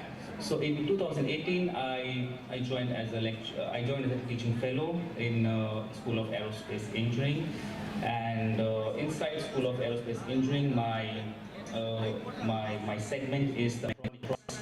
So I'm taking the subjects of mechatronics along with advanced calculus and the aerospace manufacturing technology. So yeah, and then in 2021, I completed my talk under AP Dr. Elmi Abu Bakr, and he's also the current dean of School of Aerospace Engineering, and he's also the director of our aerospace business unit. So in 2021, I also had the opportunity to co-found this aerospace business unit along with Dr. Elmi, who is the founder of this aerospace business unit. And then in 2022, I joined here as a full-time lecturer in School of Aerospace Engineering. So if you summarize the picture in a whole, so again there's a mixed bag. We have all kind of elements here. There's an element of pursuing higher studies, and there's the element of how I ventured into the job profile, and then what are my current activities in terms of research. So things are it's a mixed bag. Okay, so as in now, my area of expertise is in agriculture.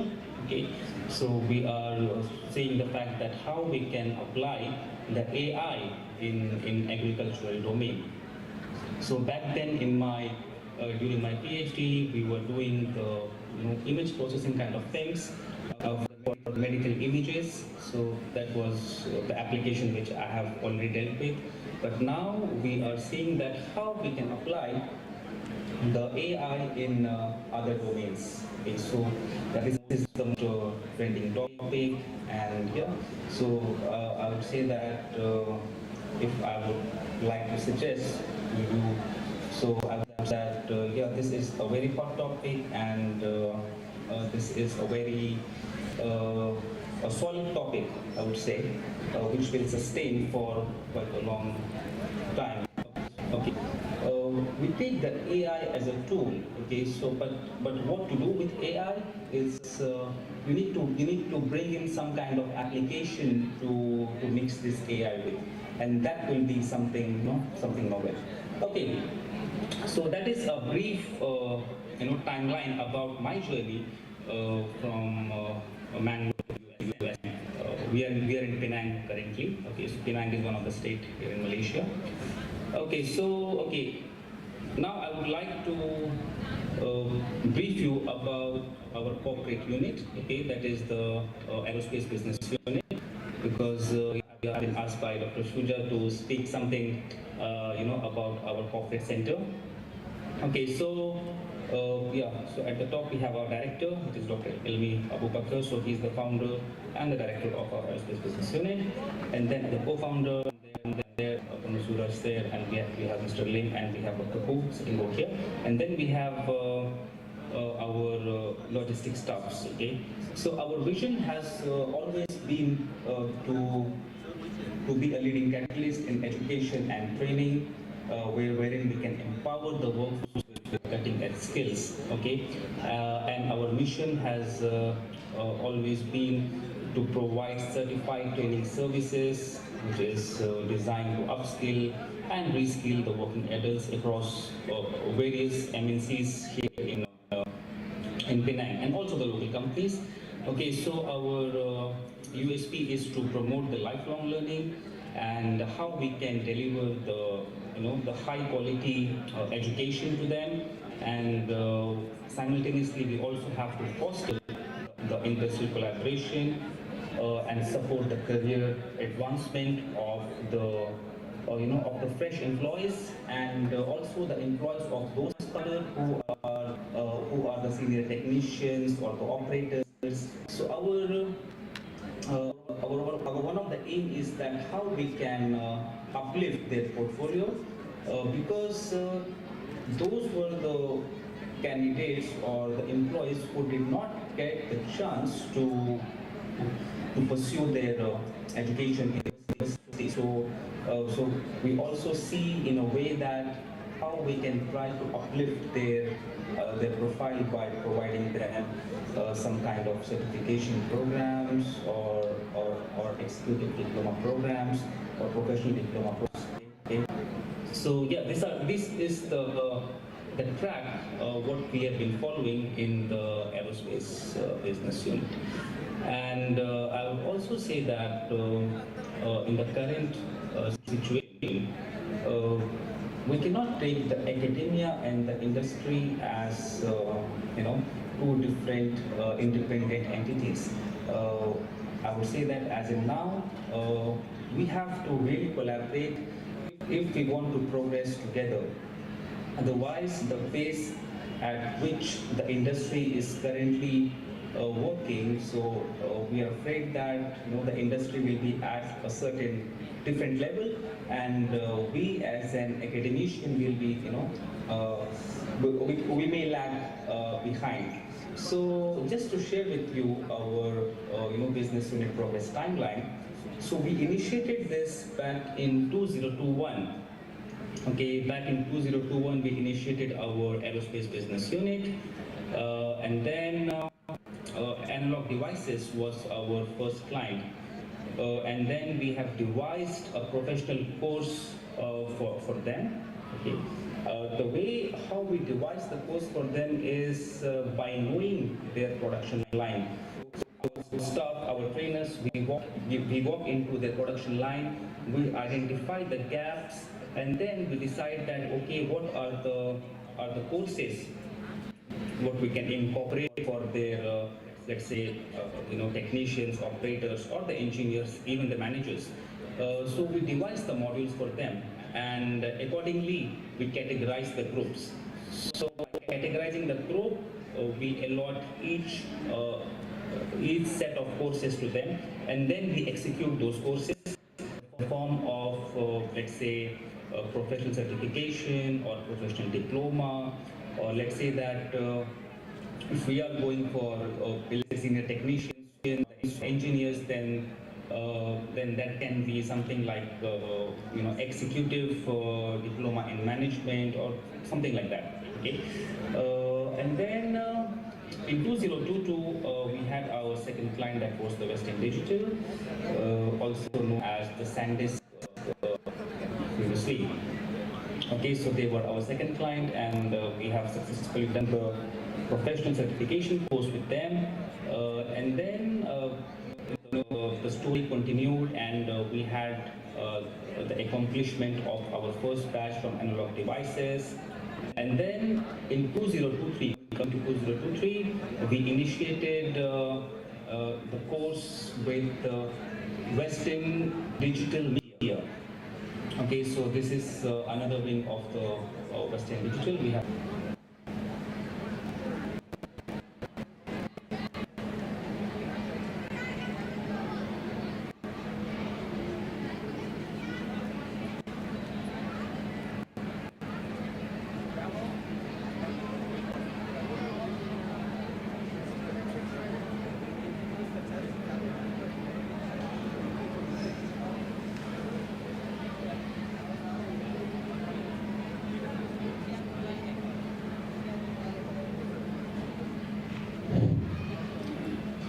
Sorry, we'll bring the Zoom connection back. We're working on it. Thank you.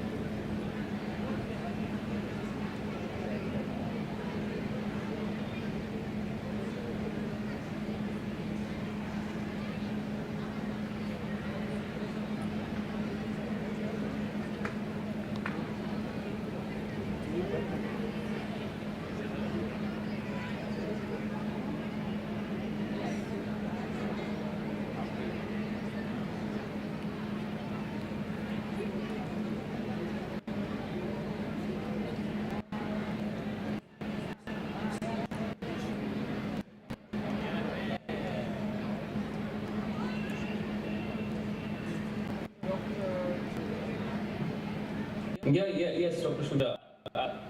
Just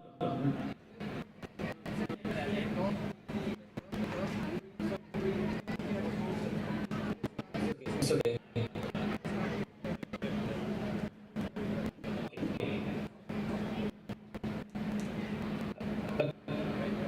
Okay, so we were.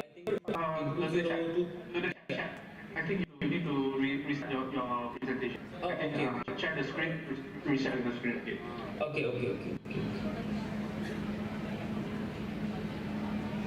Okay, so let me share the screen again.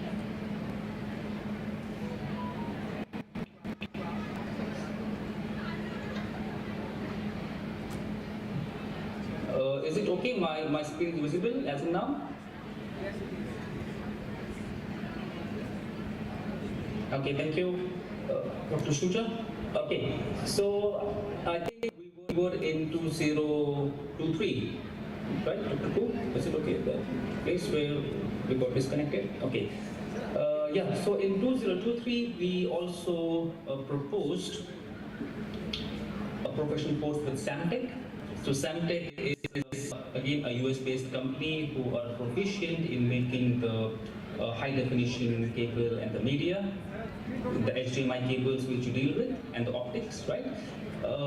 So with them we have proposed a professional training course back in 2023, and then we've also had the opportunity to work with the local manufacturing company that is called as the UWC. So UWC is a local Malaysian company who are basically a sheet metal manufacturing company. Okay, so also proposed few courses for them. So that was the last quarter of 2023. Okay. So now coming to 2024. So in the first quarter we have had the opportunity to fulfill the second batch of the analog devices. So yeah, we have done that in the first quarter, and then we have also initiated a few testing and services for the GWI. Okay, so the GWI, I think I have already discussed with you about GWI in 2023, right? So this was point where we initiated our working with GWI. Okay, so in 2024 we have started some testing and consultancy services for GWI. And then at the same time we have also initiated the third batch for the WG media. So if you notice the timeline until now, so it's a continuous process. So you can say that these programs are the lifelong learning programs which have the continuous momentum. Now again the question would come that how will you carry this continuous momentum? So for this, you really have to follow up with the industry. So because the industry is at their own pace, so they have their own agenda. So if we as an academicians or if we as an academic institute want to collaborate with the industry, so we have to follow their own pace, because the industry will not come to our pace, right? Because they have their own pace, which is quite fast.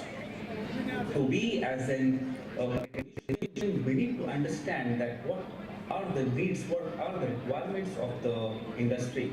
So accordingly, we have to adjust. Okay, so this is something which we as a staff we need to understand. Okay, so in 2024, again, we have had the opportunity to start our PhD and the master's program with PWI, okay, and we also initiated the train and place program with a company called Coraza. Okay. This TNP program, I think Prabhu will speak about later. So yeah, so just to brief you that we have started the TNP program with Coraza again. Coraza is a local aerospace manufacturing company. So in Malaysia here we have got a lot of aerospace manufacturing companies along with the sheet metal manufacturing companies. So yeah, this is one of the local flavor I would say is here.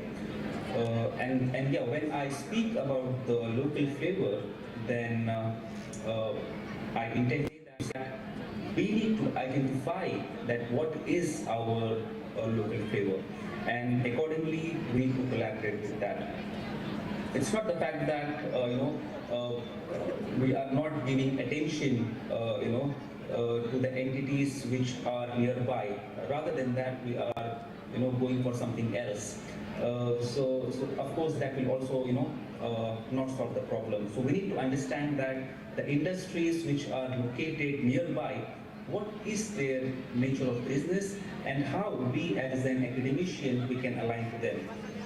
So sometimes it comes to our mind, okay, no, this is not our expertise. I mean, we are out of this. So sometimes we have to be a bit flexible, because if we want to, blend with the industrial needs, so we also have to be flexible from our side. We cannot be restricted to specific domains. So we also need to understand that. Yeah. So that was about 2024.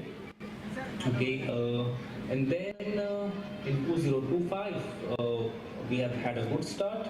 We have already started our 4th batch with Western Digital, and we have also accomplished the train and place program, which we initiated back in 2024 end quarter. That also we have accomplished, and I would say that that was a great program. So all of our students are placed as in now, and we have also initiated the program with the SAMTech, which we proposed to them in 2023. So that program is also viable now, so it's already in a start mode, and it's running well. So again, I would like to say that we as an academician, we need to collaborate with the industry. So it's a very, very high time. And the collaboration, when I say, is just not for the sake of paperwork.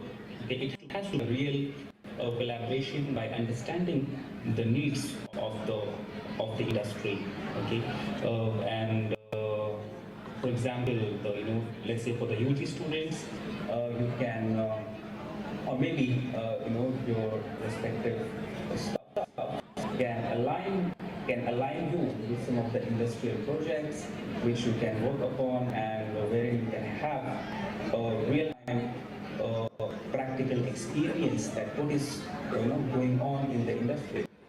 Because previously, I would say that the industry and the academia were at the same place, but I would say after 2018 or from 2018, it seems the pace is entirely different. So again, I would say that it's a high time we collaborate the industry, the local industry, the industries which are nearby our institutes, collaborate with them and understand their needs and how we can align our students to those segments, and how we can give our students the exposure of their production line. So this should run hand in hand. Otherwise, it will be too late. And so these are some of the nostalgic moments we've had. We've had Dr. Shuja and Chancellor visited our place in USM and also in Kuala Lumpur, so we've had the opportunity to meet them also. So it was a good time, and we look forward to more of this. And as in now, we have Dr. with us, and he'll be speaking about the development in University of Science Malaysia.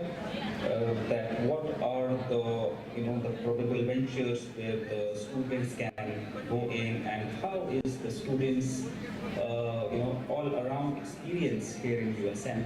So please give me the opportunity to give to Dr. Ko. So thank you to all of you. Thank you, Dr. Nishant. It was a great lecture by you. Everybody's impressed, and we would like to come and continue our collaboration. And over to Dr. Ku. Thank you. So can you hear my voice clearly? Okay, so I will share my screen now. For my part, it was just I think just a quick, short, not a short presentation. We share the screen.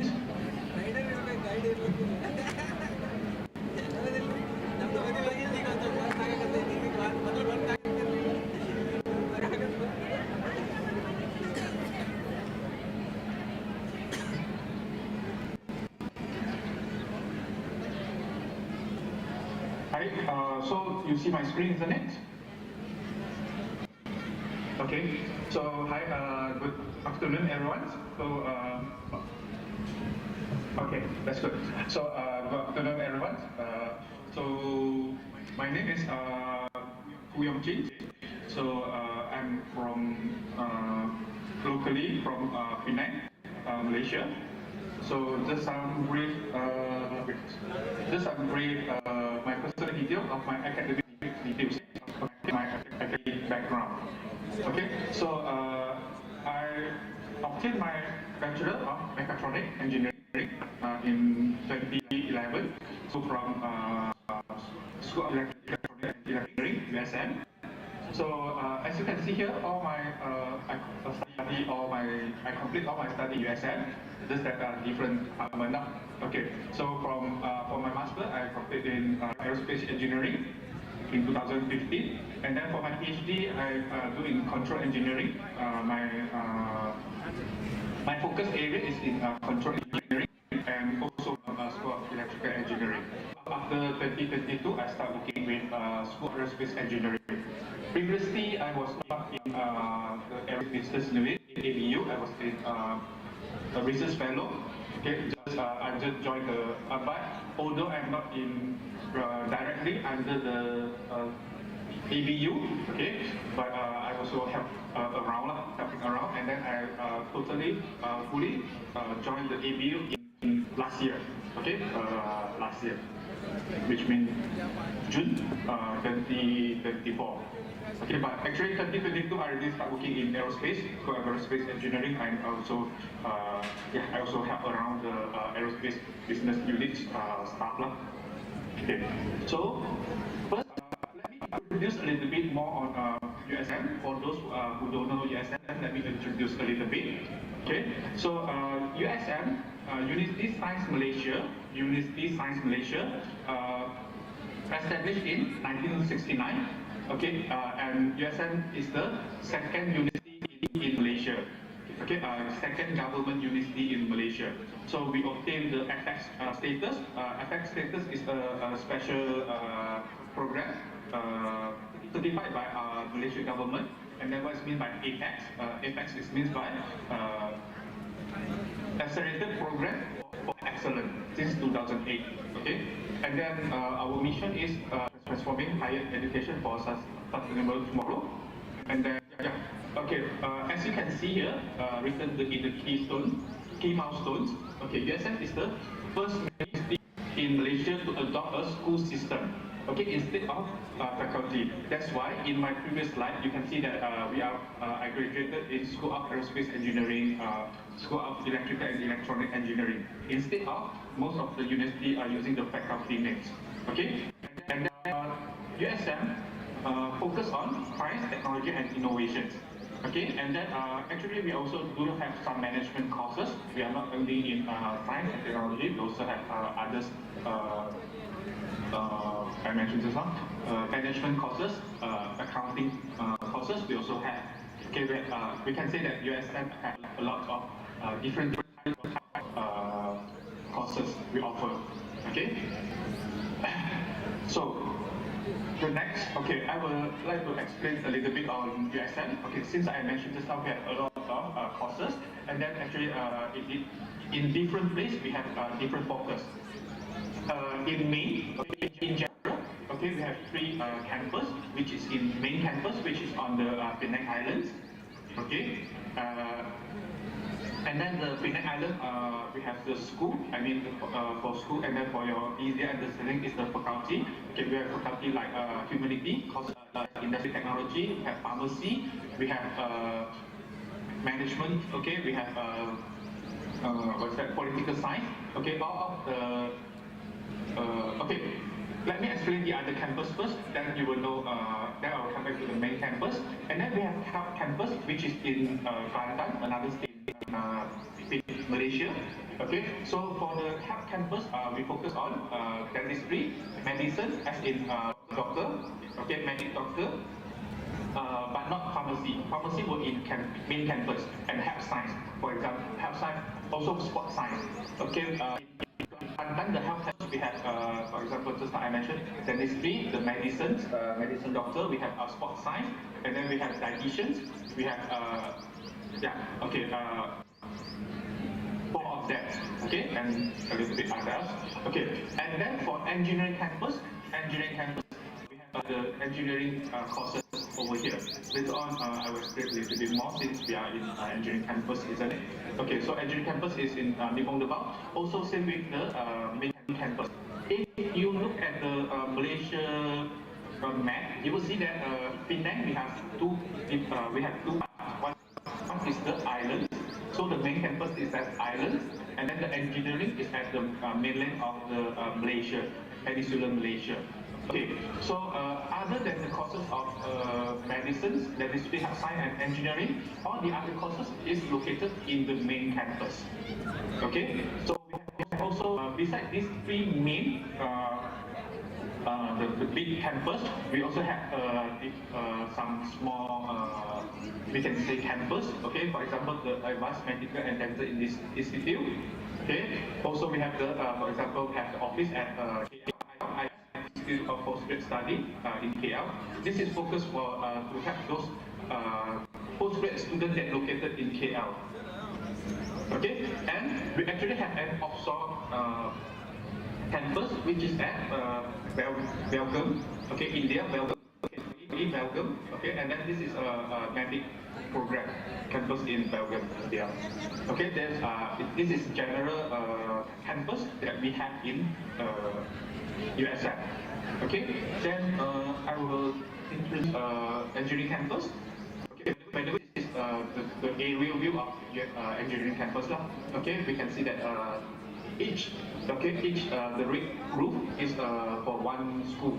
Okay, we have okay, so we have 6 main school. Okay, 6 main school, which is School of Aerospace Engineering, which is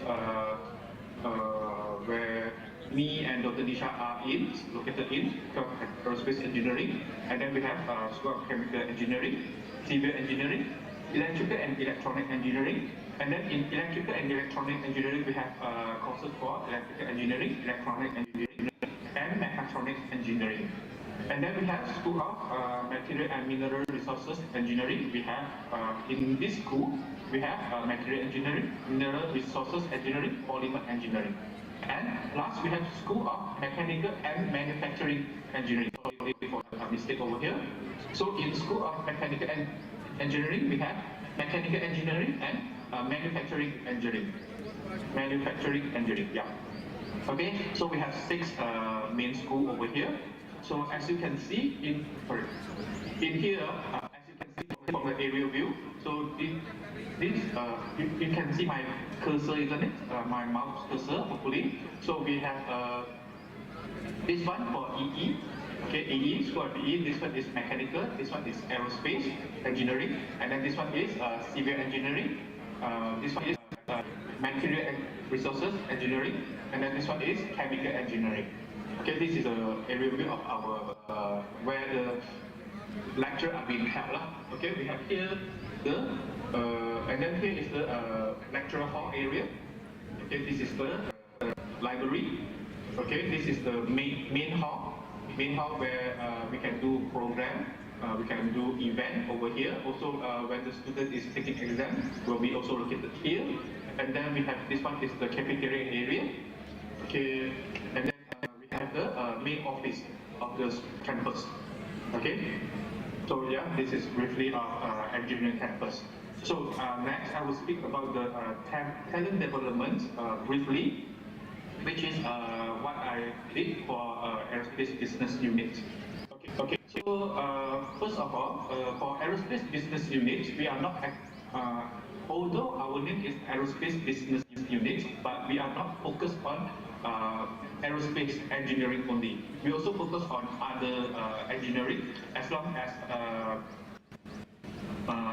mentioned by Dr. Dishan just now, we collaborate a lot with the industry nearby, and then actually Penang has an advantage for the industry, as in the electronic EE industry, because Penang Islands has a lot of electronic company. So that's why we have a lot of collaboration with them. So okay, not only those companies from aerospace industry that collaborate with us, those that are from electronic, the other what's that called? The other area of industry also collaborate with us. So which means although our name is Aerospace Business Unit, but normally the industry come to us, and then we will discuss how can we help them. Okay, we can since we are located in engineering campus, so we can actually help to connect them with the other engineering school. Okay, so for the train and placement program, let me discuss a little bit on. Let me explain a little bit on the train and placement program. So just now, Dr. Nishat has mentioned that we have just completed our train and placement program. So train and placement program is last year is the first time we do this program. So what we did for this program is that we recruit the students, the fresh graduate degree students, and then we train them. We give them, we provide 30 days courses, okay, 30-day short course to the students, and then we have to place them in the industry. We have to place them, which means we have to find them a job to place in the industry. And fortunately, I can say fortunately, or I can say quite successful, because almost everyone, okay, job after the train and place program. Okay, and then for my previously through the ABU also we have did some internship program, which means the students, they come to for example, I mean for the international students. Okay, so for the last 2 years, which been now is 2025, 2023 and 2024, we have helped each year we have helped 2 students from Japan, to have intern in Penang, intern in USM, intern in Penang. So this is so if I remember that day, Dr. Shuja mentioned that. Try to send some students to come intern at USM, isn't it? So yeah, coming through us, we can help them to, okay, so coming to USM, we can help them to place not only in aerospace engineering, Okay, actually, if let's say in engineering background, as long as we have suitable engineering, we can just help them to place in USM. As you can, as this one I have present, isn't it? We have different school. Okay, again, don't get what's that called? We using school as the faculty name, so don't think that because of the name of our faculty is school that you guys will thought that the school name is for secondary school or high school. Okay, just some remark. Okay, so here in place program and then internship. Okay, so so what I did, what my what my part of job in ABU is more, how should I say? It will be more on it will more on for undergrad students. If let's say you come to USM to have some collaborations, undergrad students, then most of the time will be handled by me. Okay, if let's say you want to have some postgrad study, then we can also have to arrange, just that maybe not under me directly, or maybe we have to arrange through Dr. Nishat, and then we can have to arrange to other school. Okay, so again, not only aerospace engineering background welcome in from our side. Okay, we also welcome the other discipline of engineering. Okay, I think that will be all my presentation. Do I miss something to the chat? Please remind me if let's say I miss something. I think it's okay, Dr. Ko, you have covered all aspects. Okay, so is there any questions from Dr. Shuja you want to ask regarding, and then we will see how can we answer the questions.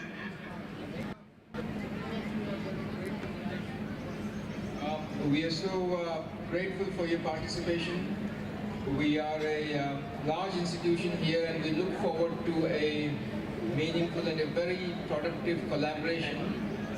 We would like to send our students, and you should be able to send your students here to us, to India, and we will support them and we will nurture them. But importantly, we want to learn from you. We want to learn from your rich collaborations, from how much integrated you are with the real industry, as Dr. Nishat and as you were mentioning. So that's the main purpose of our conference, which is to foster national and international collaborations. So thank you, Dr. Nishat, and thank you, Dr. Koo. We would like to see you face to face next time in a collaborative seminar in Penang.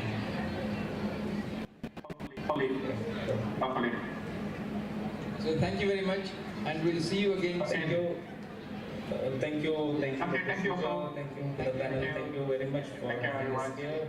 Thank you. Bye. Okay. All the best. Okay. Okay. Bye. Bye.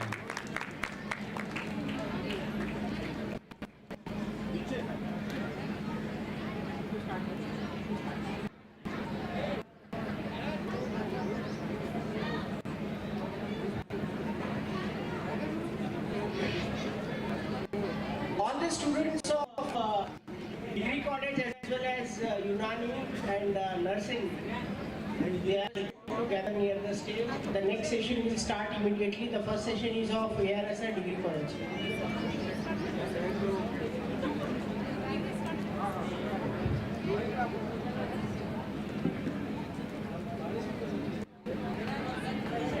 Engineering students also are requested to accommodate near the stage.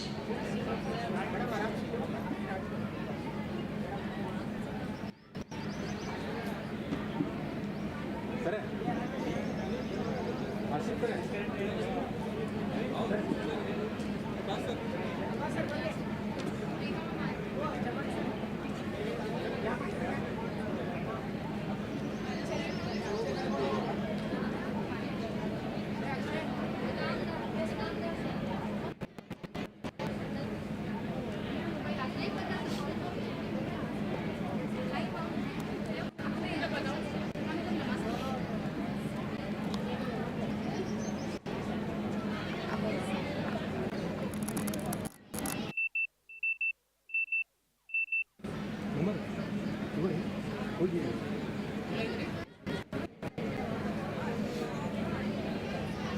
ಪಟ್ನ ಹೋಗಿ ಬರ್ರಿ.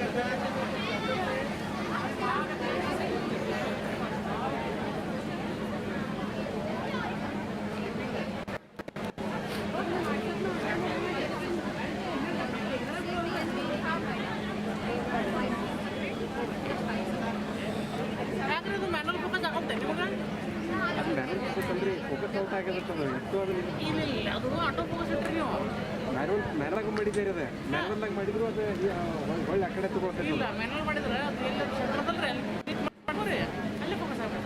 ಅಲ್ಲ face recognise ತೆಗೆದಿದ್ದೀವಿ ನಾವು. ಯಾಕೆ ಅದು face ಕೊಟ್ಟು ಇಲ್ಲಿ ಕಾಣುತ್ತದೆ. ಇಲ್ಲಿ ಮಾಡಿದ್ದೀನಿ ನಾನು ಭಾಳ ಇದು ಟ್ರೈ ಮಾಡಿದ್ದೀರಿ.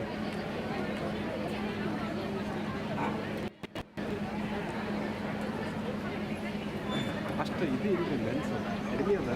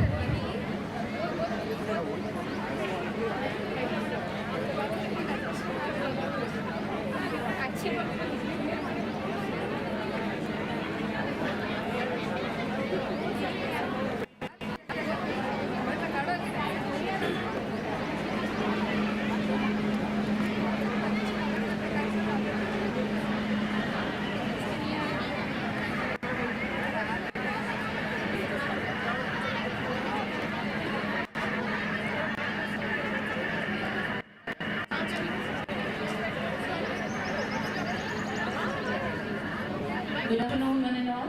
I request all the students to finish their food as soon as possible, to finish their lunch as soon as possible, and come near by the conference session and get ready for the second innings.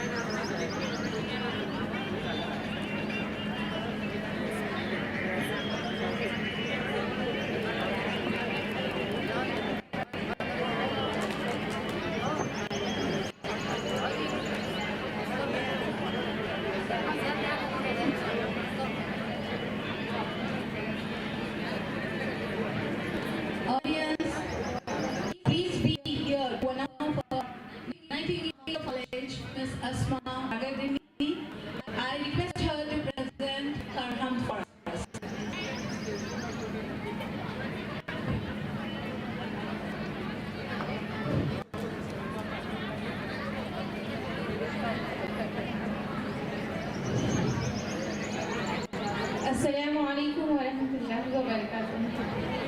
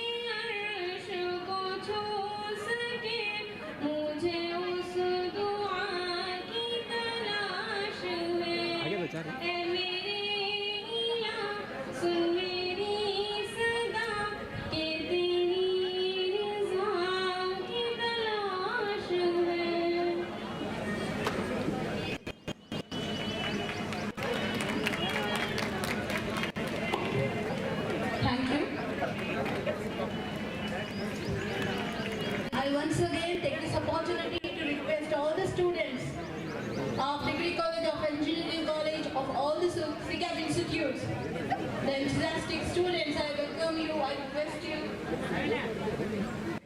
Lukman Union College, Nursing College, Paramedical Colleges, as our sessions are going to be started very soon. I request all the students to gather in the conference hall, in the conference session.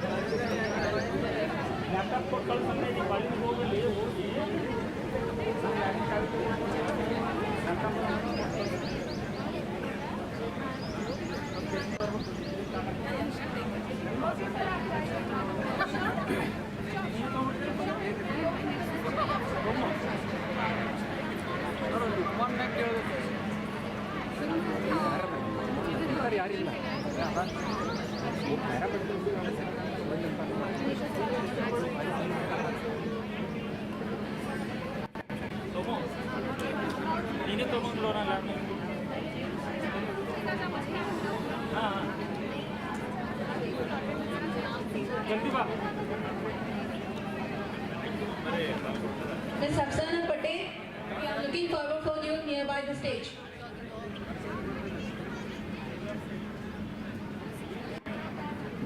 Ms. Afsana Patel, BA, Aerospace Degree College, we are looking forward for you nearby the stage.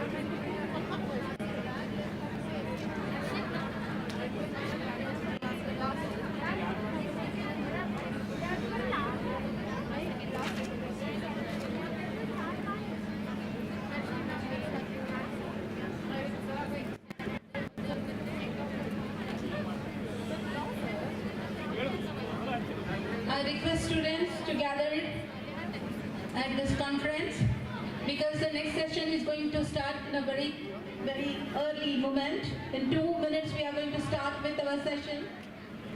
The session is going to start Degree College, RSI Degree College. Next, Nursing College and Lukman College should be there. 2 more sessions is to take place.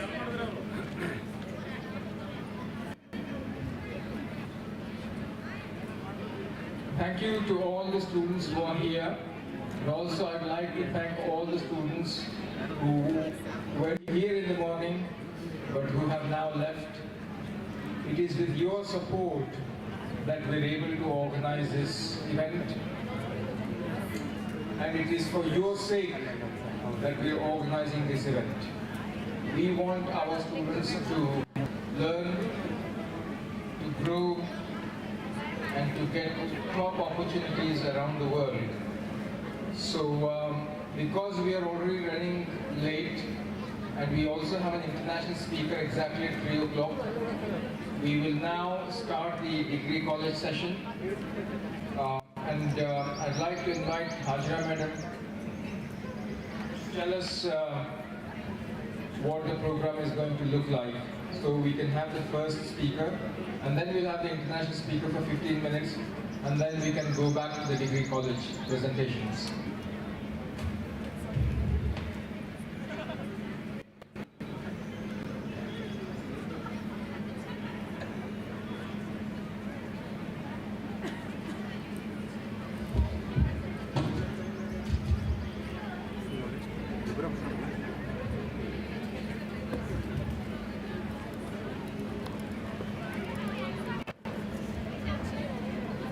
Good afternoon to one and all here present.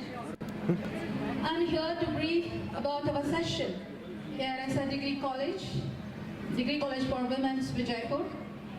So today our students are going to present their topics on different various topics, and the topics look alike, like psychology, the application to the villages and the medical health, and genetic issues, and such are like neurotechnology, critical therapy, CRISPR genes, application of AI to the life science, and animal biotechnology.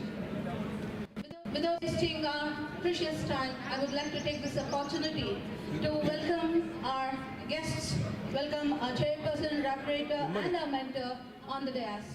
Now I request Dr. Shuja Punekar sir to take his chair on the dais.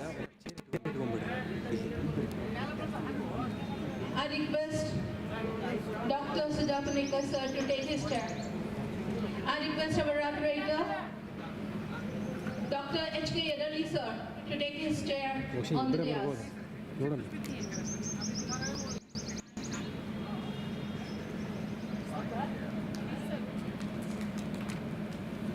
With the claps will cheer.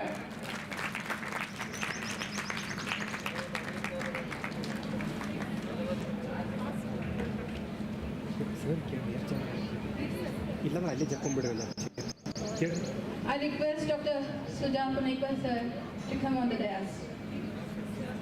A warm and blissful welcome to one and all present over here once again. Respected dignitaries, subject experts, thinkers, educationists.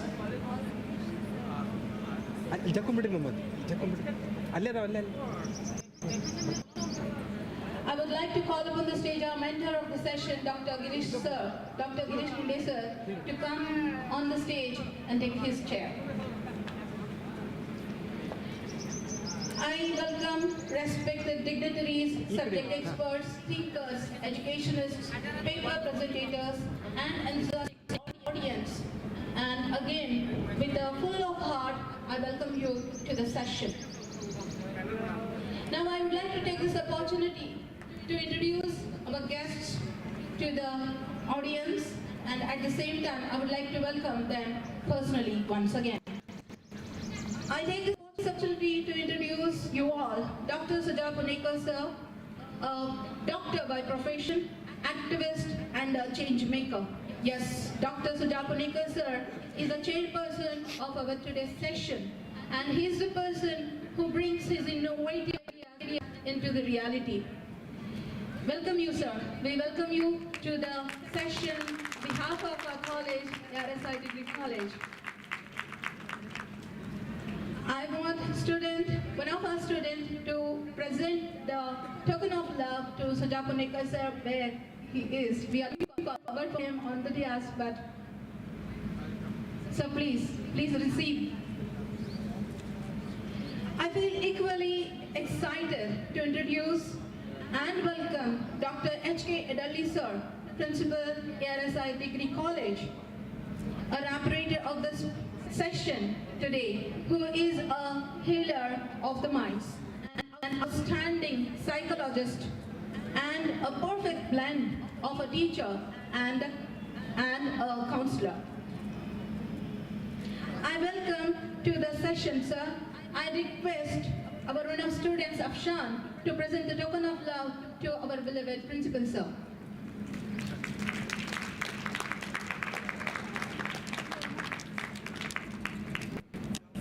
I request Sujapunika sir to receive this roses as a token of love.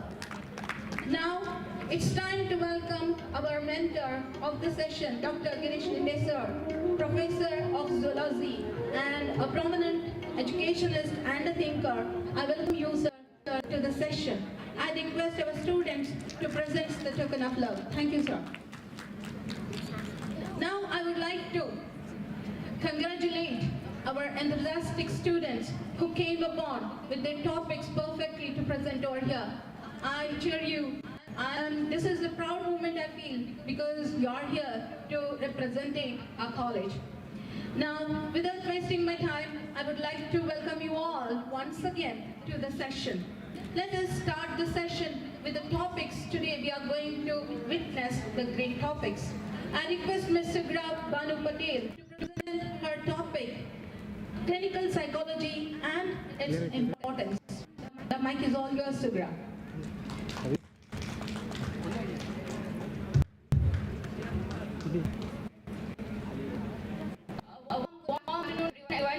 I, Sugra Banu Patel, student of psychology, BA 4th semester from SECAB, ARSI Degree College for Women. I feel proud to be here in front of you. Today I am going to discuss about application of clinical psychology in rural areas. The importance of clinical psychology cannot be overstated in today's world, which is a very stressful world. Mental health is as crucial as physical health. It plays a vital role because it affects every aspect of our lives.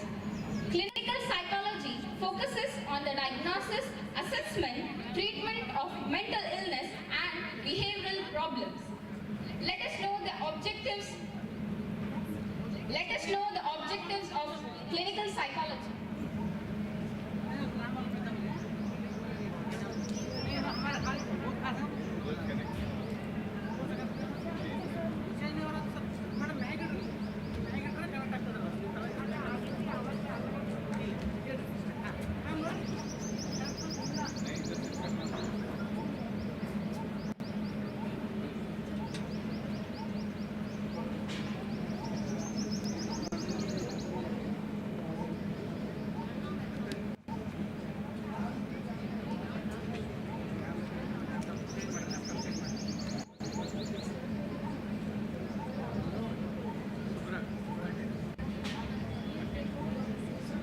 The objectives of clinical psychology is to raise awareness about mental health continuum, reduce stigma associated with mental illness. It also promotes health-seeking behaviors and emotional well-being practices. The science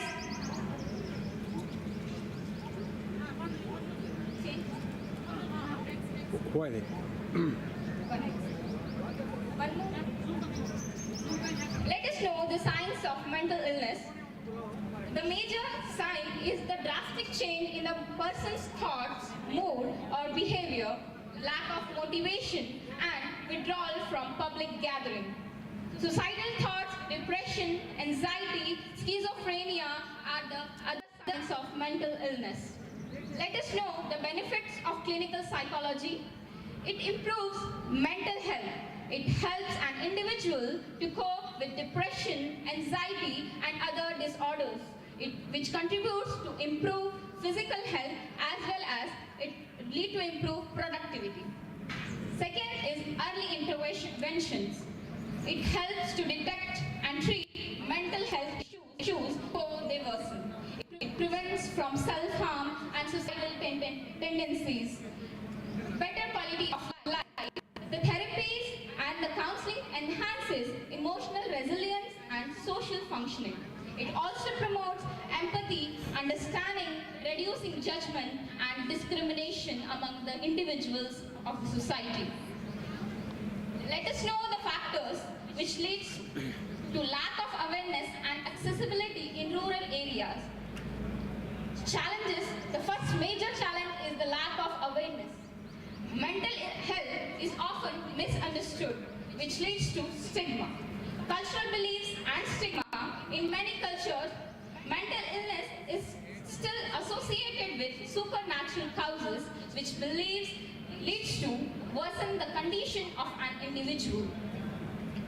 Limited accessibility, lack of clinics, hospitals, telehealth services in remote areas is the major challenge. Socio-cultural factors, traditional beliefs, religious perspectives, cultural norms can sometimes discourage an individual to seek professional help for their mental illnesses.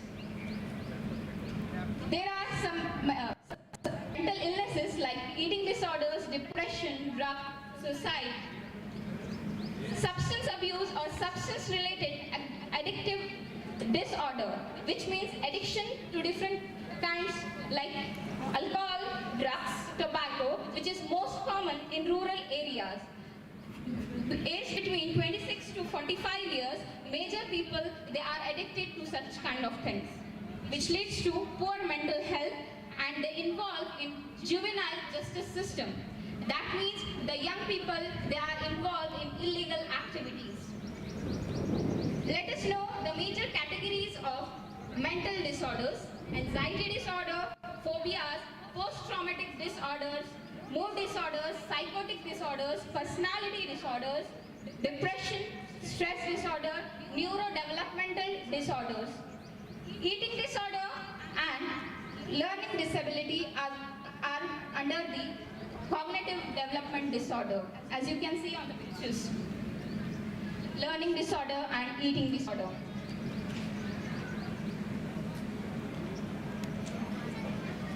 Let us know the potential solutions or alternatives of these challenges are telehealth services. Utilizing telemedicine to provide mental health care in remote areas can overcome from geographic barriers. Community outreach programs, educating communities about the mental issues and available services reduces the stigma and increase the awareness among the individuals. Educational initiatives. Schools and colleges should inculcate the mental health education and programs, organize workshops, talks or support groups in local schools. Breaking stigma, start conversation, discuss openly about mental health, which reduces the stigma and encourage others to seek help. In essence, mental health is a cornerstone of a compassionate society. We need to start campaigning through NSS camps or local workshops, promoting self-help care like mindfulness, exercises and stress management. This all leads to empowers an individual to prioritize their mental well-being, creating a world where everyone have the understanding and resources which can make a healthy life. I would like to conclude my talk with a quote. Mental issues are the ones that never show on body, but they are deeper and more hurtful than anything that bleeds. Protect your life, educate, support and act now to live a worthful life. Thank you. Assalamu alaikum.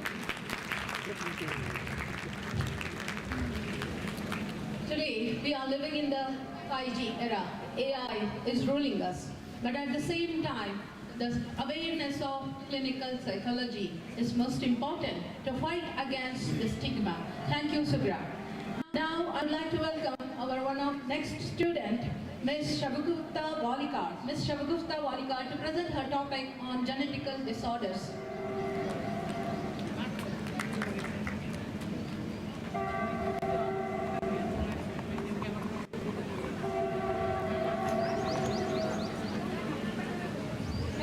Good afternoon, everyone. Sex chromosome abnormalities are more common than you think, and they have a profound impact on the lives of those affected. I am Shagufta from BSc Sem 4 of Life Science from ARSI Women's Degree College, and I am here to share some insight on critical topics. Genetics is a complex field, but understanding sex chromosome abnormalities can help us better appreciate the intricacies of human biology. With advancement in genetic testing, more parents are discovering sex chromosome abnormalities before birth. This raises ethical question: should parents be given an option to terminate pregnancies? How can doctor ensure that families receive the right information from bias? As you can see on the screen, our today's topic is understanding sex chromosome abnormalities beyond genetics. Sex chromosome abnormalities occurs when there is a change in a number, structure of a sex chromosome, X and Y.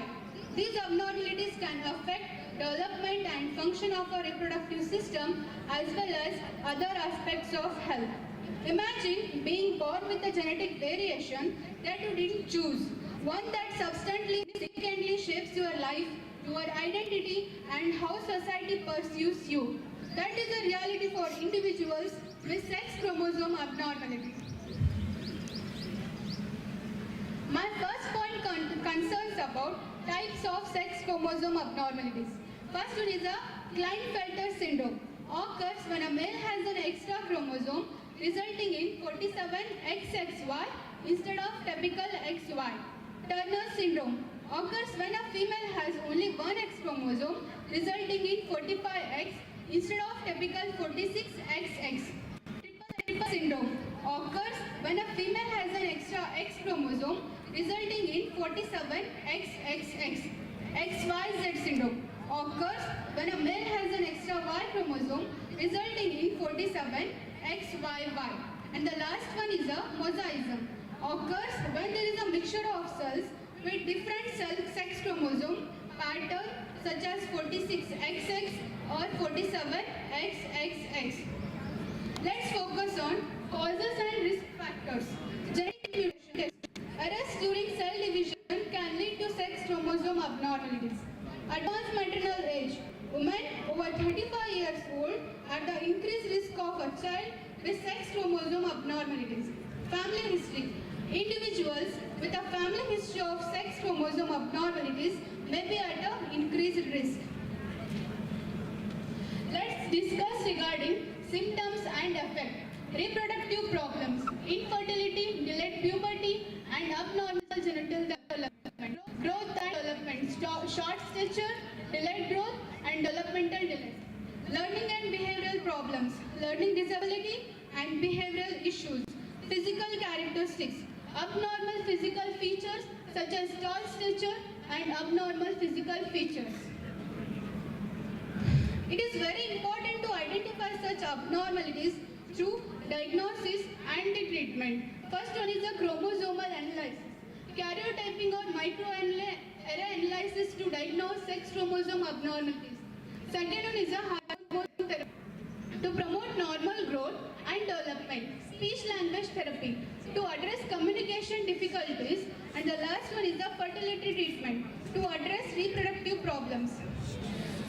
The main question is why awareness matters. At the end of the day, individuals with sex chromosome abnormalities are just that individuals.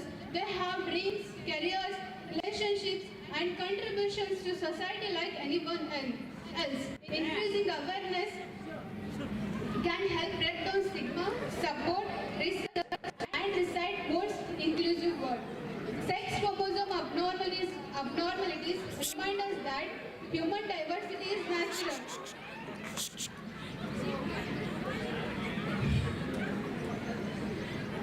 focus here. Sex chromosome abnormalities remind us that human diversity is natural, genetically, physically, and socially. By shifting our perspective from abnormality to variation, we can build a world where everyone feels valued, understood, and supported. Thank you.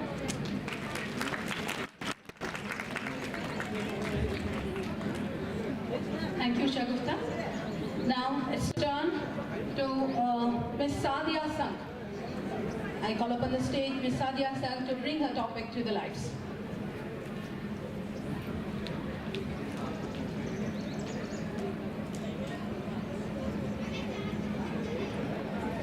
A very good afternoon to everyone present here. I am Sadia Sang, studying in BSc 4th Sem of Life Science, SECAB ARS Inaugural Women's Degree College. I feel honored to be here to talk about the exciting advancements of neurotechnology. Neurotechnology is a field of study and technology that involves using devices, monitor and control the brain and nervous system. Neurotechnology encompasses any method or electronic device which interfaces the nervous system to monitor or modulate neural activity. This technology is developed to understand the brain, visualize its process and even control, repair or improve its functions. It includes techniques such as brain imaging, brain stimulation and cochlear implants. Let's see how neurotechnology actually works. Neurotechnology uses artificial intelligence, hardware, software and signal processing to get interface with the brain. These interfaces can measure brain activity or modulate it. The information gathered can be used to improve treatments for neurological disorders such as depression, anxiety and insomnia. Examples for neurotechnology are deep brain stimulation, brain mapping, neuroinformatics, neuropharmacology, clinical neurology.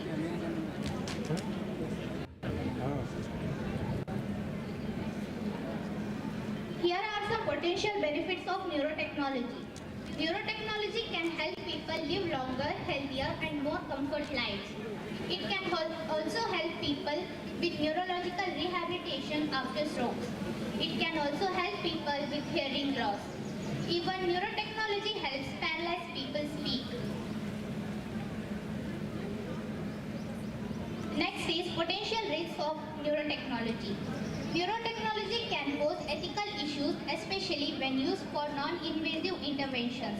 It can also be unsafe because it allows people to modulate their brain without surgery.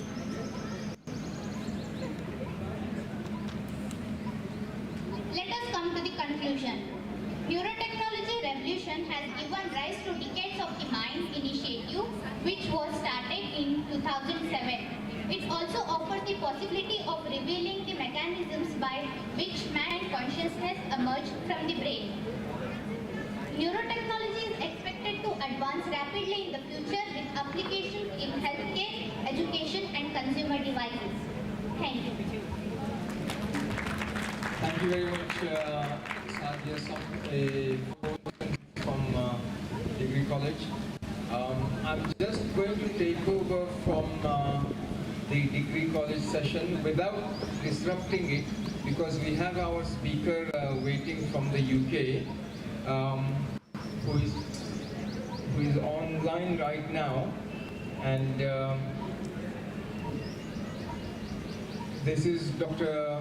Felicitation Sahab, who is a professor and head of translational research at the University of Central Lancashire, and he is right now on the screen with us, and he is going to give us a lecture on developing a new non-invasive test. Dr. Felicitation, we are here with you, but just give us another 30 seconds. We're just getting you on. Yeah, you're on the screen now.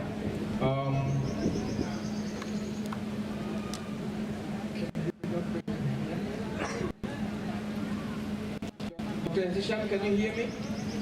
Yeah, I can hear you. Can you hear me? We can hear you and see you very, very clearly. What I'd like to do is we'll just quickly reintroduce Dr. Ehtishamur Rahman, who is a professor of biomaterials and regenerative medicine at the University of Central Lancashire. So head of translational research. We have had nearly 1,000 delegates, Dr. Sham. Currently we probably have about 400 or 500 delegates still present here. This is past 3 o'clock in the afternoon in the hot sun of South India. But you still have a large audience who are eager to hear you, to listen to you, and we're also very eager and keen to get our collaboration up and running with yourself and your department and your university. I'll hand over to you. So Dr. Ehtishamur. So can you all give him a good applause, please? Hi, Dr. Punekar, thank you very much for your kind introduction. I'm really delighted to be able to speak to you through this link. First of all, assalamu alaikum everyone, good afternoon, and about to do our just share what we are doing in relation to the early detection and diagnosis here in the UK, new techniques and new technologies that we have been developing.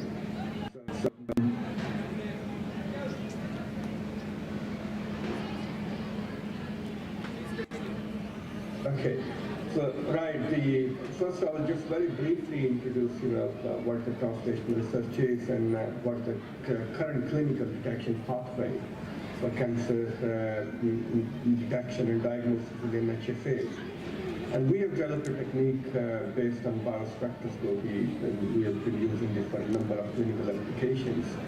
So infrared and Raman spectroscopy we mostly use. Other techniques as well we employ, such as LAMP and PCR. At present we are concentrating, I would say probably 99% on spectroscopy for developing techniques for clinical diagnosis. It is and I'm very briefly just touch base on what this technique were, and we've identified a number of cancers, but I'll just go through two of them today. We will have time to do justice to all the work we have done. So we will be concentrating on prostate cancer and the esophageal cancer, and hopefully I will give you a summary at the end, which can be a home-take message.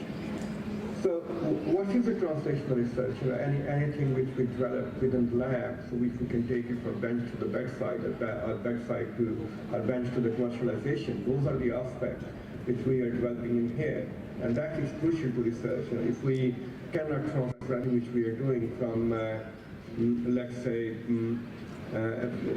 from lab to the bedside, so the quality of life of the patient, that's not going to improve. So it is really crucial that number one, that we have a technology which is portable and can be taken from one place to the other. And the second thing is really crucial, if we are doing the research, and if that is not improving the quality of life of the people, then that research is of mere value. So what is the clinical challenge? The clinical challenge at present is just early detection and diagnosis, because that early cancer and diagnosis, that governs the prevention and prognosis pathway. So we, here in the NHS, in the UK, what we are aiming now, so we need to take this detection and diagnosis towards the prevention and prognosis. So I will very briefly share with you the infrared Raman spectroscopy, how it works. And what we have been doing now, I'm sure there are some medics sitting in the audience, and they will be able to appreciate it that majority of the time we're looking at the biopsies of the tissues. And the tissue biopsy is a very invasive procedure, so we are moving away from it as much as possible and completely relying on the biofluids such as blood, urine, and saliva. Those are the samples which we are analyzing through spectroscopy, and with the aim of identifying a biomarker which can be used for the identification of the disease processes. So the biomarkers are known as a molecular marker of signature molecule. So that is what we are trying to identify in our presentation, in our research.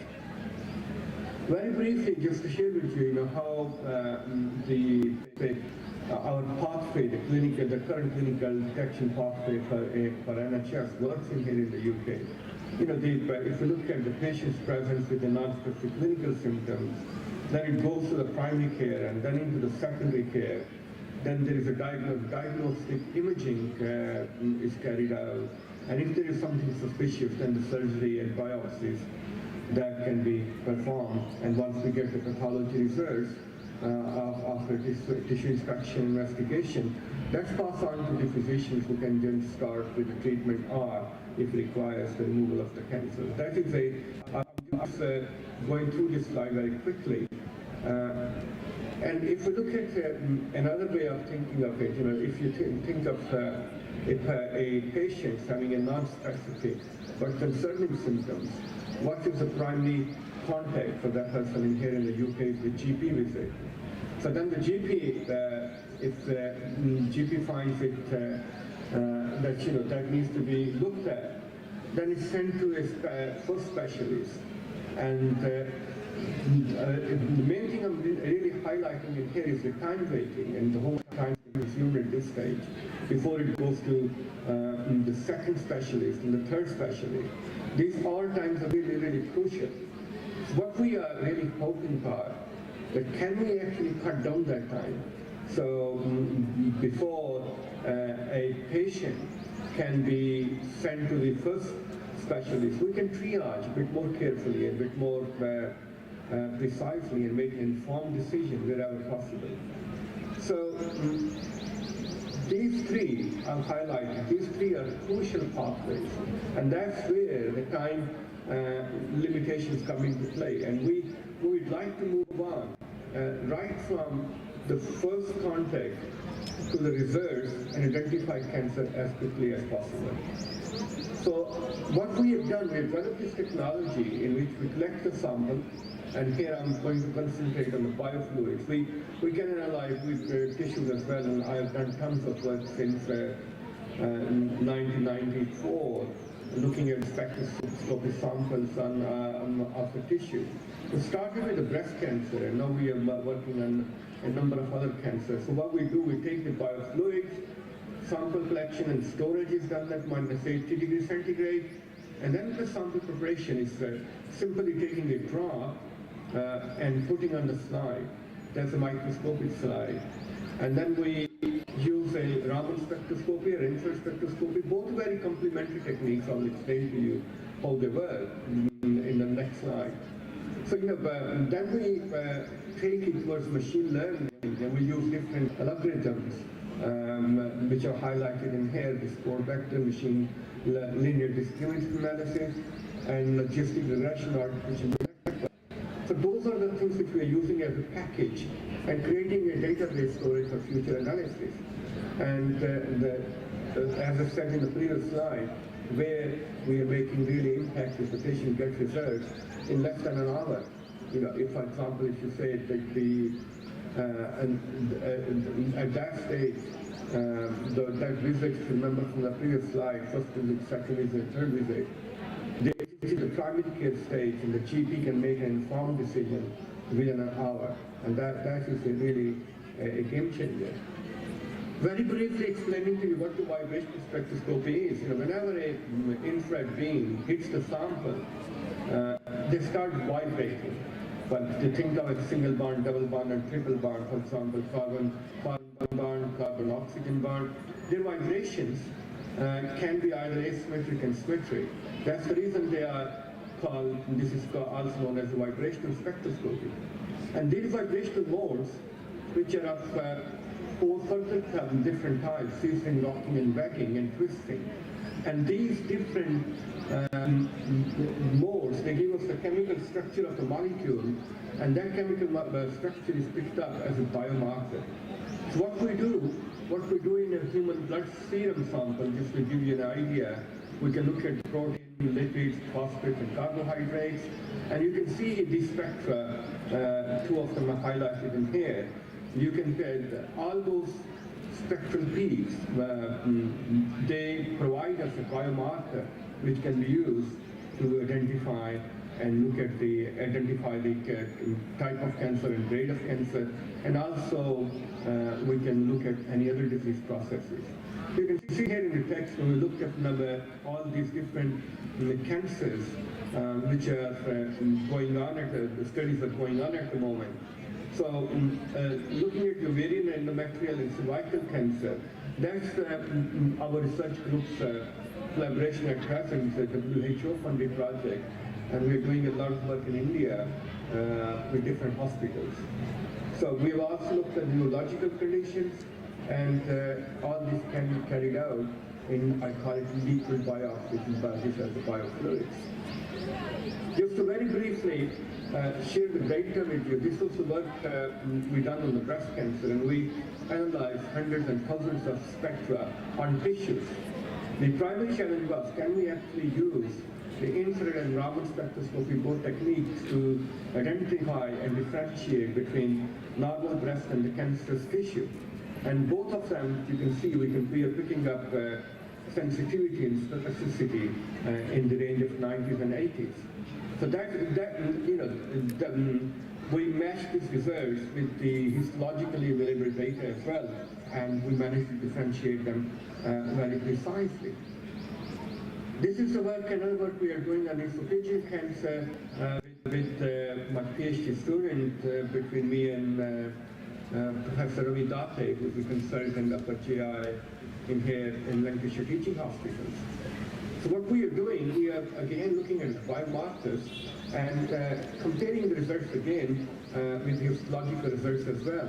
And you can see in here, the main aim, as I mentioned, was to identify can we actually detect esophageal cancer in patients presenting with inflammation of Barrett disease, and also to minimize the number of patients recommended for unnecessary subsequent treatment. So we created two different parts. You can see in here, in this graph, we were able to differentiate them very easily and precisely. In here, the normal one, is the blue in color, and the other one, the red one, is the cancerous spectra.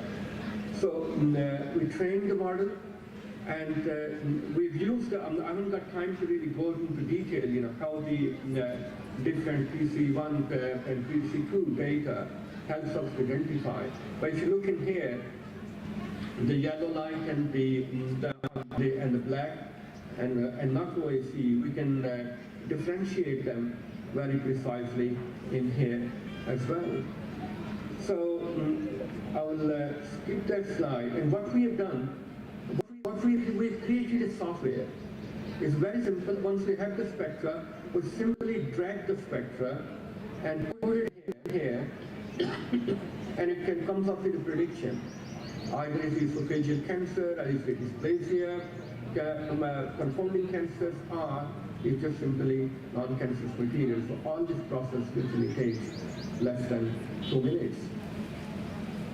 We also looked at the prostate cancer in here. That's the Northwest Cancer Research Project. There were some of the statistics in here, and you can see this is a cancer which is increasing a lot. And every 45 minutes, one man dies from prostate cancer, and that's more than 12,000 men every year. So that is the work going on with Morecambe Bay University Hospital. This is the team working on that. And Michael Green up in here on left of the screen, he is working on the spectroscopy aspect.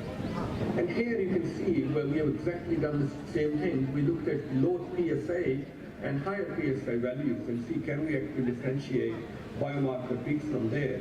And again, you can see in here we were looking in here in the saliva sample, and in the saliva we can actually differentiate between low PSA and high PSA very easily, and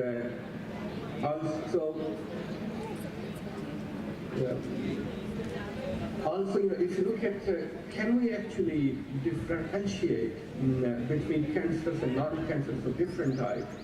That slide, I don't have it here, and we are able to differentiate it. We're picking up in these spectra the sensitivity and specificity in the late 90s, and these results are exciting for us, and we are developing this technology and taking it to the primary care. So just to summarize, the initial results are encouraging, and the spectroscopy data from the other studies provide strong evidence. And we are aiming to develop a complete spectroscopic cancer detection system through different stages. And just to highlight where the challenge is, the spectral database sequencing. And we need to design and define test methodology and understand more precisely by using statistical cross control. And we are also looking at the different data mining tools, and also developing a portable device now, which is not going to be bigger than an iPad, and that will be taken to the primary care, which I mentioned right in the beginning, where the GP surgery, where patients just come and they can triage them. So to provide that diagnostic and non-invasive technique available in the clinic, primary care settings, especially clinic and hospital, that will revolutionize the treatment for the cancer. These are some of the ongoing projects at present for cancer detection. This evaluation of artificial intelligence to screen and triage effectively to reduce cervical cancer, we call it EASTER project. That is the project which we are doing in India, and we have different centers who are collecting samples, analyzing samples, and sending the data to us, which we can actually further process them and filter the data for quality control and insurance purposes. So you can see that I've just very briefly touched base on that. We managed to pick up biomarker peaks, both by using spectroscopy of infrared spectroscopy and Raman spectroscopy. And also you can see that I just shared with you the data from tissue samples, from biofluids, and both are giving good indication of how we analyze spectra from different biofluids, either it's a urine sample or a saliva sample or a blood sample. Both of them, they do contain excellent biomarkers which can be used for the exploration. Just what I would like to leave with you, when it comes to the research, for translational research, you have to work in partnership and collaboration. You need to connect to form partnerships. And if we're not doing interdisciplinary research and we're not learning from each other, that research will not go anywhere, and we will not be able to discover for a common and targeted goal. So the idea is we need to discover and identify what the clinical challenge is. And I, in my first slide, mentioned that it is really crucial that we identify what we are trying to achieve, and can we work together as a team to identify what we need to achieve in partnerships. And I'm sure there are a lot of youngsters sitting in there in the audience. What we do and ask you, just inspire each other with research. If you're not inspiring the others with research, their research process will go into entropy and eventually just die away. That's why I've given you a very brief outline. What we have been doing. There's a lot of work to be done, and any collaboration which can develop, that would be really excellent. Dr. Konekar, I'll stop it here. I've just given you a very quick bird's eye view of cancer detection work we're getting open here. And thanks very much, everyone. Thank you, Dr. Ehtisham Rahman. That was a great brief and a great presentation. You can hear the applause in the background. So these are extremely young students, mostly around 20 years of age, and they are university level students, and they are capable of doing world-class research, and they would love to collaborate with your department in the UK, and you have already offered to them to inspire each other with research. So we would definitely like to collaborate with you officially through a MOU. This is what we would like to ask. We would like to learn from you, from your department, from your university, and from the excellent culture of research that exists in the UK. So please come again, please come in person to this institution of ours. We also like to invite a technology teacher, engineering and technology college here to come in person and teach for a week or so, and we will pay their expenses. But we would also like to invite you in person, if it is possible for you, after Ramadan. I know Ramzan is only 3 or 4 days left now. So thank you again. I'd like to thank our audience here for being a good audience and listening quietly. Thank you. Thanks, Dr. Mika, thank you very much. And again, thanks very much to the audience. I hope the conference goes well and you learn a lot from there. Main thing you guys have said in the beginning, with these conferences and symposiums and the meetings, they are there to inspire each other, just learn from each other. You know, research has got no ending, no boundaries, no religion. Research goes on, and we need to develop that research to improve the quality of life of the Indian. Sorry I have to rush because I'm just going to another meeting. Very nice meeting you, and hopefully, yes, next time, definitely I would like to come Dr. Mika and meet all your staff and lovely team in person as well. Thank you very much. Jazakallah khair and Assalamu alaikum. Such a portable word. Thanks to the technology, and I would like to personally thank behalf of my students to Dr. Sujat Punikar sir for bringing the worldwide expertise to virtually to the Vijayapur. Thank you.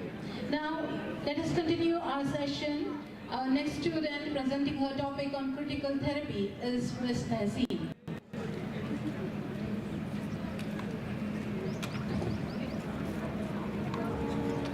Ms. Tehseen.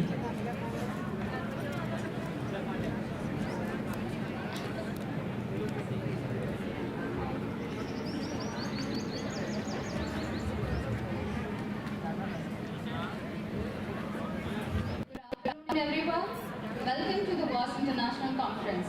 Myself, Tehseen of BSc Course of Lifetime from SECAB Aerospace Women's Degree College. I am thrilled to be here today to discuss about the revolutionary advancement in cancer treatment, that is CAR T-cell. Have you ever people wonder what would happen if our own immune system are trained to fight with cancer? That's exactly what CAR T-cell does.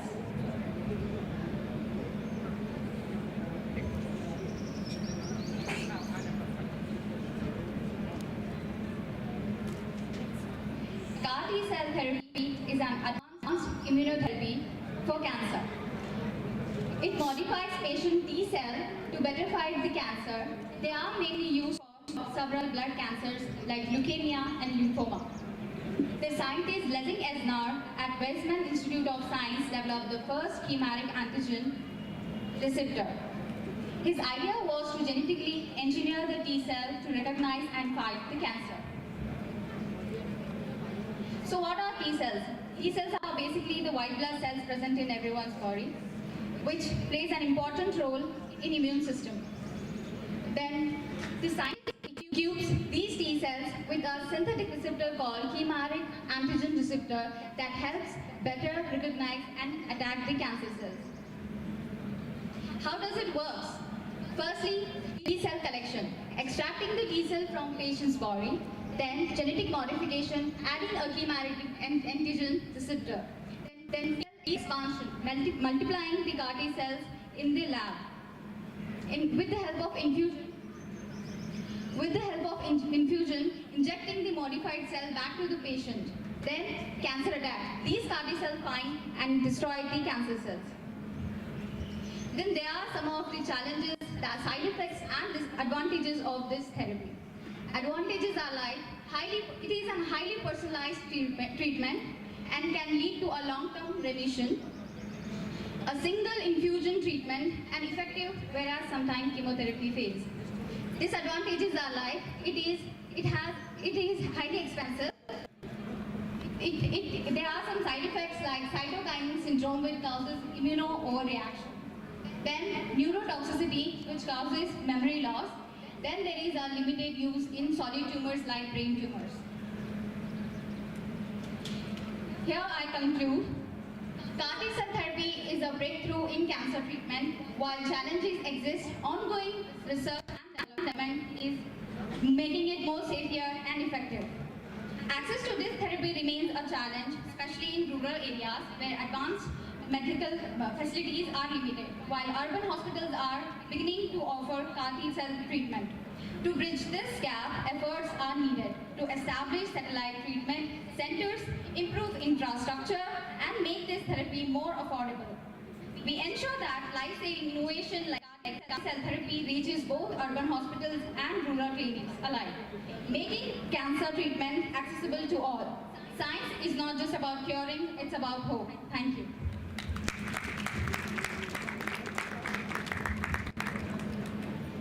Thank you, Mr. Haseeb, for giving us, enhancing our information in CAR T cell therapy. Now, the next one is Ms. Sania Mujawar. I call Ms. Sania Mujawar on the stage to bring her topic, gents, to the lights.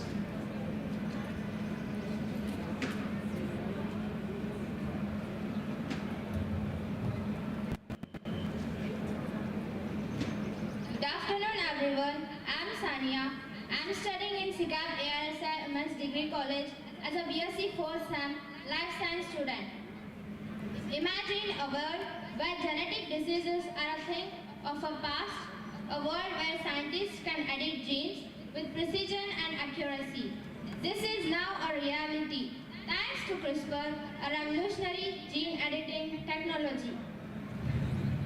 Today, I'll take you on a journey to explore the power and potential of CRISPR and how it's transforming the field of genetics. We'll see what is a CRISPR. It is a cluster regularly interspaced short palindromic repeats. Next, we'll look at how the CRISPR technique works.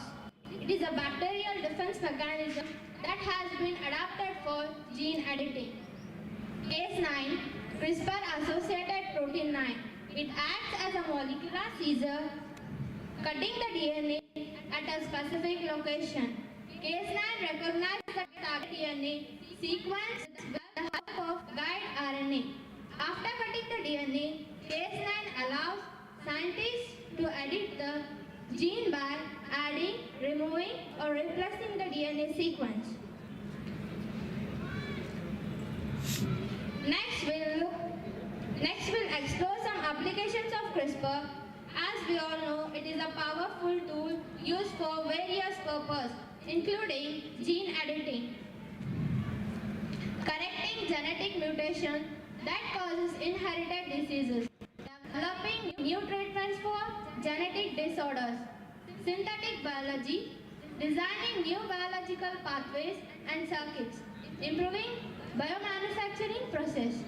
And it is used in agriculture as improving crop yield and disease resistance, enhancing food security and sustainability. It is also used in some basic research as studying gene function and regulation, biotechnology and bioremediation. Now let us take a closer look at genetic disorder which are treated by CRISPR technique, and here are some examples. Huntington disease, cystic fibrosis, sickle cell anemia. Huntington's disease occurs due to a genetic mutation in Huntington gene, causing an abnormal protein that damages brain cells. This inherited disorder leads to progressive brain cell death resulting in loss of motor control. Next, cystic fibrosis occurs due to a genetic mutation in the CFTR gene, causing the production of thick and sticky mucus that clogs the lungs and digestive tract. This inherited disorder affects the body's ability to regulate salt and water, leading to respiratory and digestive problems. Sickle cell anemia disorder occurs due to a genetic mutation in the HB gene, causing abnormal hemoglobin production.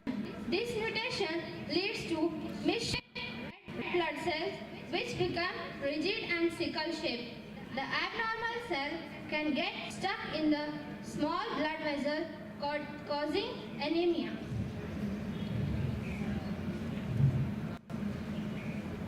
CRISPR is a revolutionary gene editing technology that has transformed the field of genetics with its precision, efficiency, and potential to treat genetic disease. CRISPR holds immense promise for improving human health and quality of life. As research continues to advance, we can expect to see an amazing discovery and application of CRISPR technology. By the way, I'd like to share a small quote of Siddharth Mukherjee. The future of humanity is being rewritten with CRISPR. This concludes my presentation, and I'd like to thank the organizers for providing me with this opportunity. Thank you.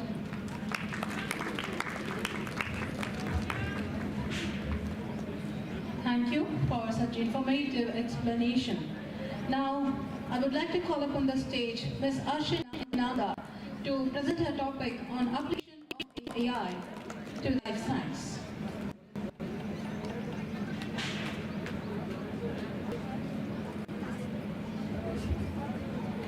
Good afternoon, everyone. Myself, Arshina Namdar, a second SEM BSc student at SECAB ARS Inaugural Women's Degree College.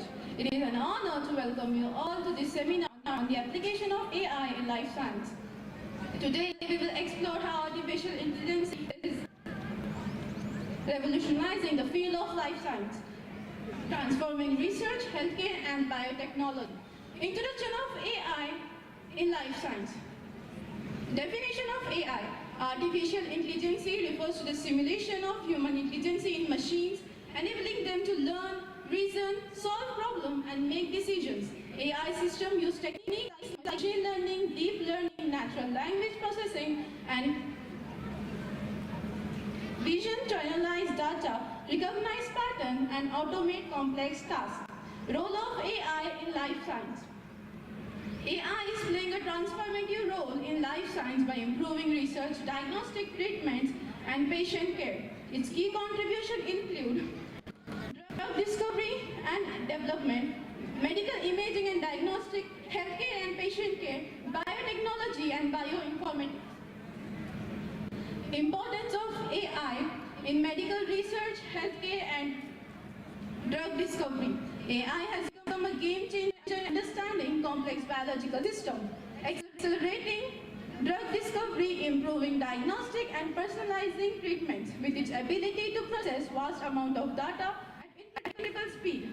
AI is helping scientists and doctors make more accurate decisions, leading to better patient care and groundbreaking innovations from detecting diseases in medical imaging to designing new drugs and even predicting pandemics.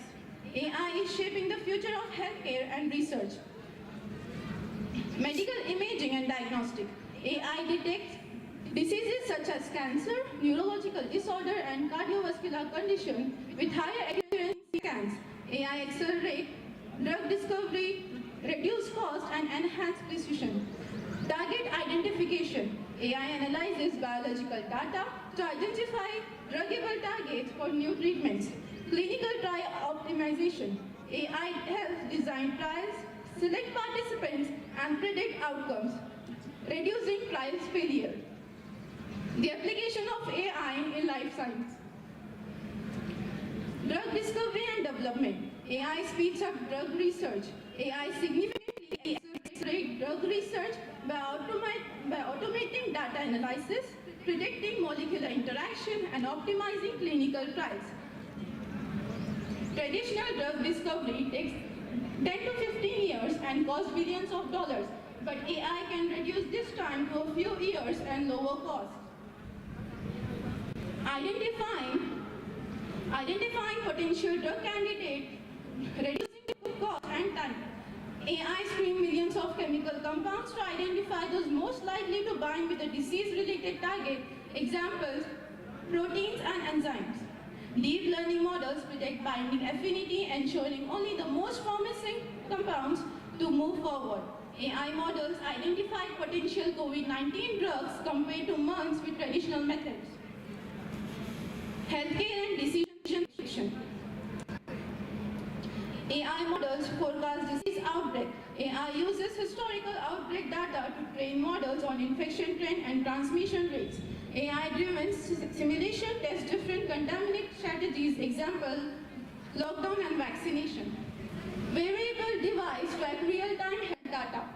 Wearable use advanced sensors to monitor blood pressure and glucose level, helps manage high sugar diabetics without invention tests. Temperature and hydration. Detects fear or dehydration for early illness. Machine learning helps identify early signs of disease. Example, AI in smartwatch detects atrial fibrillation.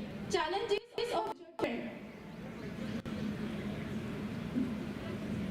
Data privacy and security concerns. As AI-driven healthcare and wearable device.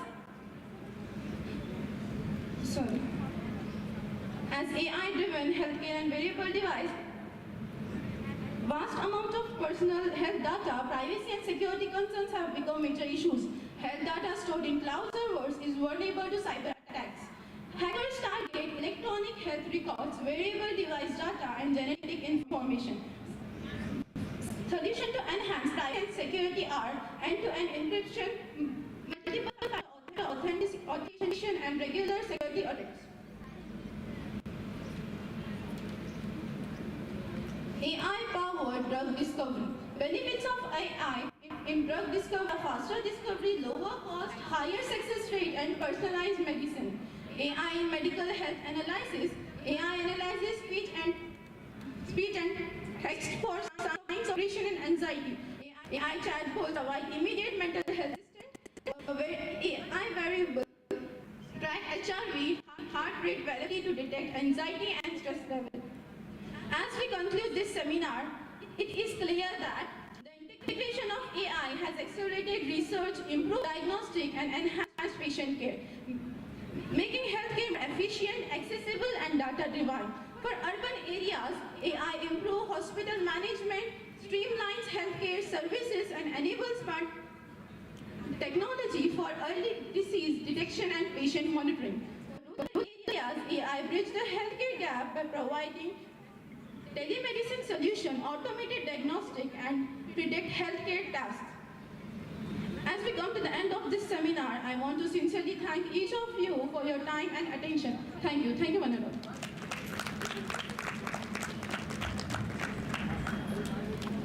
Let's thank to the super minds of human who advanced the artificial technology and made us remember and appreciate the potentialities of AI. Now, at last, the last presenter of the topic, like Ms. Swaleha Dandili, to present her topic on animal biotechnology.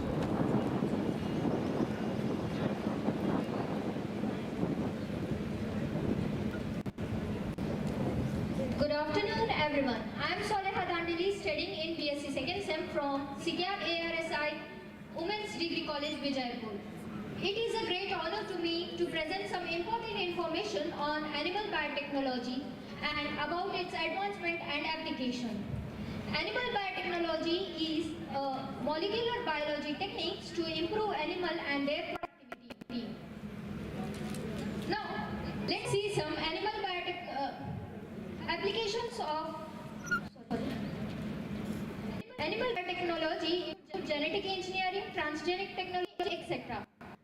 Genetic engineering is the technique in which animal's DNA is modified to enhance the desirable traits.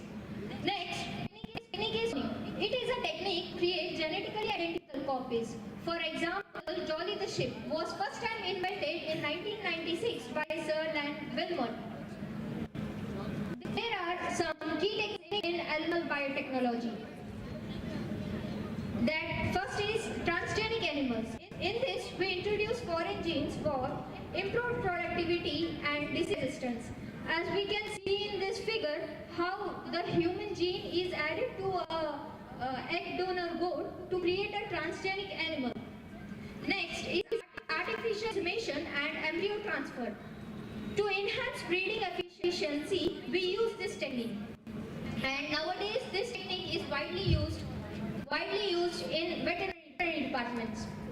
Application in agriculture of animal biotechnology. Improved livestock. In this, animals and disease resistance and gives high yielding breeds. Next, better dairy and production. These animals which are treated with biotechnologically gives enhanced quality and quantity of milk, meat, egg, etc. things. Application in medicine of animal biotechnology. Production of pharmaceuticals. Transgenic animal as biofactor. Some examples like insulin, growth hormone and antibiotics are extracted from animals and are put into humans. Now next is xenotransplantation. In this we use animal organ for human transplantation. As we can see in this figure, animal model in research. This technique is widely used by scientists testing new drugs and studying diseases on animals like rabbits, etc. Now coming on the conclusion, I want to tell that animal biotechnology can improve animal and human health and also can help with environmental control. It has more benefits and many applications in research, medicine and agriculture. Thank you.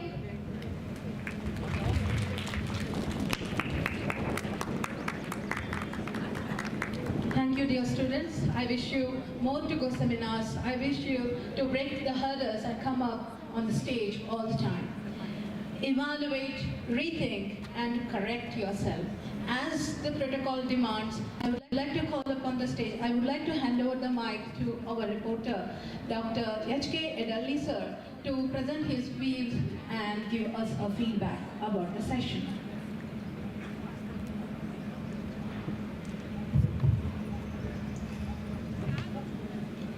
Good afternoon, everyone. So for this WAAST international seminar,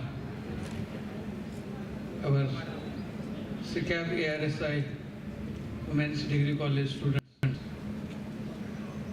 gave a wonderful presentations on clinical psychology by Sugra Banu Patel, chromosomal disorders by Segusta Walikar, neurotechnology by Sadia Singh, cortisol therapy by Tahsin Sharpade, CRISPR genes by Sania Mujawar, role of artificial intelligence in life science by Arsin Inamdar, and the last presentation was animal biotechnology by Swaliha Dandeli. I thank each and every presenter who have wonderfully prepared and presented on the stage, and in a very simple language they have presented. Even a common man, a non-science man can understand the concepts. That way they have presented. I thank one and all.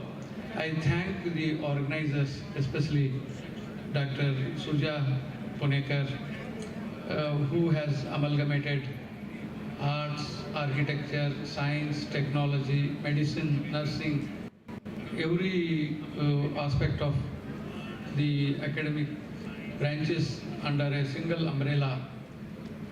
I thank the SECAB Association office bearers, especially Punekar sir, Patil sir, Director Salahuddin sir. I thank our faculty members who have directly and indirectly helped the students to produce such a wonderful outcomes. Thank you, one and all.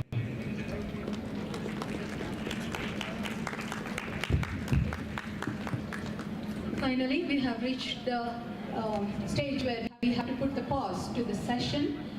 Now, I request Dr. Member of the session, Dr. Girish Linde sir, to express his gratitude and end the session with his warm note of vote of thanks.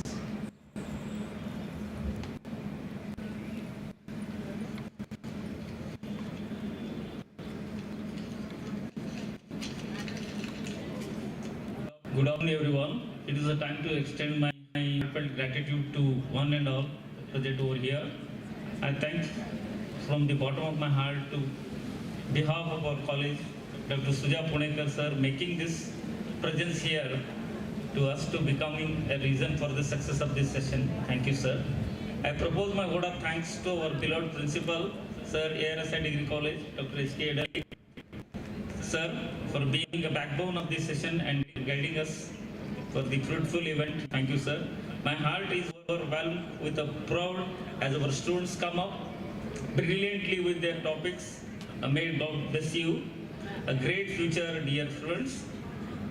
Thank you, dear students. Finally, I thank everyone. All witnessed this session and grand success. Thank you, one and all.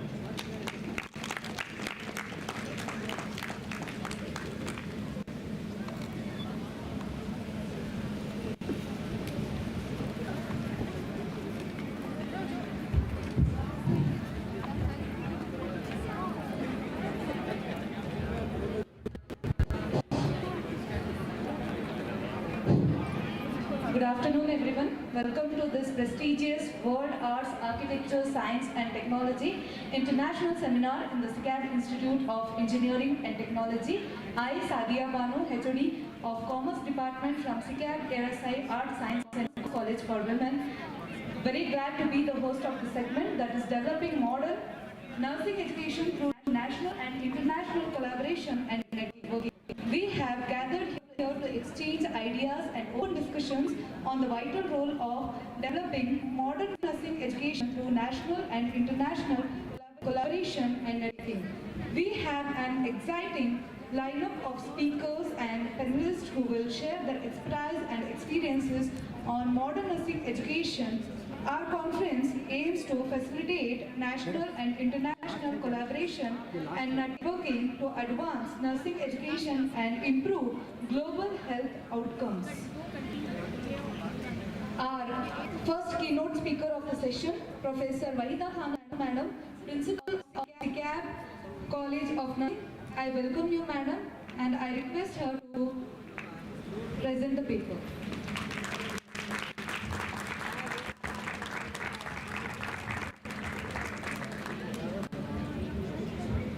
A very good evening to the dignitaries from the morning till now, whoever is present or left already. The session last, which is always is a session of their departments, usually. So almost all the participants have left, yet we have not lost the enthusiasm. May I please hear from the nursing students? May I please hear from the nursing students loudly? Loudly? Okay, so let's start the seminar topic today. I am myself Professor Vahida Khanam. Basically, I am the example of collaboration because my root starts from Tamil Nadu. I am not from here.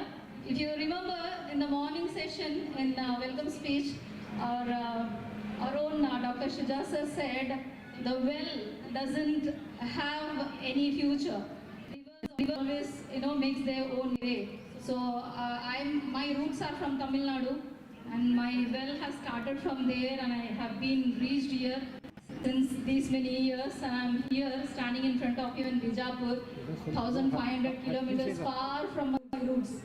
Anyway, getting back to the topic, not wasting any of your time, we are discussing today the developing modern nursing education through national and international collaboration and networking. Okay, may I know who is the first nurse in this world? Anyone knows?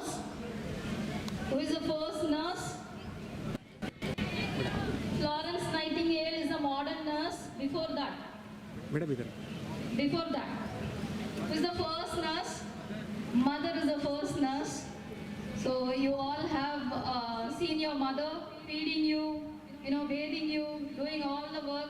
So nursing started from the day one this world has been created. So here we go with some references. Nursing is a healthcare profession that integrates the art, since morning what we are seeing, the art, science of caring, and focuses on the protection, promotion and optimization of health and human functioning, prevention of illness and injury, facilitation of healing and alleviation of suffering through compassion, presence. The nursing is all about caring each other, may it be with illness or without illness. We care for the patient, or even at home we care for each other. That is itself is nursing. So what is nursing education is all about? It will be essential for nursing education to evolve rapidly to prepare nurses meet the challenges articulated with respect to address social determinants of health, improving population health and promoting health equity. And nursing education is becoming increasingly diverse. It is not one area of practice nowadays.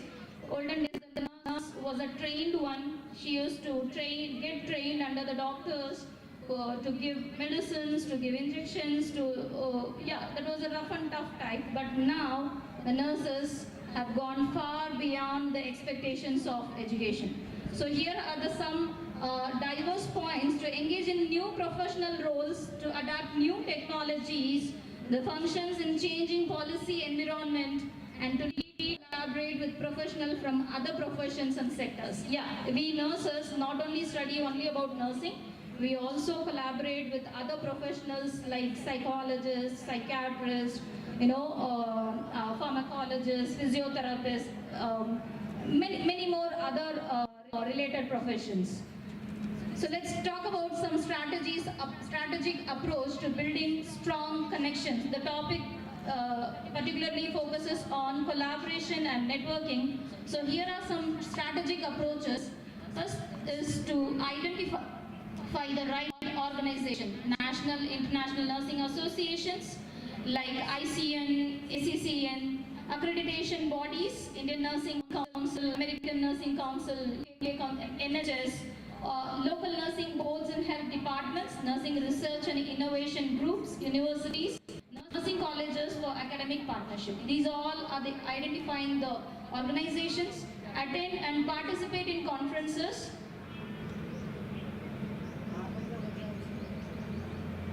and workshops. That is what you are doing right now.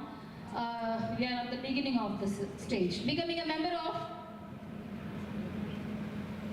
Register for nursing education conferences offer to present research, case studies or best practices. Sponsor or exhibit at relevant events to increase visibility. When we get the sponsors, we get the visibility, obviously. Establishing academic and clinical partnership, which collaborates with nursing schools, partners with hospitals and healthcare institutions, develop faculty and student exchange program. And the next strategy is to join professional nursing network and online forums. Nowadays we have a lot of online forums. Sitting in rural places, we can connect to the international platforms. That is what it speaks about. Becoming a member in LinkedIn group, Facebook communities and nursing education forums. Offering continuing education certification programs, engage in research and innovation collaboration. When you say research and collaboration, do we really need any research in nursing? What is new in giving injections? Is just take a syringe, prick and go back. What is new in that? When a patient says, I don't feel pain when this nurse gives injection, but this nurse is horrible enough to get injection. That is what the innovative research techniques. When somebody says that you are a good nurse, they actually mean because illness, after illness, who comes in picture? Not the family members. Obviously doctors, they are the brains and we are the hearts. We come in picture. So it is most important for ourselves to know how to tackle a patient's life when they are in pain actually. Strengthening alumni, industrial connections, encourage nursing alumni network for mentorship programs. Alumni means all over the world, not only in the local terms. Connect with hospital administrators and senior nursing professionals for networking opportunities. Conduct roundtable discussions and panel talks featuring industrial experts. Utilize social media and digital presence. Regular post educational contents. Create webinar series. Use email newsletters to keep this stakeholder engaged with.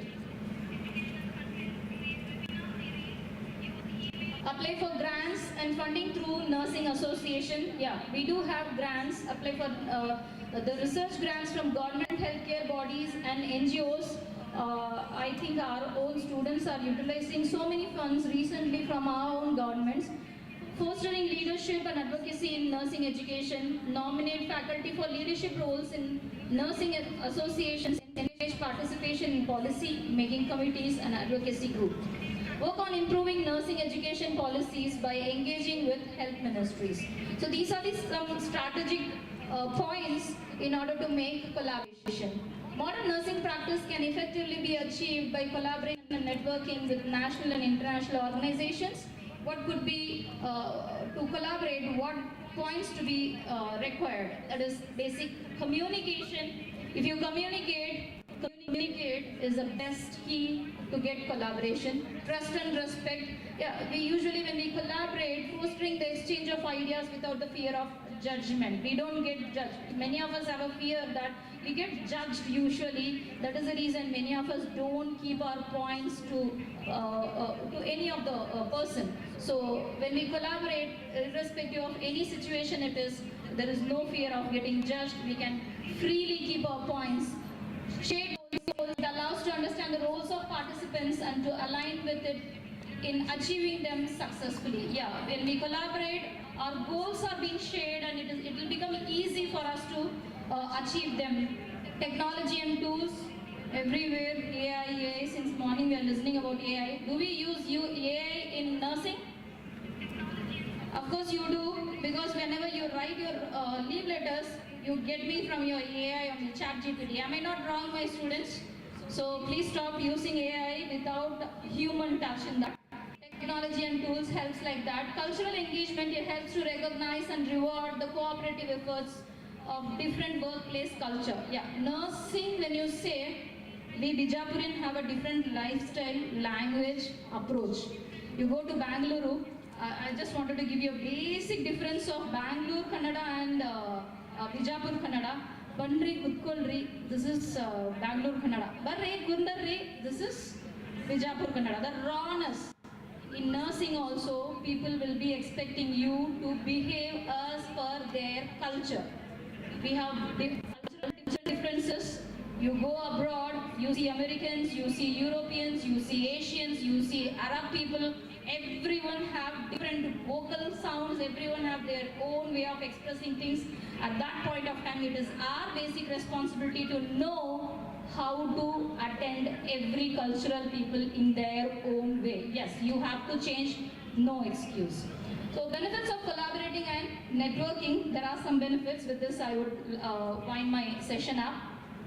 Enhanced innovation, yeah, we do learn so many innovative techniques, methods, how change happens in medical field. Increased efficiency, improved employee satisfaction, faster problem solving, faster problem solving, balanced workload, a collaborative learning culture, cross-skilling, opportunity, stronger decision making, higher flexibility and scalability, boosted creativity, enhanced communication skills, fewer workplace conflicts, deeper friendship, trust and transparency, positive company culture, increased competitiveness, resource optimization, better risk management, strengthened customer satisfaction, enhanced adaptability to change, increased ability to attract and retain top talents.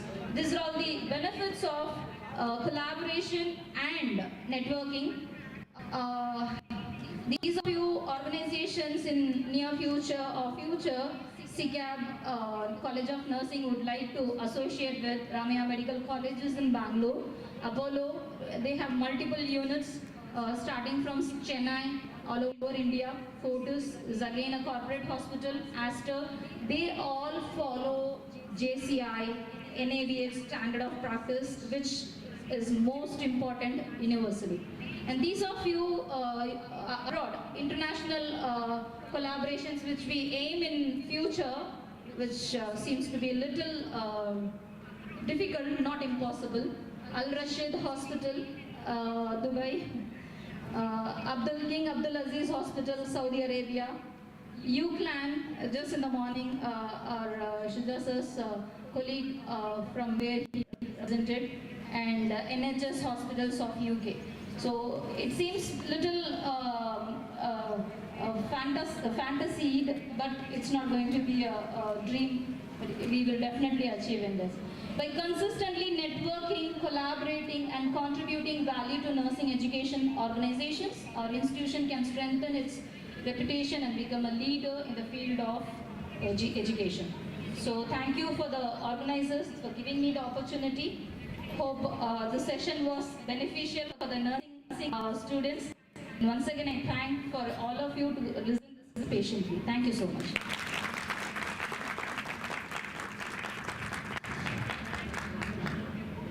Thank you, madam, for your enlightening talk. As we conclude this session, I would like to express my gratitude to our speakers and participants for making this event a success.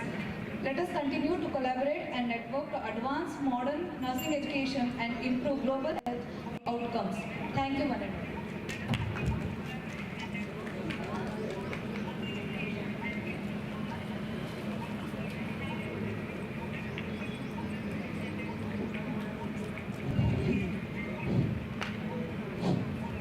Good afternoon, everyone. It is truly an honor to be a part of this enlightening session. Me, Dr. Sayyida Fatimatu Zahra, Assistant Professor, Department of Obstetric and Gynecology from Luqman Unani Medical College Hospital and So, where we are going to explore advancements in medical research and global collaboration. Research is the foundation of medical progress, and national and international partnerships play a crucial role in pushing the boundaries of knowledge and innovation. Though we don't have a huge audience, since this might be the last session, but we do have our own audience. Isn't it so, LUMC family? We do have our audience. Okay, so to shed light on this significant topic, it is my pleasure to invite Dr. Nikhat Kausar Inamdar, Assistant Professor, Department of Obstetrics and Gynecology, to deliver her presentation on developing medical research through national and international collaboration. So without further ado, please join me in welcoming Dr. Nikhat Kausar Inamdar to the stage with a big round of applause.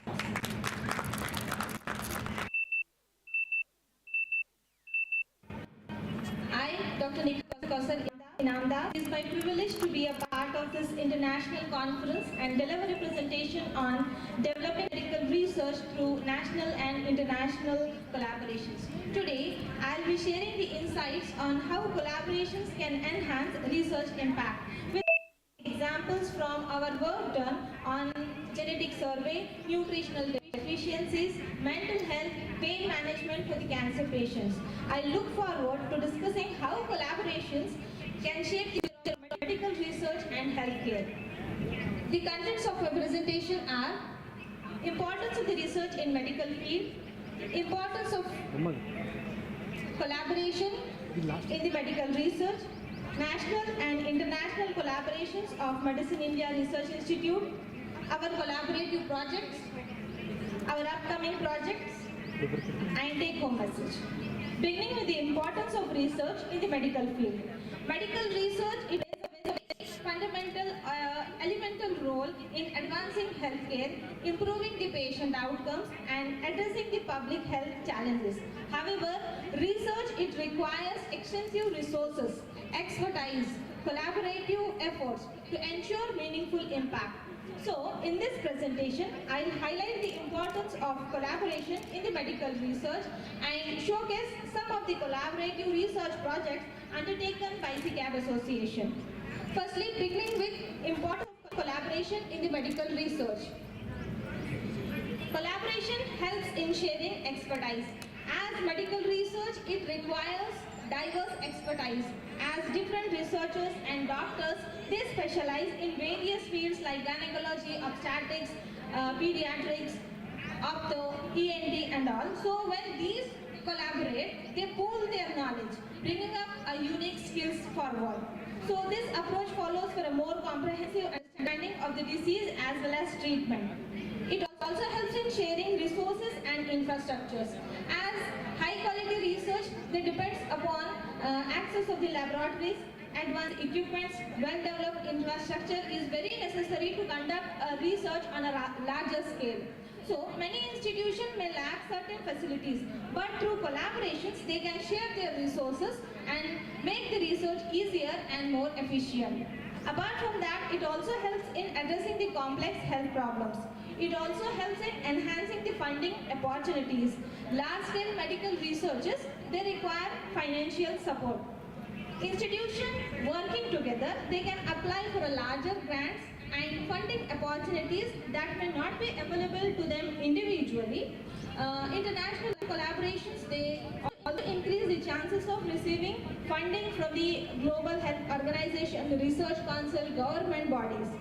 Apart from that, this collaborations, they also help to assess the advanced technologies.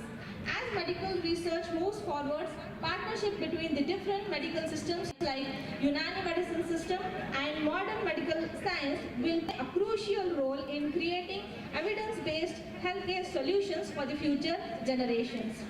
So moving on to the national and international collaborations which Medicine India is collaborated with, like Alamein Medical College, BLD Medical College, Dr. Mupin's Medical College, Marcus Knowledge City, Kerala, ACPA Medical College of Maharashtra, Government Medical College, Dhule, Maharashtra, Dhaka Medical College, Bangladesh, UCLan Medical School, UK. These are collaborations with which Medicine India has been collaborating. As a part of continuous efforts to strengthen the research, now we are planning a collaboration with the Regional Research Institute of Unani Medicine, RRIUM Srinagar, with the vision of expanding the Unani research through partnerships. Inshallah, we will soon collaborate with RRIUM. Now coming to the collaborative research projects which we have already conducted, the first research project is National Genetics Program First. In this project, the genetic survey was initiated, which included 5,000 families of Vijayapur, which included the survey of 5,000 families of Vijayapur. This survey was been conducted by the students of Lukman Unani Medical College, Hospital and Research Center, with the primary objective to assess the prevalence of genetic disorder and their correlation with the consanguineous marriages. Consanguineous marriages, nothing but the cousin marriages. So after a survey, we have identified various genetical disorders in many of the families. So upon statistically analyzing data, it was observed that when the parents were first cousin, the incidence of the genetic disorder in the children, it was found to be 7.6%, while only 1% of the children with no history of parental consanguineous marriages. So this was the result of the first national genetic program. So apart from this, we have the another program or project, that is Child Health, Education and Nutrition. Basically, this program, it was done to assess and improve the children's nutritional status. Here, it involved a detailed survey to collect various nutritional related parameters like height, weight, circumference of the children. As a part of the intervention, the children, they were provided with a specially formulated product called Nutty Bite. After a period of regular intake, at the end of the thing, analysis was conducted to evaluate the impact of that intervention. So the findings revealed that there was a significant improvement in the nutritional status of the children, demonstrating the effectiveness of the program addressing the nutritional deficiencies. So the next program was Mental Health Program. A mental health survey was conducted to assess the mental well-being of the women in the community near Indy Road, and this was undertaken by the students of ARS Inaugural Arts, Science and Commerce College. They conducted door-to-door survey, interviewing 103 women using a standardized mental health checklist. A significant portion of the participants who exhibited moderate to poor mental health, highlighting the need of mental health awareness programs, counseling support, and community interventions. So these are the research projects which were conducted by different institutions of SECAB Association under the guidance of Dr. Sujaudin Punekar sir. Now, our upcoming projects are Second National Genetic Program. Basically, this program will be conducted in the main three groups of Vijayapur, Saudagar group, Qureshi group and Pahalwan group of Vijayapur. We will be identifying the burden of genetical disorder in its association with consanguineous marriages based on scientific parameters. Because these three groups of Vijayapur, you can see that there is the rate of the cousin marriage is very high. The second project which will work on is Cancer Pain Relief Program. Effective pain management, it is very crucial for improving the quality of life for those who are battling from cancer. Already we have started to work on this project in collaboration with the Al-Amin Medical College. Our next project will be on anemia in pregnancy with the aim to assess the prevalence of anemia in the pregnant woman and to promote awareness, early detection and effective management strategies. So on these projects we are going to work. So take home message from my today's presentation. Collaboration, it is the heart of medical research. Collaboration is the foundation of impactful medical research. By joining hands with various institutions, we can address complex health challenges more effectively. Our ongoing and future projects aim to contribute significantly to the public health, emphasizing evidence-based interventions. Thank you for patience listening, my dear students of Uthman Inani Medical College, Hospital and Research Center, Vijayapur. I thank you one and all.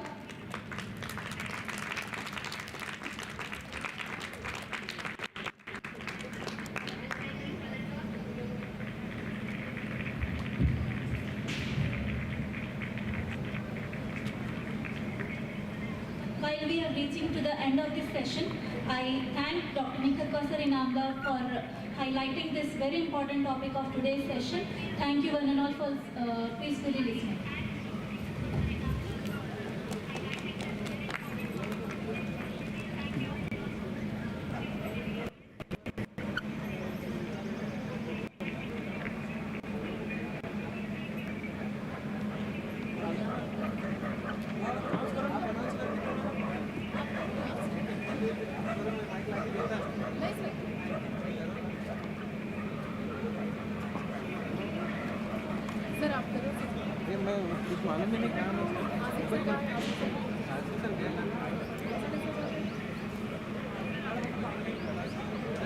Sir announce ಮಾಡಿ sir.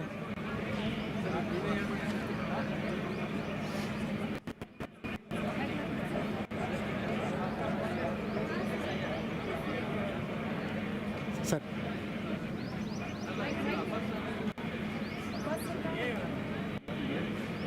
Sir ನೀವು ಮುಗಿಸ್ಬಿಡಿ sir.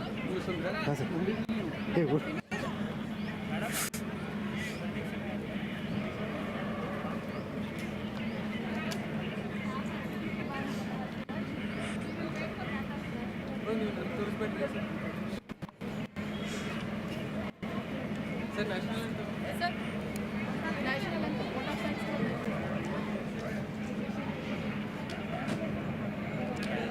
Good afternoon, everyone.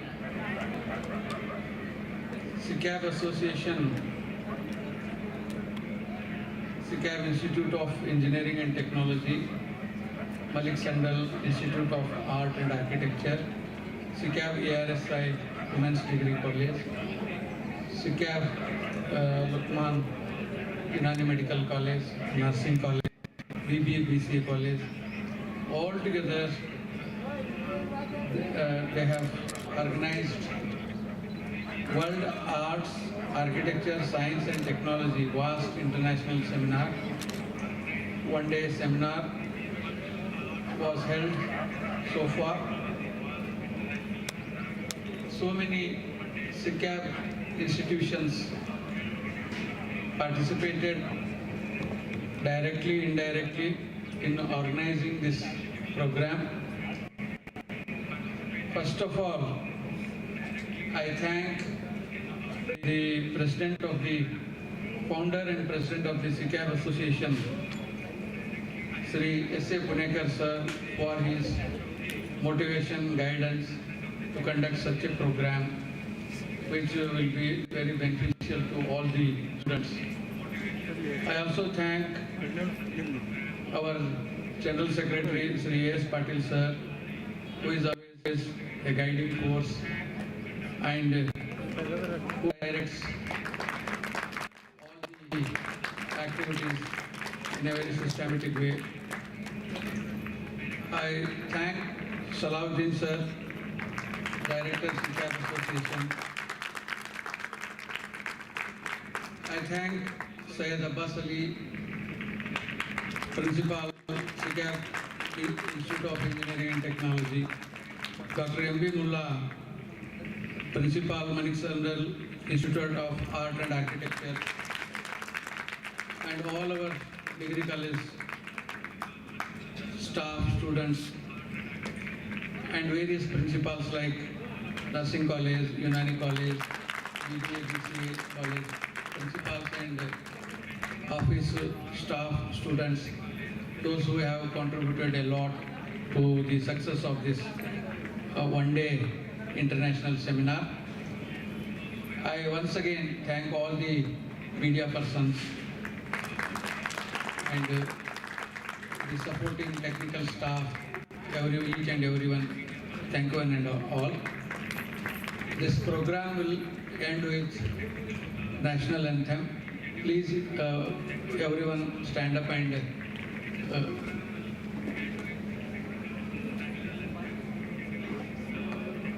जनगण मन अधिनायक जय हे भारत भाग्य विधाता पंजाब सिंध गुजरात मराठा द्राविड़ उत्कल गंगा विंध्य हिमाचल यमुना गंगा उच्चल जलधि तरंगा तव शुभ नामे जागे तब शुभ आशीष मांगे गाहे तब जय गाथा जनगण मंगल दायक जय हे भारत भाग्य विधाता जय हे जय हे जय हे जय जय जय जय हे।